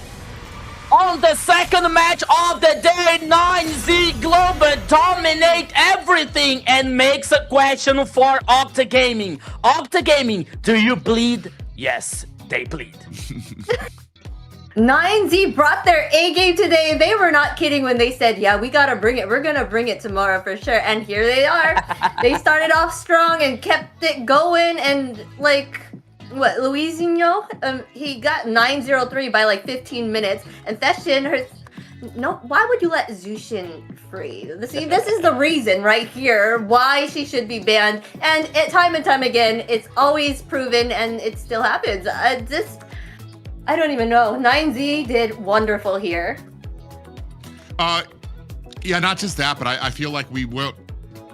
I feel like switching the glue from the roam position to keep it flexible, switching it from the roam into the XP really took out a lot of usefulness from Segan on this Faramas pickup. I mean, if he would have stayed in the roam, I feel like Segan would have just followed him around everywhere, trying to get the ghost bursters onto those split, and really been able to do the job here. I feel like even with the Nether Realm, the damage output coming out from 9Z was so much. Luisinho did such a great job of trying to keep up that gold. You see here, 15K gold. Over, right? I want to say that's 3K over some of his counterparts. Even Gusta Lagusta, who was in the gold lane, was only at 12K. And we saw that because even when they were at the Lord, Luisinho was still up at the top lane, clearing lanes, clearing jungle to make sure that he kept up that farm so that he had all of that damage to help out in a lot of these fights. And I feel like the damage might have been a big issue here for the side of Octa. Yeah, and checking out these stats here coming from the first game, Octa with only 5 kills, and not only for that situation that you talked about, like a Farami situation versus like a glue, possibly in a roaming or an XP lane here. We also have to mention a Boro Crazy with Hilda, because we always talk about like Hilda being very dangerous for like jungler harassment or trying to dominate some places and on the map, for example. But after the Nether Realm, for example, when it comes to Hilda, she is able to cause a damage, you know? Not only about like the slowest situation and this like huge sustainability, but she's able to cause damage. Our Crazy Hawk got 2 kills here and only playing forward every time with Hilda, which was one of the pillars to guarantee this victory for 9Z Globen in the first game. Yes. I think Octa Gaming here would kind of like it went into this not really thinking 9Z was going to bring such a force, right? So just that in general might be a factor in them not thinking that way the next game, and they might start to do better. So who knows how it will turn out this next match for sure. Yeah, something I was talking about here. So I feel like 3 of our picks here kind of not exactly tried, true, and tested when it comes to the meta, especially when it comes to the Faramas and the Grok. That I feel like Grok has kind of slipped down a bit. Faramas definitely. I don't think I've seen him there. But Zena, go ahead and take us into the MVP. All right, and this is a well-deserved MVP here for Luisinho. 1107 KDA, 89.8k total damage, and 916 golds per minute. He was unkillable.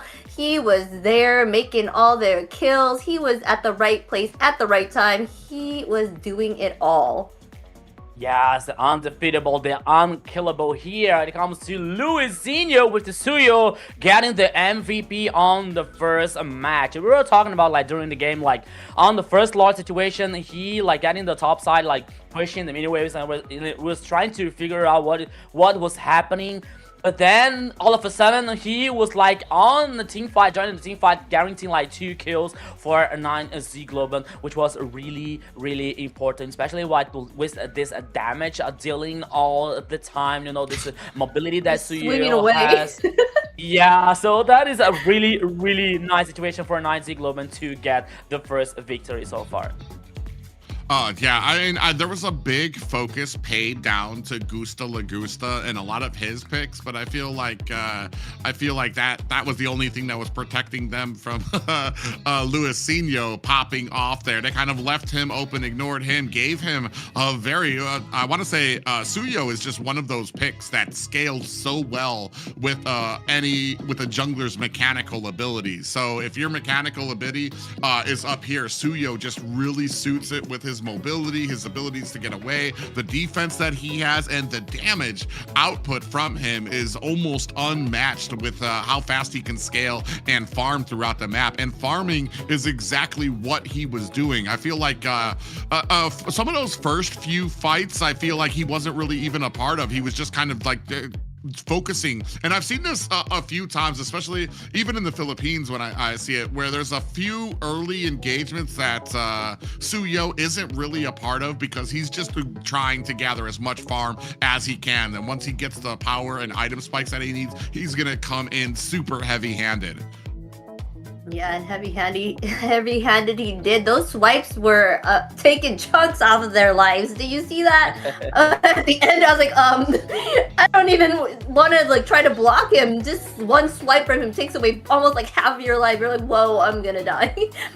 So they just did a wonderful job there. Their team did. They synced well together and they communicated well and made sure that they were not gonna go down without a fight there. Yeah, so we're heading out for the picks and bans once again here. Oh, we're back. Yeah. Okay. I just thought she was really surprised that the energy from that match just kind of took all this out of her there. I had to laugh. Ladies and gentlemen, we're going to be Whoa! coming into the second match here of this series here on the blue side. 9Z Globe can have the first ban. Yeah, so let's see. Oh, 9Z Globe, and if you learn the lesson, Zunshin is gonna be the first ban here at all for that lineup. I heard some people in the chat, especially like that, who were saying that Zunshin was a real problem for Octa Gaming, and she was really a tough challenge for Octa Gaming so far as well. But now here we're seeing Harriet coming out with the first ban here from 9Z Globant, while Octa guaranteed the ban from Freya. And now we're seeing the second one. I mean, it means like there's so many options, there's so many broken heroes in the meta here to choose, you know, to ban and to think about, okay, we have to ban this hero and we have to get a strategy to fight against this other hero, you know. So it's a lot of like broken heroes to so less bans at all. Yeah, we see here. I wonder if they're gonna ban out the Zushin. They saw. I would think that they would ban out the Zushin so that they wouldn't have it, but they still have like one ban left. So which one are they gonna prioritize? Do they think she's a threat, or do they know something that counteracts that? You know? But I think it's just really hard. Yeah, in general, to kind of see what to counteract that. So. Come on, I would lose all respect for 9Z Globe if they let. I don't know. I think there's a consideration here. There's something that they're fighting with against the Zushin, the pickup here. I mean, possibly Phoveus, I guess. Marcel is still open as well. Yeah, like where are they going? I'm waiting. It should be the Zushin, right? We're going with the Zushin, no? Not the Zushin? What is it? Something immediate? Or the Phoveus we might be going for? The anticipation ooh, nice. Come on. Well, after Private was saying like, okay, you got a ban on Zushin, and now Octa come with Marcel, there's comes a very good chance for like a Baxia, for example, has been the first pick for 9Z. Oh, for Vias, as Private was saying. So yeah, banning Zushin and even Marcel comes up an opportunity for Vias here. Yeah, with that too, I was about to say they don't have to. They could have gone with the Baxia, but they don't have to because it's already off the board for the side of Octa, so they don't need to prioritize it just yet. They can pick it in maybe that second, pick phase here for 9Z Globin here, and especially do you? I'm trying to sit here and think. I'm like, what do you even have that counteracts a Phoveus as well? He just does so well when it comes to being able to take care of a lot of those squishies during these objective phases. And he only really falls off toward the end of the game when the enemy team has so much defense. And Phoveus is, I want to say, the most you usually get on him is like a Warhammer or something like that. And that's even if you get that. I feel like he scales very well, even with just full defensive items. items. But at the late game, that's where he will start to fall off, still start to edge off here, still waiting for the next picks coming from 9Z Global. Do we look to secure ourselves our jungler here, or maybe looking for our mid lane? Yeah, I feel like... Oh, sorry. Oh, no. I was just gonna say, would Glue keep him occupied? That's just a question. Like, will Glue be something that will keep Phobius occupied and kind of out of the picture? Yeah, and maybe. And I was like, because I was wondering like this, the response coming out from the 2 and 3 from 9Z. I was waiting from someone in the mid lane, Khalid, for example, to like get more pressure in this like this trinity coming out from XP, a roaming, and a mid lane, for example. But they come with Baxia and Claude, which is very good actually. And now first is like if Octa Gaming is thinking about something in trying to mind gap 9Z here with the glue coming out from ooh, okay, a mid lane here. Because this glue has still the possibility to go for the roaming or for the XP lane. As we move into the second banning phase here, I see they take off Fars, and I'm wondering if we're going to go with maybe a Zeshian ban as well. But do we want to pick up Zeshian?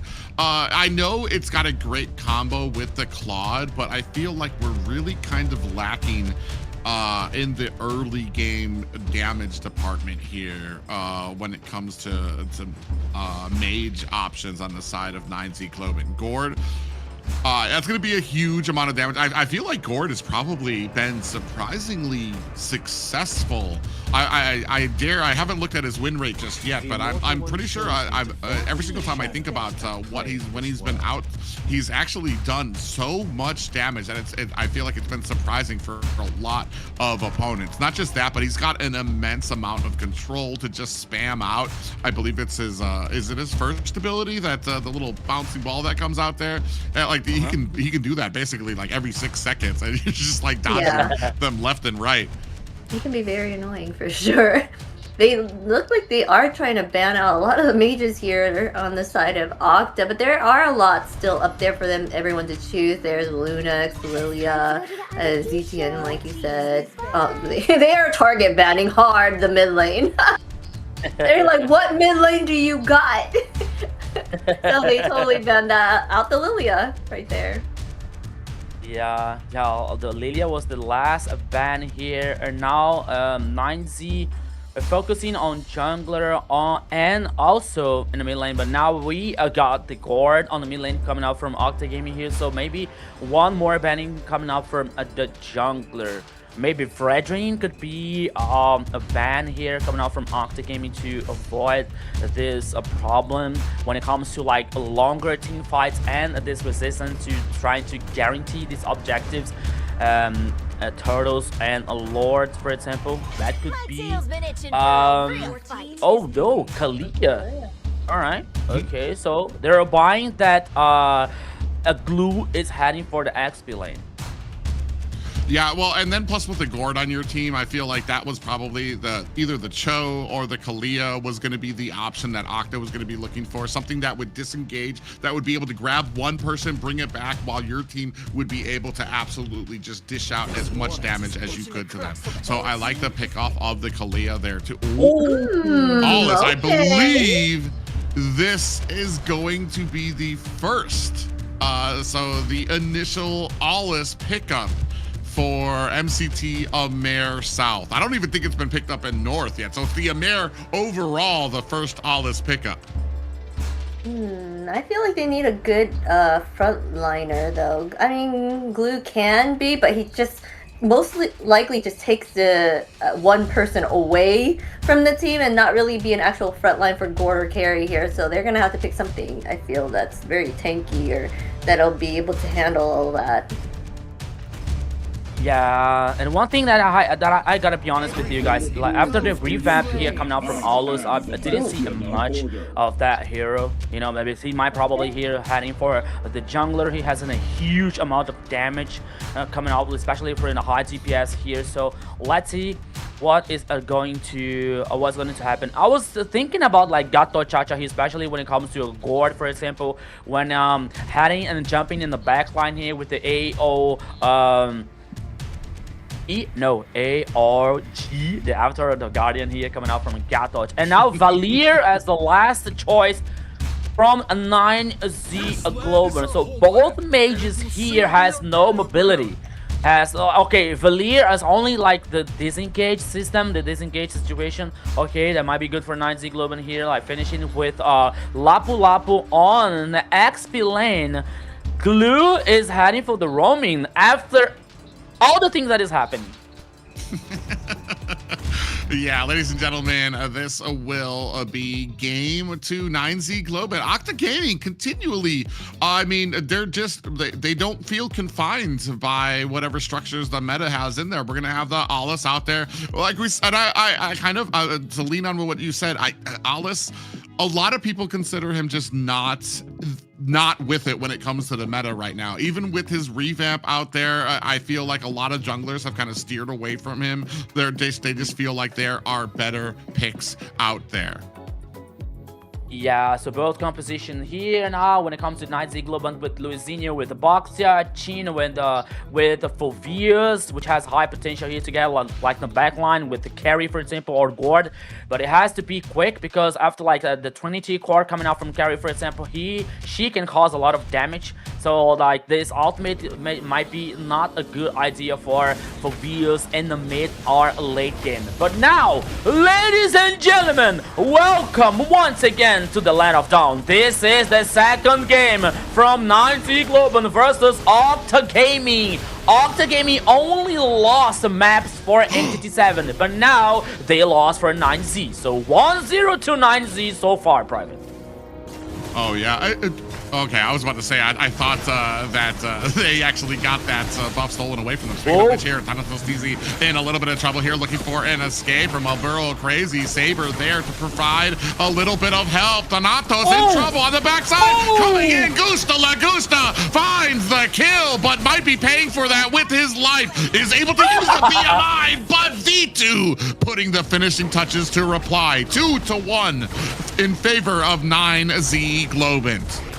Yeah, despite all that happening here. Oh, here comes again. Oh, yeah, man, they're not just giving me a rest at all. Luizinho going to go ahead and engage here with Alburo Crazy. Saber taking a heap of damage. He's being so aggressive on this glue. They're really trying to get as much value out of it as they can. Yeah, once again in here, Octa Gaming is like, okay, the early game is a big far from ending so far, but even though 9Z Global is finding a ways, finding some breaches to get this advantage. A kill from Gusta Lagusta, a gold lane here, which needs this farm, which needs this resource. A kill on Luizinho, a Boxia, a very strong jungler here. But now on the pit, the turtle, the battle is going on. Oh, Luizinho able to go ahead and get the turtle. Now 9Z on the prowl, looking to try to find themselves some kills on the side of Octa Gaming. Lucy getting slowed down. Fashion dishing out the damage on that Valier, and Lucy almost got away, but the flicker and aggressive move coming out from Chino on that Phoveus, able to find and secure a kill.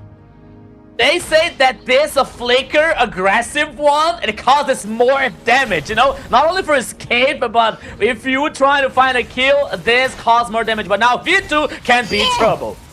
Oh, V2 actually gets taken out there. Luizinho he missed once too. He had to turn around. He's like, skirt, and was able to find the stun there and allow Gusta Lagusta to really shine up in that lane. 4-1 right now. 9Z Globant, I dare say, upset right now over Octa Gaming. I wonder if the more optimistic supporter for 9Z Global was expecting something like that. I mean, maybe like realizing and recognizing that 9Z is a very strong team, but the history from the both teams on the Swiss stage on the AMER South so far, it's like a more in favor to Octa Gaming, only losing for versus Entity 7, you know. But now we're seeing like a whole different level coming out from 9Z Global. But the Cass's curse can be real because Gusta Lagusta on the top side was almost killed after I was doing some compliment for them.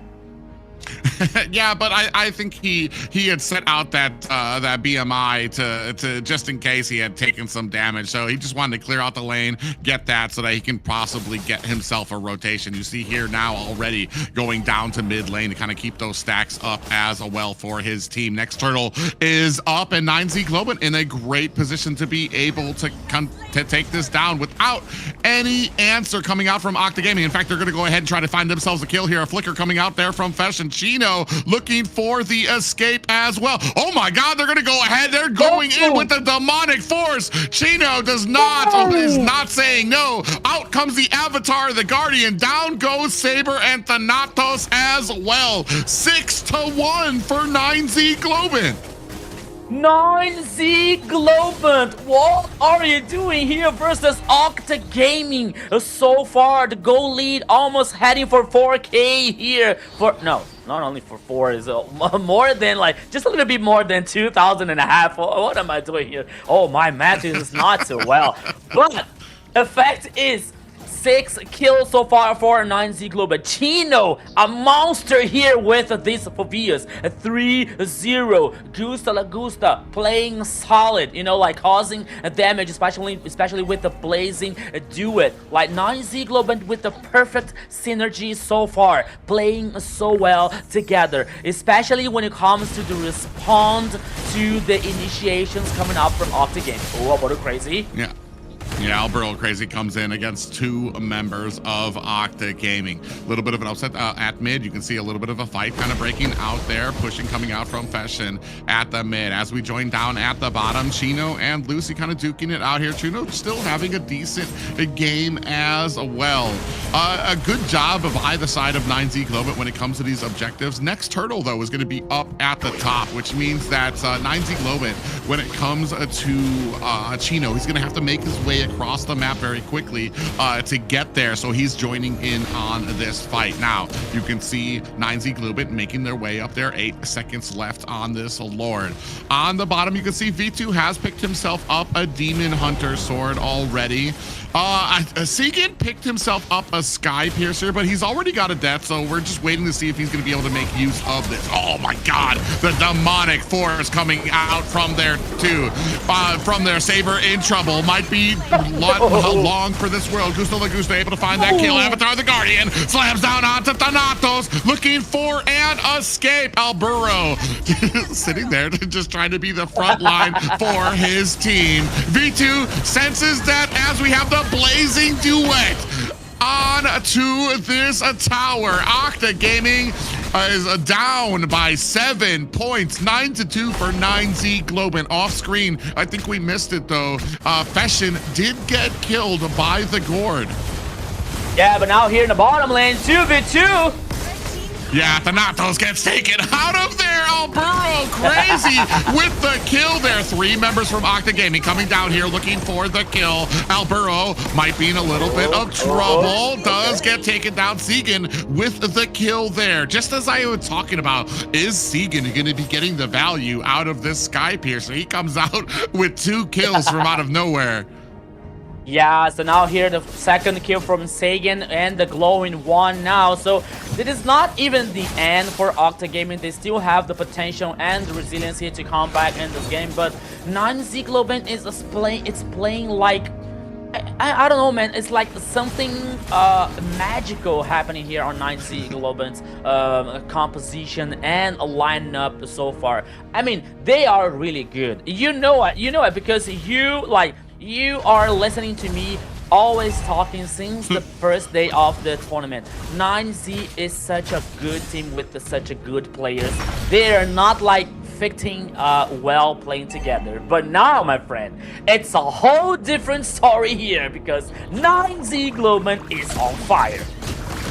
Yeah, and it's an incredible match. Oh, Saber's going to come in there. Is going to be able to find a split and a slam. Down goes a Fashion. That's going to be the mage down for 9Z Globin. Now looking for an opportunity. The Mystic Gush, Gusta Lagusta has to get out of there. That's 2 members of 9Z that have to find a disengagement. Octa Gaming chasing down 9Z Globin, looking for the 3rd kill. Are they going to be able to find it? Down goes Chino. 3 down for 9Z Globin. That's going to make a very available Lord for Octa Gaming. This is what we call La Mufa here. Is the caster's curse coming out once again, but now the Lord being guaranteed by Octa Gaming, and Luisinho could be the next victim, but he is able to survive. With a hair of health there. I mean, I think even V2 turned around a little early because he thought that last auto attack was going to be able to finish the job. Unfortunately, just not the case. And just like that, Octa Gaming have swung this around in their favor. Don't quite have the gold lead just yet, but when it comes to the offense here right now, V2 has come on a line and is absolutely shredding 9Z Globin, and it started with a great pickoff onto Fashion. Yeah, they got a goal lead here with almost 5k into 9Z's Globin favor. But now the reality is there is no such a way advantage for any teams. And Octa Gaming is causing the pressure. Border crazy. They're taking a lot of damage, especially coming out from the Gord ultimate here. But now the tower is still standing on the mid lane. Meanwhile, the Lord is heading on the bottom lane. And now with Octa Gaming trying to defend this Lord, here comes the tackle. Yeah, you can see on the other side, Alberto Crazy now looking for some placement into these bushes, maybe finding an angle for this next avatar of the Guardian. But Octa Gaming doing such a great job. Just really needed to wait to get some of those items. The damage output from Octa Gaming right now is pretty much second to none right now. Segan, V2 right now, and even Thanatos TZ. Chino in a bit of trouble here. Does not look for the demonic force just yet. Yeah, but now Lagusta is here trying to do something with, here comes the stun coming from the Gord once again. 10 kills for 9Z Globin so far. The goalie now heading just a little bit ahead for Octa Gaming. They're now causing pressure once again in the mid lane. The focus is the tower number 2. Here comes the minion wave with the car, and the mage here could be enough. No, they decided to not take any kind of a risk. The only thing that they are able to do now is stealing the purple buff, because they are getting satisfied about that.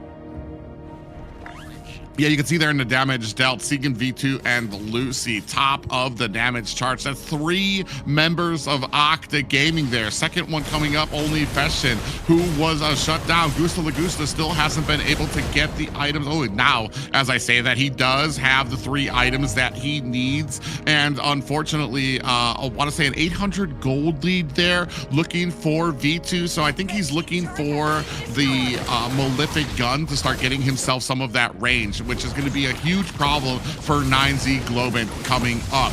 Blazing Duet into the back line. Chino able to find a kill onto Segan. Is this going to be enough to turn the tables for 9Z Globin? Demonic Force slamming down onto Saber.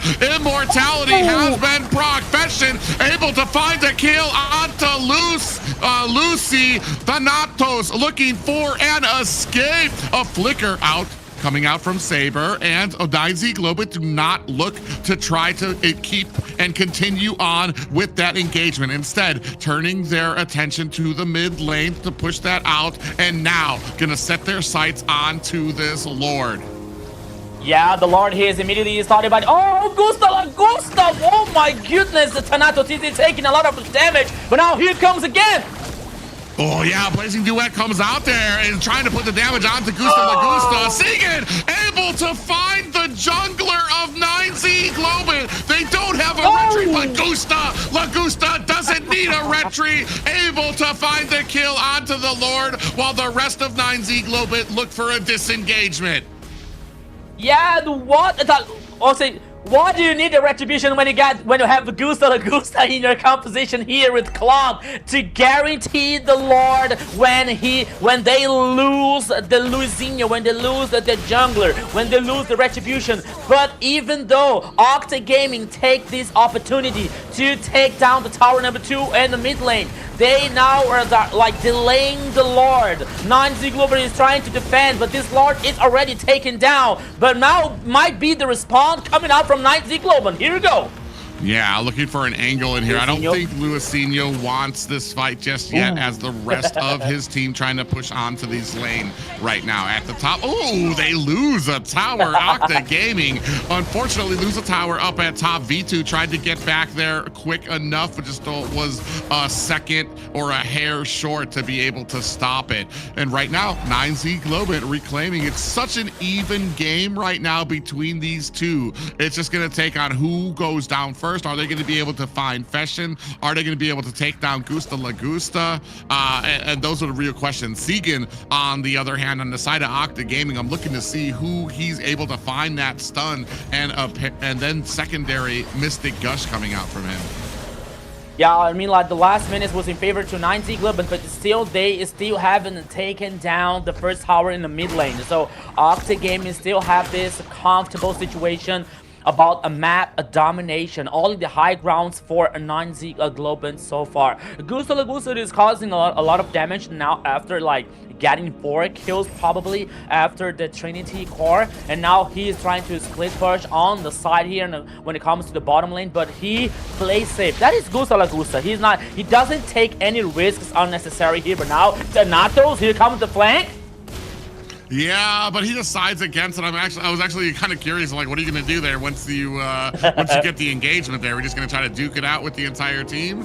Yeah, and it does allow Octa Gaming to go ahead, try to find those minions up at the bottom lane for the split push there. And Gusta Lagusta, yeah, you said, doing a great job of trying to be a nuisance around, trying to keep the pressure in all of the map. Now he's back up at top already, clearing out that lane. At some point, Octa Gaming is going to have to answer it. You see them going out there here now as Gusta Lagusta going to go ahead and find himself a recall home.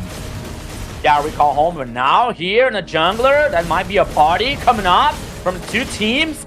V2, okay, V2. How are you doing that, my friend? He plays so aggressive with his carry so far, but now he's not in trouble anymore. But here comes 9Z Global trying to do something, because the next Lord is on the upper side of the river.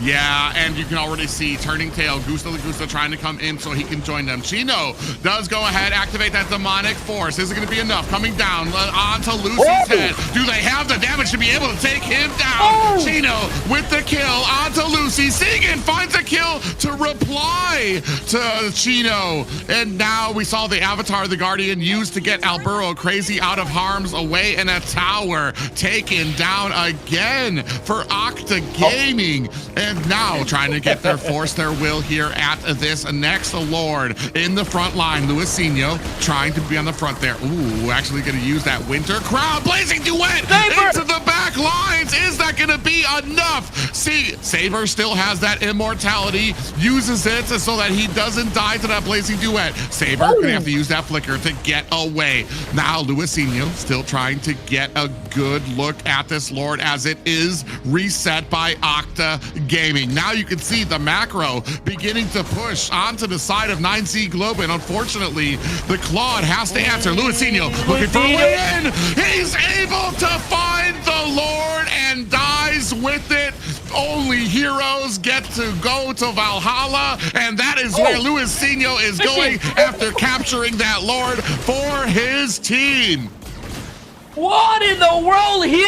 Luizinho saving the day once again. A very worthy sacrifice, I would say, for 9Z Global. They get the Lord, they lose Luizinho in the process, but there's a price that you have to pay so far. You see the items, both the gold laners here with the full build, Winter Crown coming out from Gusta, Malefic Gun, and the Corrosion side. Carry here with the Wings of Nature and the Malefic Gun. Both of the carries here are somehow getting some kind of immune to the next team fight. And at some point of the game, they're going to sell the boot and getting another item in to cause more damage. But Private, the fact is, the Lord is heading on the top side. Luizinho is on the game again, and the focus is the tower number 1 and the mid lane.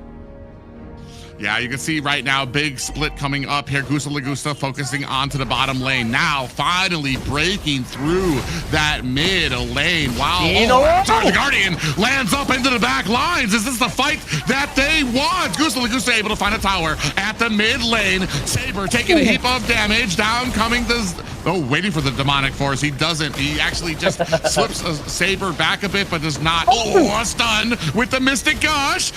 Chino still being kept up by Alberto. Crazy. Thanatos on the back end looking for an engagement here. Luizinho might be in a little bit of trouble. Still uses the Winter Crown to get himself out of harm's way. Will he be able to find an escape? No. Segan putting the finishing touches onto him, but a successful push by 9Z Globin. Only high grounds left for Octa Gaming.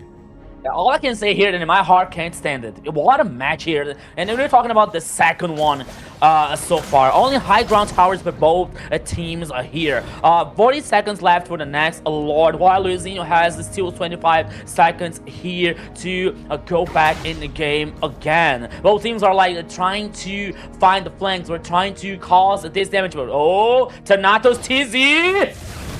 Yeah, it takes a heap of damage there from them as well. You're going to see the BMI to use for Gusta Lagusta to get out of harm's way. Octa Gaming, they're eyeing this purple buff. I think they wanted it for a second, but decided against the fight that it would cause for them.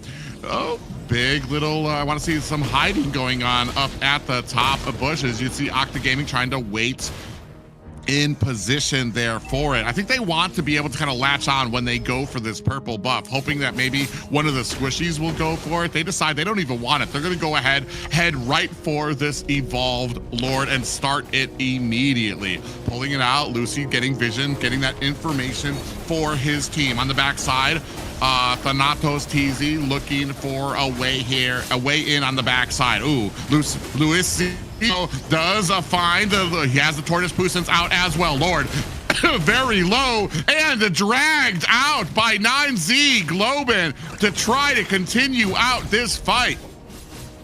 Yeah, so here the Lord getting full reset once again, and the Saber with a very low HP, but now here comes Luizinho. Oh!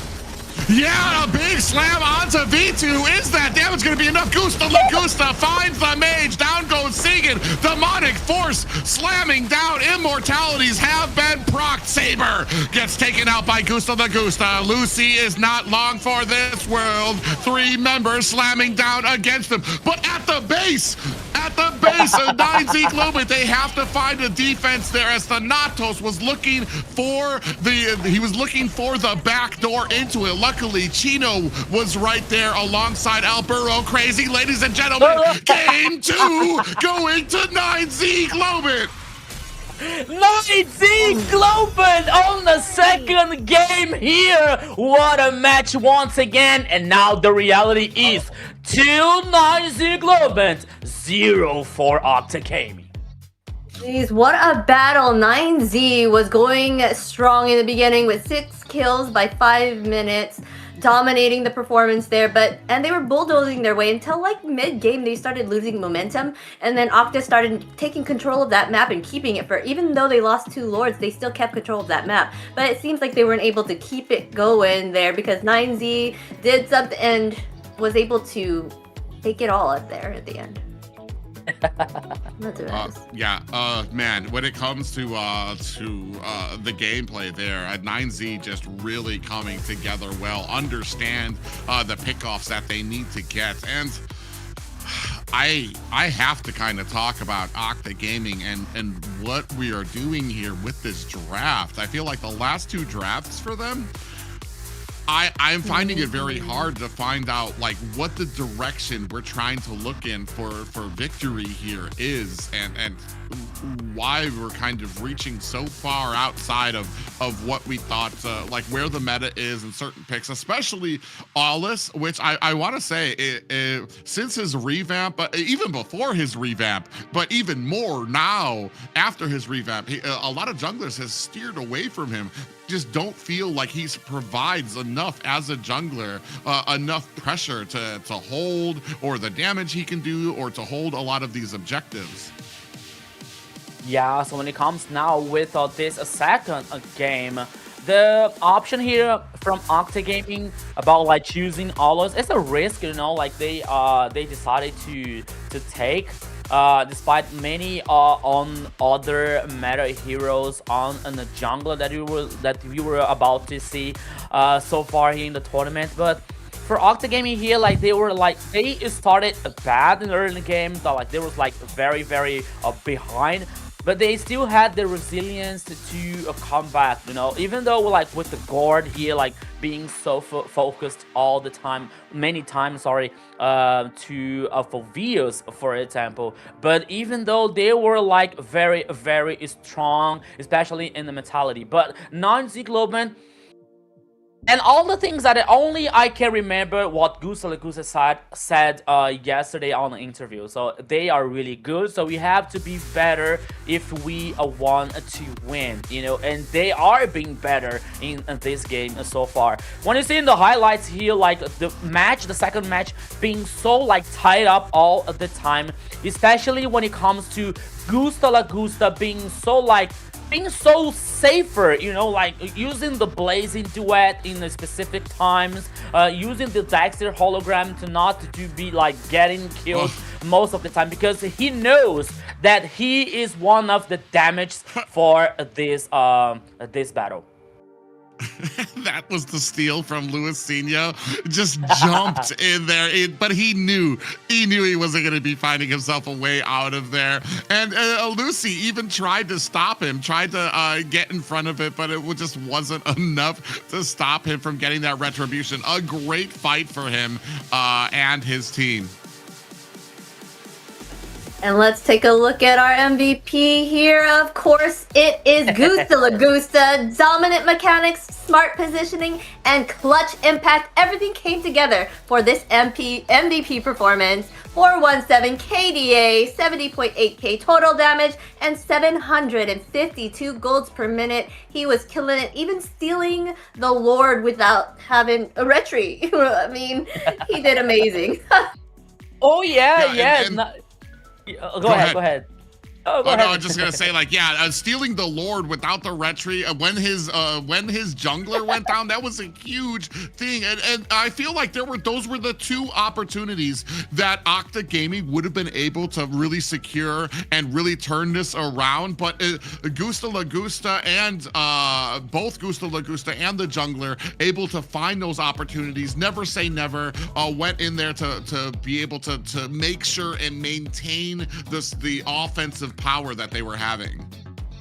Yeah, I was about to say that we even forgot like that Gusta Lagusta like using stealing the Lord with no retribution when Luisinho was down, you know, like it's one of the situations that like allowed 9Z to win this second game so far, guaranteeing the Lord where there was no retribution. Luisinho is stealing the Lord, so you see that the mentality coming from 9Z Global, they're so focused, they're so concentrated, they're so good today, so inspired, that it leads to 2-0 so far from 9Z over Octa Gaming. These teams are so inspirational right now. The Swiss stage was rough for them, but at the same time they did have those two matches against Alpha 7 at the time. So yeah. Wonderful performance by them this time around. They're bringing their A game here in the playoffs, and are showing their stuff and showing that they deserve to be here. I feel like Rico, you called it way back when we first saw 9Z Globin, and you talked about that these were great players on 9Z Globin, but they were kind of mismatched in how they go, how their personalities are. I think you said when it comes to are they super aggressive? Do they like to hang back? A lot of the team members had different ways that they like to deal with a match. Slowly through the Swiss stage, they learned, they played more with each other, they started getting that understanding, and I feel like right now they're just all in sync with each other. Not only are they good players, but now they understand each other. They understand how each other plays and how to be supportive of each other's plays and picks as well, and that it has come out to a team that is absolutely surprising, especially to Octa Gaming, who have, I mean, I definitely, I dare say that there was a part of me that thought this would be going the opposite, that we would be looking at a possible sweep from Octa Gaming onto 9Z Globin, but the advancements that they have made here in just such a small time in the last few weeks has been immense. And if the biggest example of that is how much they've been able to surprise Octa Gaming here.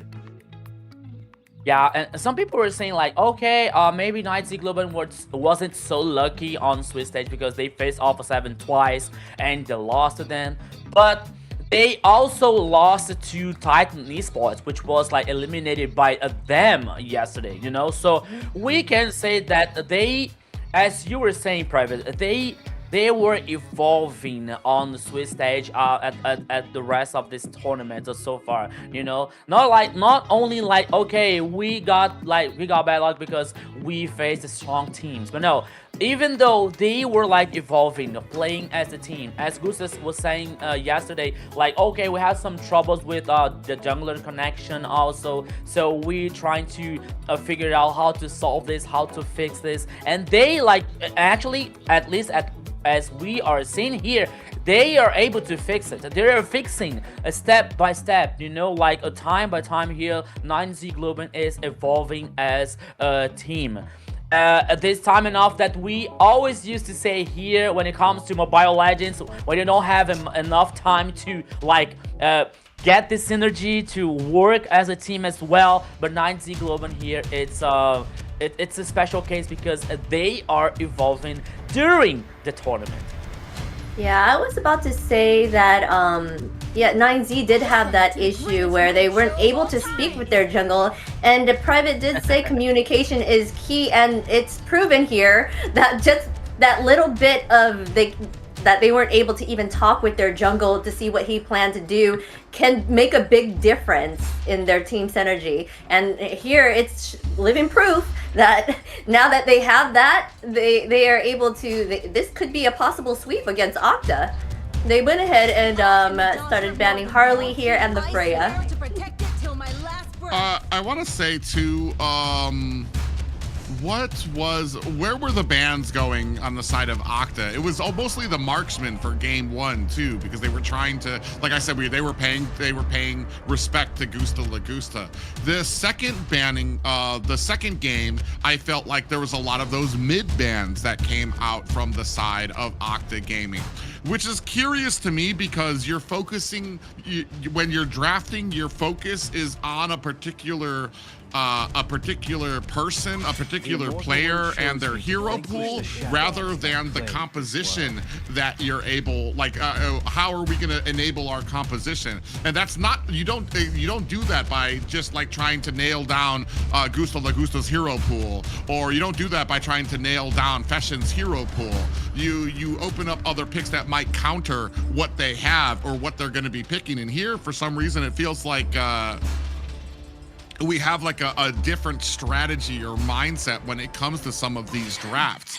I've been waiting. I'm a little curious though. Zushin and Phoveus are open here. Are we going to give those to them both at the same time? Because now you only have one ban left on 9Z's side, and you're not going to be able to pick either of those heroes. I'm waiting, 9Z. I'm waiting. Come on. I'm thinking it would probably be Zushin that's banned. You know what happened? Oh, never mind. I lied. They think Okay. Phobius is more of a threat, so here we go. They're gonna be able to pick up that Zushin starting out. Okay. So now, Harriet is the third ban here, but after like we were talking to Gusa Lagusa about Zushin's situation yesterday, and he was talking like, okay, we know that Zushin is really strong, and now we are like finding ways to solve this problem. You know how to play against Zushin. You know, so maybe they have a plan. Maybe they have some strategy here for Zushin so far. Ivy is the first pick here coming out from 9Z Global. Yeah. That's. Go ahead. No. That's exactly what they were talking about yesterday, is that they have been working on ways to deal with Zushin. Me personally, I've said it over and over again, if you're going to let it through, you need to have something that's going to be able to get to that back line to shut her down. You can't just allow her to exist.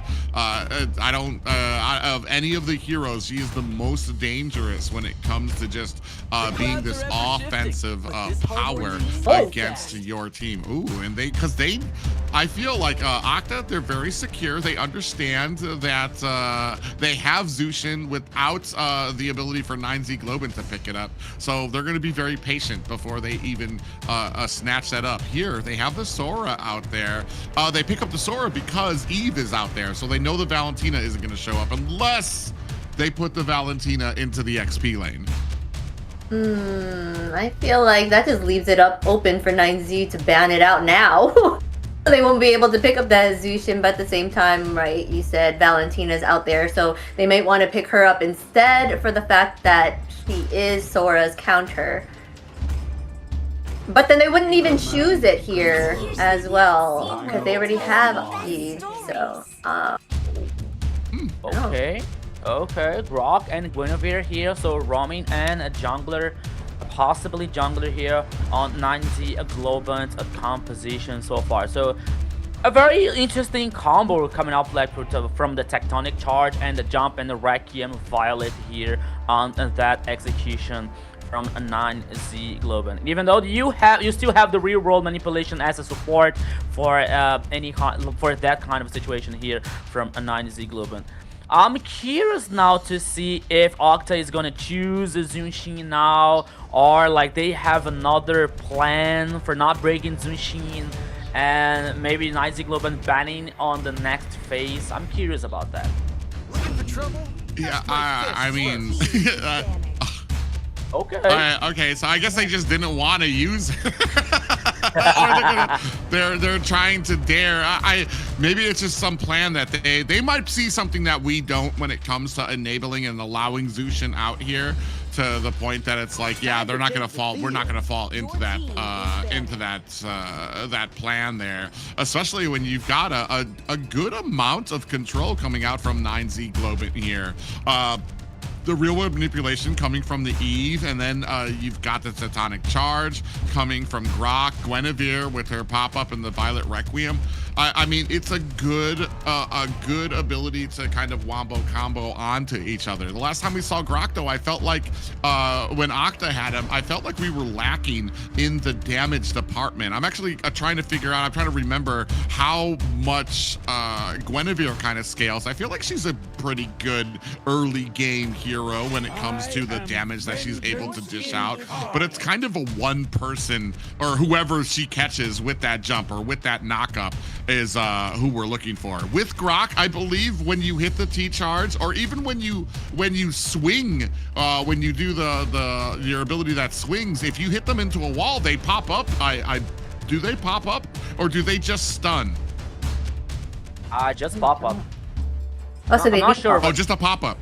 Yeah, I'm not sure, but I think I'm almost sure that it's just pop up. It seems like a pop up. Stun. Yeah. Oh, well, that's even better then. Even if it's not a stun, it's a pop-up, which helps Guinevere to be able to run in there and get a Violet Requiem.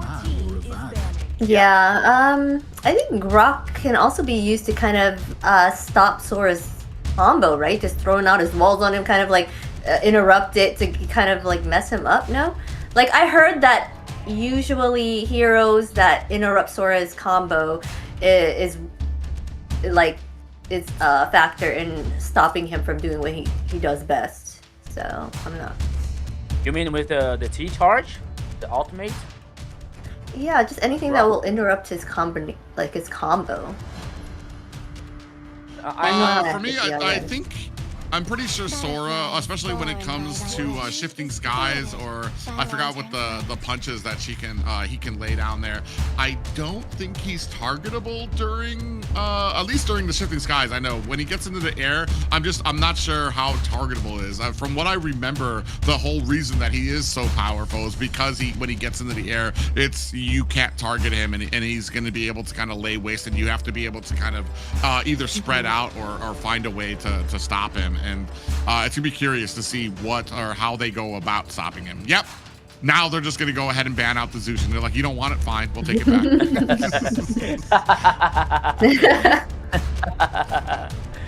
Yeah. So now, I was curious about like if they were about to use Yushin, but now I'm curious. Okay, Valentina. All right. So I'm not curious, and I'm not curious anymore. They already choose Valentina here. From mid lane. It's gonna be very interesting here, especially with this backup ability to copy the enemy's ultimate. So it's gonna be very interesting, especially on the mid lane here for Sagan.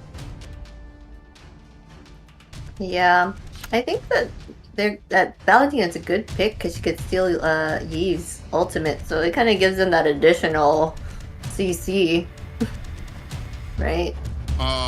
As far as options for Gusta Lagusta, I mean, you're looking at a Bruno, hopefully not, I don't want to call out a Wan if he's feeling super comfortable for no reason. But Bruno, I think it has that burst damage that they could possibly use here. Ooh, Alice coming out. And, Obsidia. I haven't seen Obsidia in a very long time here either. Yeah, she's be able to latch on to people. I'm not but that sure. could be bad for her. Okay. It is good for 9Z Globant. Maybe on the next game. Like two games later, Obsidia is getting strong to impact in a good way for 9Z Globant's composition. He's gonna need like 8 or 9 items here to like cause a damage on this game. 8 or 9, just a few though. Granger could be chosen. Yeah, I was expecting that. Not 1-1, by the way, because it has to be some condition to pick 1-1. But Obsidia, they're like buying a lot. Oh my god, you were saying not 1-1. There she goes. There she is. That's it. Bye everybody. Bye. I'm leaving. Bye. My goodness. Okay. Okay, so 1-1. Here's the last choice for Octa Gaming, especially with the ultimate here to get in invulnerable. Yeah, I mean, might be good for avoiding like Violet Requiem and the Tectonic Charge from Grok, for example, you know. And let's see. Yeah, I mean, because I trying to figure out like this composition coming out from Octa Gaming, especially when it comes to the execution. Use the Way of the Dragon, or the Phantom Scene here to cause damage with the players isolated to get specific pickoffs here. Okay, and when it comes to Sora's ultimate, especially the tanky ones with the controlling thing, okay, but despite that, I have to see. I want to see what is going to happen here. Yeah, usually when you have a Cho pickup on your team, you're looking for that burst after the Way of the Dragon to immediately shut down that target. But ladies and gentlemen, with their backs against the wall, Octa Gaming looking for a victory to continue their path here in the upper bracket. 9Z Globant, to the surprise of many, sitting at game point. Yeah, so everybody here, welcome to the Land of Dawn, to the third game. This might be the last one here. 9Z Globant versus Octa Gaming. The winner here today is gonna face Alpha 7 on probably the next weekend. So let's go, Private. Yeah, both of these things, When it comes to seeing the Wanwan out there, I'm kind of wondering, is there something here that shines for the Wanwan, or is this more like a mind game from V2 to Gusta Lagusta to be like, oh, your favorite hero is Wanwan? Let me show you how to do this this Wanwan boogie here. So it's gonna be, oh man, I'm so interested. I'm so invested. I want to see how this. I wouldn't mind if we just stayed at the gold lane. I just want to see how these two dish it out. Both teams kind of being very respectful here. Not too many invades that we're seeing either coming out from both of them. They're just kind of moving around, getting their jungle, waiting for this first turtle. Yeah, I agree with you, and I'm curious about like that situation, 1-1 versus 1-1 versus Gusta Lagusta here, because on one hand you have the situation, you might have the situation that V2 say, okay, I can show you how you play with in the mid lane here. Yeah, out comes the real world manipulation. Seegan's gonna have to use that flicker to get out of harm's way, but it does offer a lot of room for Octa Gaming to be able to scoop up that turtle. Now coming in, we do have the shifting skies. Chino gets popped up there. Might not be long for this world. Violet Requiem able to take down Saber. That's gonna be a first blood for 9Z Globin. Oh my goodness, what a right time here to get the level 4 and using the Requiem Violet here to guarantee the first kill for 9Z Global. Once again, Luizinho is on fire. The turtle was for Octa Gaming. Okay, but the kill went for 9Z Global. Yeah, and that's going to go ahead and keep them in pace and a little bit edging ahead when it comes to this gold lead right now. First blood out there for 9Z Globant, and both of these teams, like I said, still kind of playing it very slow. We do see that Octa Gaming now making their way through 9Z's jungle here, trying to steal up a bunch of those minions before rotating, maybe looking for a gank down at bottom. Gusta Lagusta, and there's no way Gusta Lagusta doesn't realize he does get caught. He's going to use that flicker underneath the tower, gets taken out by V2, but does take Saber down along with them. Titanic charge onto the backside. Is that going to be able to take down Thanatos TZ? It is. Luizinho with his second kill of the game, putting 9Z Globin up 4-1. That is the wombo combo that we were talking about here when it comes to 9Z Global's composition. Gusta Lagusta was taken down, but he brings someone with him, getting one kill. Okay, V2 with 1-1 has one kill also. It's gonna be very interesting fighting here, battle, especially from the gold lane. But even now, so far, okay, we're checking out the gold lane is not even far, like a big deal for 9Z Global. But more than that, my friend Private, is the confidence, it's the powerful that 9Z Global is about to bring in this lane of Dawn. Yeah, now we have all ultimates on our side now. We're going to see how some of these team fights begin to shape out. Lucy on the back end. Ooh, gets caught with a pop-up and a Violet Requiem. Out comes the real world manipulation. Down goes Lucy. Chino with the final kill there. Thanatos down for the count, and a T charge. Able to catch a Saber on the back end. 9Z Globin 7-1. What in the world is happening here, Private? What a massacre on the early game so far, coming out from 9Z Global. The second turtle, one turtle for both teams, but more than that, Luizinho with 2 kills. And this wombo combo, what a fantastic wombo combo. You have the jump plus the Requiem Violet plus the Tectonic Charge in the wall here to avoid anyone to escape from that composition and from that execution. And plus, you still have Chino using the flicker, using the ultimate from Alice here to control the rest of the players. My goodness, 9Z here is on fire today. Yeah, and the fact that you can just use that jump to check the... Ooh, a T-charge does miss. Segan might be in a little bit of trouble. Gets popped up there. Fashion finding the kill for them. Even with the shifting skies to move them in underneath the tower, 9Z Globins get away like thieves in the night. They find the kill and they disappear into the jungle. Meanwhile, it does look like Lucy gonna go ahead, put some damage onto the top, trying to find themselves a tower, and they do find find themselves a top tower. A tower at the bottom as well. So while they're getting kills, they are losing out on macro, but V2 gets taken out by Luisinho and a mid tower going over to 9Z Globin. This might be the fight that they're looking for. Lanatos is going to be able to find a kill onto Luisinho. Tower, or wall does separate him, but he is able to leap over it. 9-2 right now in favor of 9Z Globin. But when it comes to macro,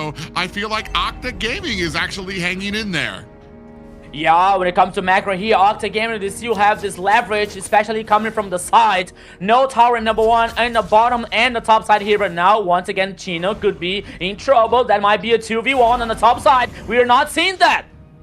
Yeah, up at the top, if we could get a camera up there to find out what's going on with the action. We have a Way of the Dragon. Tectonic charge to upset the Way of the Dragon, but Chino still goes down. Luisino able to find a kill onto Lucy. Gusta La Gusta finds a kill of his own as well. A double for Gusta La Gusta. Is that a triple? Triple kill for Gusta La Gusta on the gold lane here for 9Z Globin. Gusta La Gusta, I'm sorry, man. I'm sorry because I didn't buy the Obsidian situation here on this game. I'm bound to you here, Gusta La Gusta, because this is getting crazy. 4 kills for Obsidia. I want to see the items though coming out from like the 7 minutes from the gold laners, especially here, because man, this advantage. Oh, the damage dealt ranking. Oh, Freshin is getting the top here, is literally the top. Okay, followed by Chino. Okay, but now we're seeing Luisinho with one more item here with the Guinevere. It's a 9Z Globin playing forward, playing aggressive, playing powerful here, not private. Yeah, 13-3 right now for 9Z Globin. Way of the Dragon, latch on to the Albero. Crazy. He's going to use that flicker and the shifting skies to try to lure him in. He is going to have to use that T-charge to get himself out of harm's way. So he's not going to have a flicker or a T-charge for the next fight for 9Z Globin. That's going to have to be something that is on their mind as they continue to tick away at Octa Gaming. Minion's going to be able to make use of this bottom tower, taking it down. That's all the tier 1 tower for Octa Gaming side. And right now, Albero Crazy just standing in front of their about a 5K gold lead for 9Z Globin. And this team, what they have gone through, and to be able to come back like this, the synergy that these guys has is amazing. Yeah, so now we're seeing the items. Thank you so much for this amazing production. So we're seeing now this corrosion side and Sky Pierce. But now here comes the, but once again, private. Oh, into the back line. They do find a Throne of Rune on the 2 members. They do have Eve down, laying down that damage with that ultimate coming out. Crossbow Tank is not able to finish the job as Chino able to find himself and escape. The rest of Octa Gaming gonna have to disengage from this fight. Unfortunate for them. Even with, I feel like they had themselves a great combo to come in there. They just didn't have the damage yet to be able to take down 9Z Globin, who are about 6K gold ahead of them right now.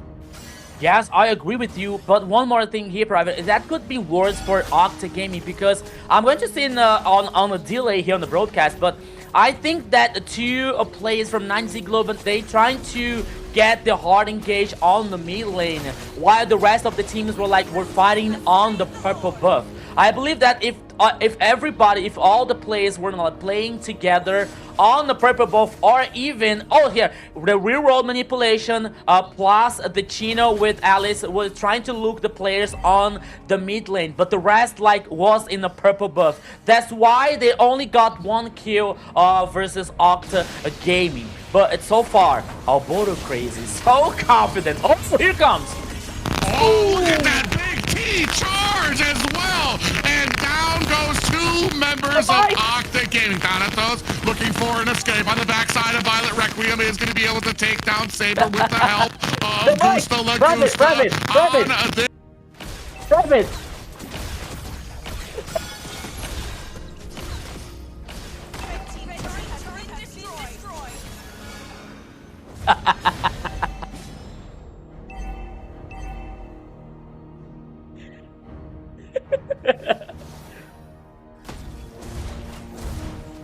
Ooh,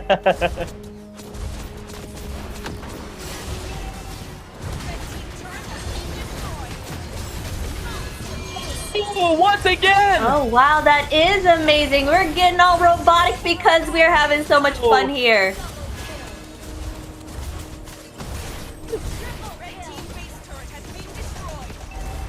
Complete team wipe.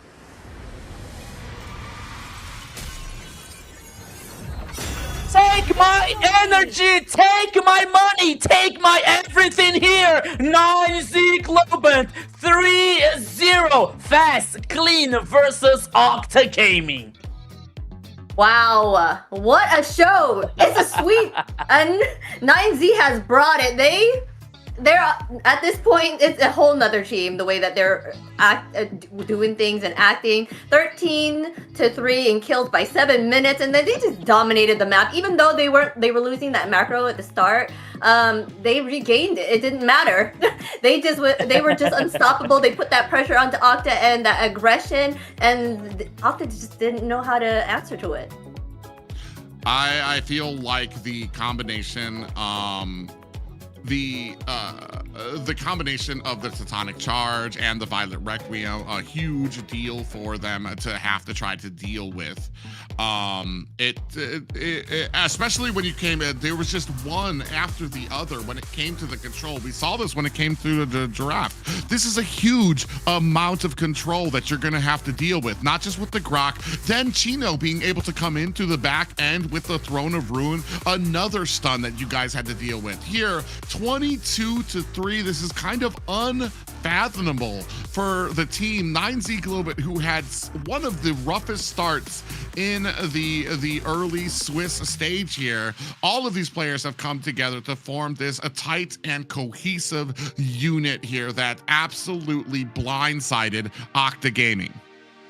Yeah, so I agree with Private when it comes to like Luisinho and Fishing, especially with Arbor Craze with the Tectonic Chart and the Jump and the Violet Requiem here. But we have to talk about Chino also, because he was really crucial with this Alice. Not only to like get in the flank or in the back line here in this team fights, but now to get this sustainability that 9Z Globant needed when sometimes some things that went wrong in that execution. And also Chino was there to get things under control, to secure that advantage for 9Z Globant so far. You see Chino like always playing forward, always like playing aggressive to take down this control also with Alice, to cause this damage, to secure that 9Z Globant's actions are gonna be a successful even way on getting the kills for 9Z Globant's composition. So everything worked so well for this composition, and the lineup now with the same page, the synergy is like 100% now. So it's a different 9Z Globant on the playoffs here, and I'm really excited to see that. Amazing job there for sure. Like Chino, Fashion, and Alburo Crazy, they did an amazing job being there mostly for that team fight participation. They were there like most of the time to be able to let Gusta Lagusta do his thing and get those kills. Like, I really do not know who will be MVP here. The fact that they all brought it and did their part like to a T. They were amazing. About Crazy. Fashion did pretty well too as well. I feel like a lot of those real world manipulations were absolutely on point and did exactly what they needed to. All right, oh, there it is. Okay. Fashion with the 5-0-15 KDA, 54.3k total damage, 712 gold per minute. Just put that control. This player just took control of the early, never let the game slip, and they just were able to offer that control to the team and not let up, right? So didn't even die. Amazing positioning. Yeah, it's an invincible mid lane here, especially when it comes to the using the reroll manipulation so well, so fun, and most time of the game here to not only guarantee like this advantage when it comes to the damage, for example, but also when it comes to this follow-up coming from the rest of the team. So it is plus and very good player here, very good goal lane in 9Z's global lineup here to help this lineup to reach the top. Yeah, I mean, man, it was just every single engagement was just so good. It was one after the other when it came to the real world manipulation. Then you had the jumps coming in from Gwen, the Tectonic Charge coming in from Grok, and then the Throne of Rune coming in from the Alice pickup. It was just one after the other. It was like there was just no time to react. Even if you were able to purify, even if you were able to flicker, it's just like, okay, there's 3 more controls that they're going to be dumping onto me, and it just was not a good day for Octa Gaming here. 9Z Global, I cannot talk enough about how well they have improved here. To be able to get a 3-0 over Octa Gaming is huge. For real, but let us talk with the team right now. The winners of this match, 9Z Globant. So here he comes. Hello again, Gusta La Gusta. Hello guys, hello guys. Hello. Hello again. I wanna let me start this one off because okay. Yesterday you told us that if you guys were gonna be victorious against Octa Gaming, you were gonna have to be better than you had been ever in this entire Swiss stage, better than you were yesterday. Is that what you thought that you guys brought here today? Yes. For me, today was I already said yesterday, like the problem for me, it was V2 for them because he was playing really good on the first part of the MPL, and I believe that I did a great job today with the team, with the shot calls and different picks also.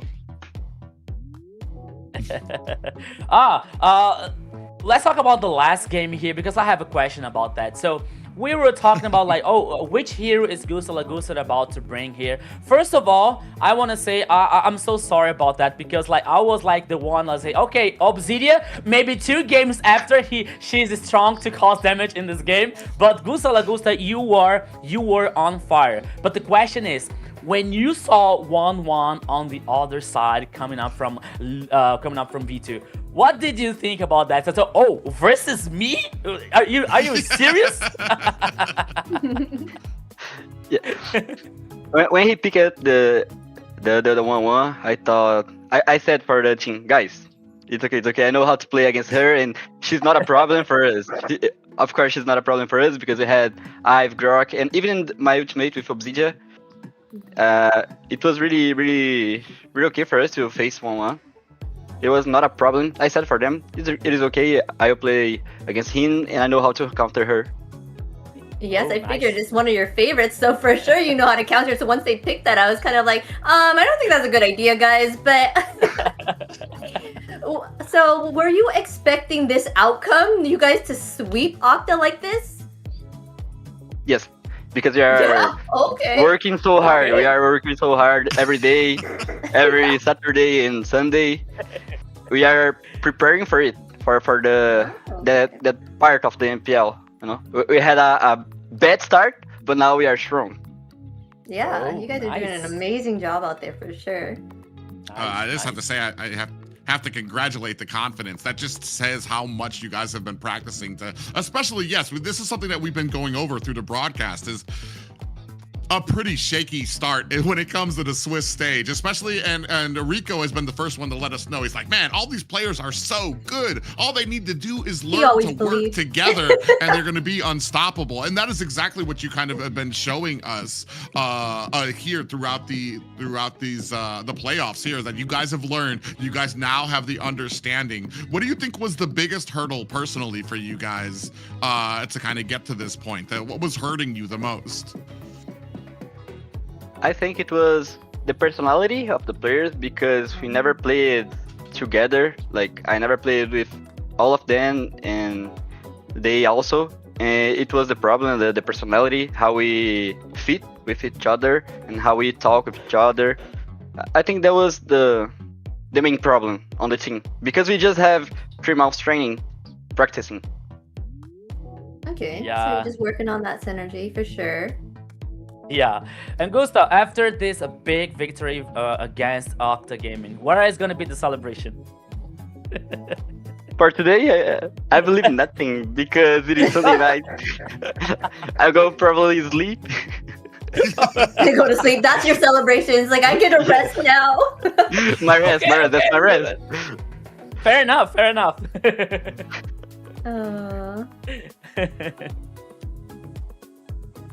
Well, Alright. you had a standout performance for sure there. And who would you say did the best on your team? Who would you give the MVP to for this bunch of matches, these 3 matches that you did, all in all? Today, for me, honestly, Albert Crazy. He played really well. And on the second game, when it was really hard, he did the shot call, the engage on guard, and we did it together. But he got the shot call. For me, he's the MVP today. Oh, Nice. Nice. That's great. That's perfect. Man, like I said, congratulations. You guys definitely deserve this victory. And man, like we said, especially when it comes to this playoffs, the teams here, you guys keep on conquering bigger and bigger giants here. Next ones that you guys, I know, are going to be focused on, it's going to be Alpha 7 that you guys are going up against. You guys have been training up. Have you guys been training up against to be facing this as well? Yes. Alpha 7 for us is a really problematic team. We already faced them 2 times and we lost 2 times. Maybe that's our revenge. We're gonna work so hard for the match against them. They are my ex team. Last season I was playing with Alpha 7 and I wanna win. I wanna win for sure. Oh, so they were your ex team, so they know how you play. So that's why it's more harder for you to kind of beat them. Okay, I see. So what about Entity 7? What are your thoughts on them? They're probably the strongest team here on MCT right now. But I really want to face Alpha 7. You get that revenge match, right? Yeah. I want to play against them next week, and I hope we can improve more for the next week because they are really strong. They have incredible players, and even the MVP of last year, Paquito, I want to face them and beat them. All right. So Gustav, you have anything to say to your fans, to your family after this big victory versus Octa Gaming today? Yes. I would like to say I love you for my mom because today is her day. I love you, mom. Thank you for your support. I'm doing everything that I can do. Oh, So, happy Mother's Day. yes, you see, yeah, a great player and a great son. I know. You can also give out your socials as well, so people can follow you. Have any social media, so people can see and find you and kind of learn from you. Yes, I have my IG and my YouTube channel. I do live streams.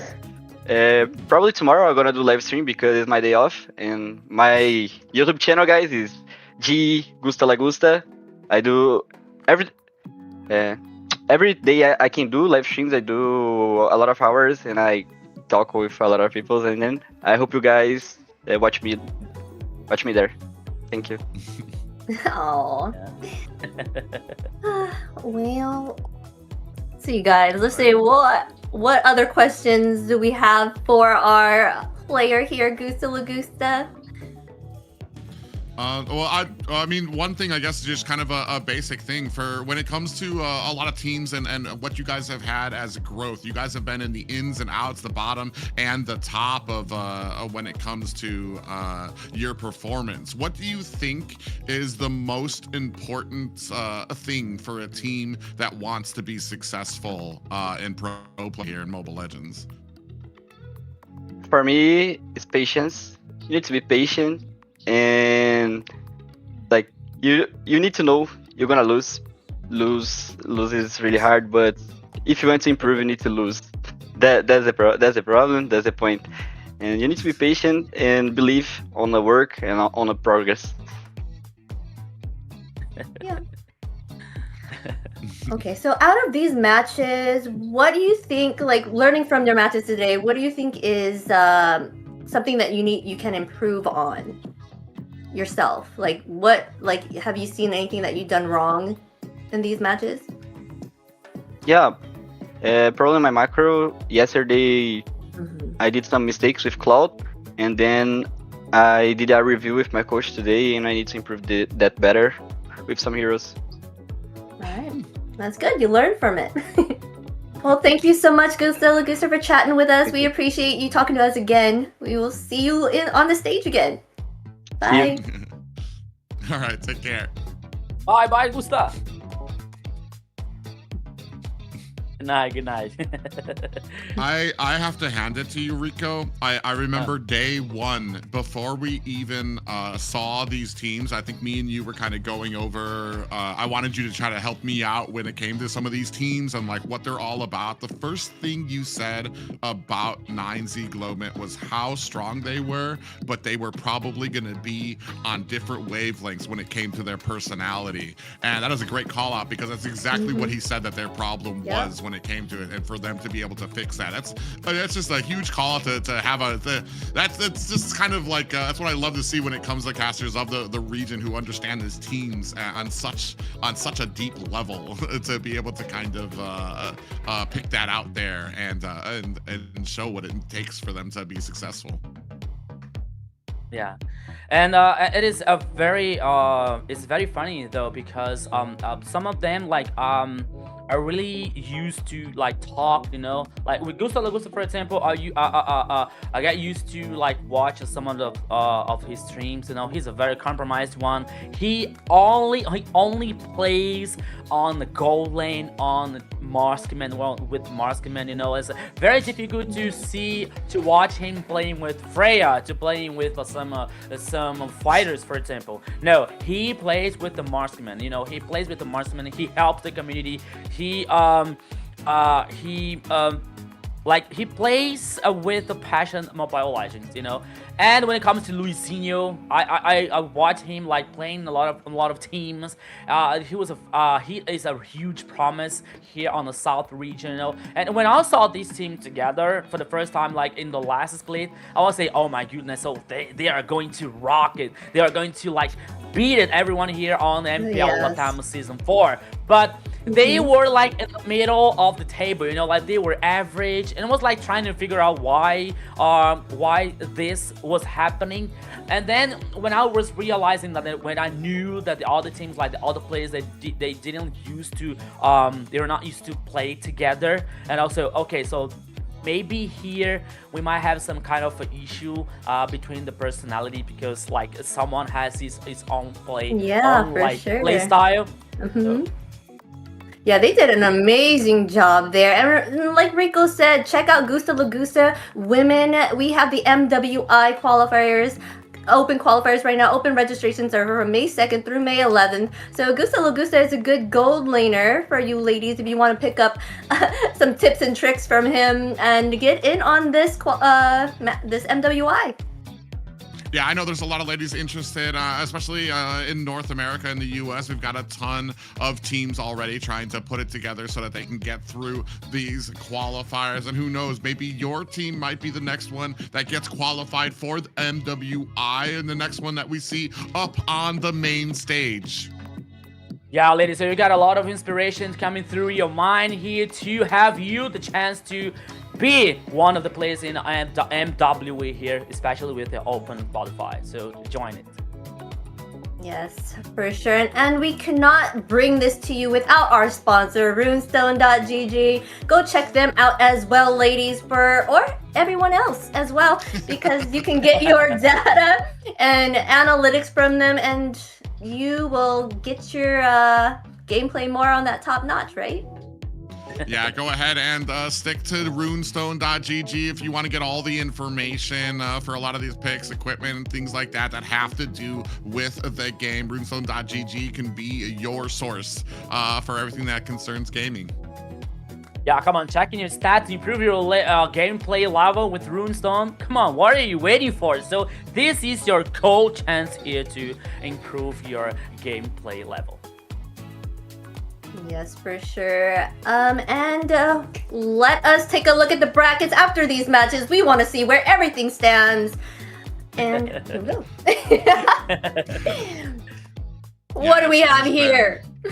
Yeah, this has been an exciting night of matches. I feel like a lot of the underdogs have been able to kind of push forward. We had a full best of 5 to start off the night with Infinity, unfortunately taking the loss and dropping to the lower brackets due to DreamMax, who will be moving forward. And then, as we just saw, to close out the night, Octa Gaming took a frustrating 0-3 to 9Z Globant, who have come back stronger than ever and will move forward into the phase 3 of the knockout stage.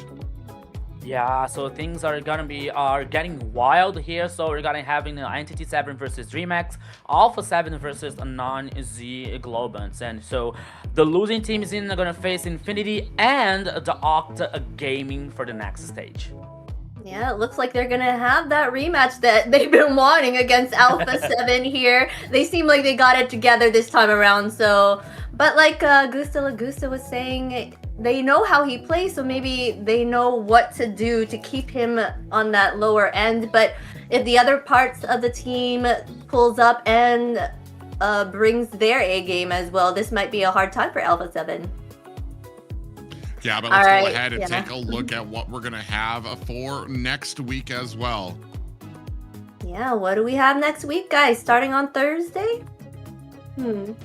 Yes, here we go for the north side here. We're going to have the north side of Alpha 7 going against Stamina Esports, and then Night Horde against Vendetta.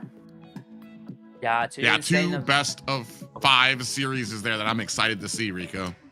Oh yeah, when it comes to the North region here with our great colleagues, with our great teammates. So Alpha 7 North is gonna face Stamina Esports, and the Night Horde from Canada facing a Vendetta from our friend Ashley's also. So things are gonna be very, very wild. By the time they were like stepping forward through the playoff stage. Yeah, another 2 best of 5s for both of these teams, and just a huge amount of history behind a lot of these teams as well, even more so than we've seen before. So I'm super excited, especially because, like we said, one of these teams will most likely be facing, we will be facing as well. Yes, a lot of people are excited about these matches. For the north side, Alpha 7 is a big... it's just like Entity 7 on this side, right? Doing an amazing job clearing the board. But as you can see, from the Swiss stage, all these lower ones that weren't doing so hot there are bringing it this time around. So you never know what's going to happen in the playoffs.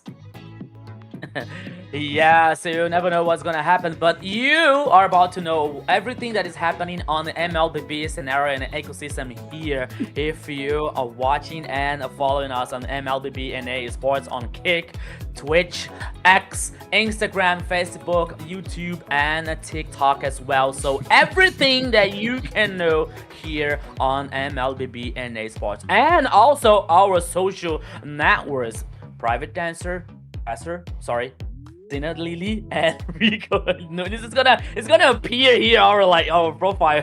Don't worry about that. But it's time for us, my friends, sadly, to say goodbye for today. Any last words, Private, before we go? Oh, I was gonna say, man, it's been an absolute honor to cast for all of these teams. I feel like I've been growing up with a lot of teams as well to learn more and more about them, the history of them, and then watching their growth here through the South as well, to go from teams that we thought maybe might not have a chance to being like, oh my God, we might have a new top 3 here in the South that might be going up against Entity 7 or might be going up against against the North as well. So it has been an absolute honor here to cast alongside you two, Xena and Rico. Yes, it's been amazing, and I'm looking forward to more. And that's going to wrap things up for today here at MCT AMER South. What an incredible day of action as our playoff journey officially begins. We've seen huge plays, intense battles, and teams giving everything they've got.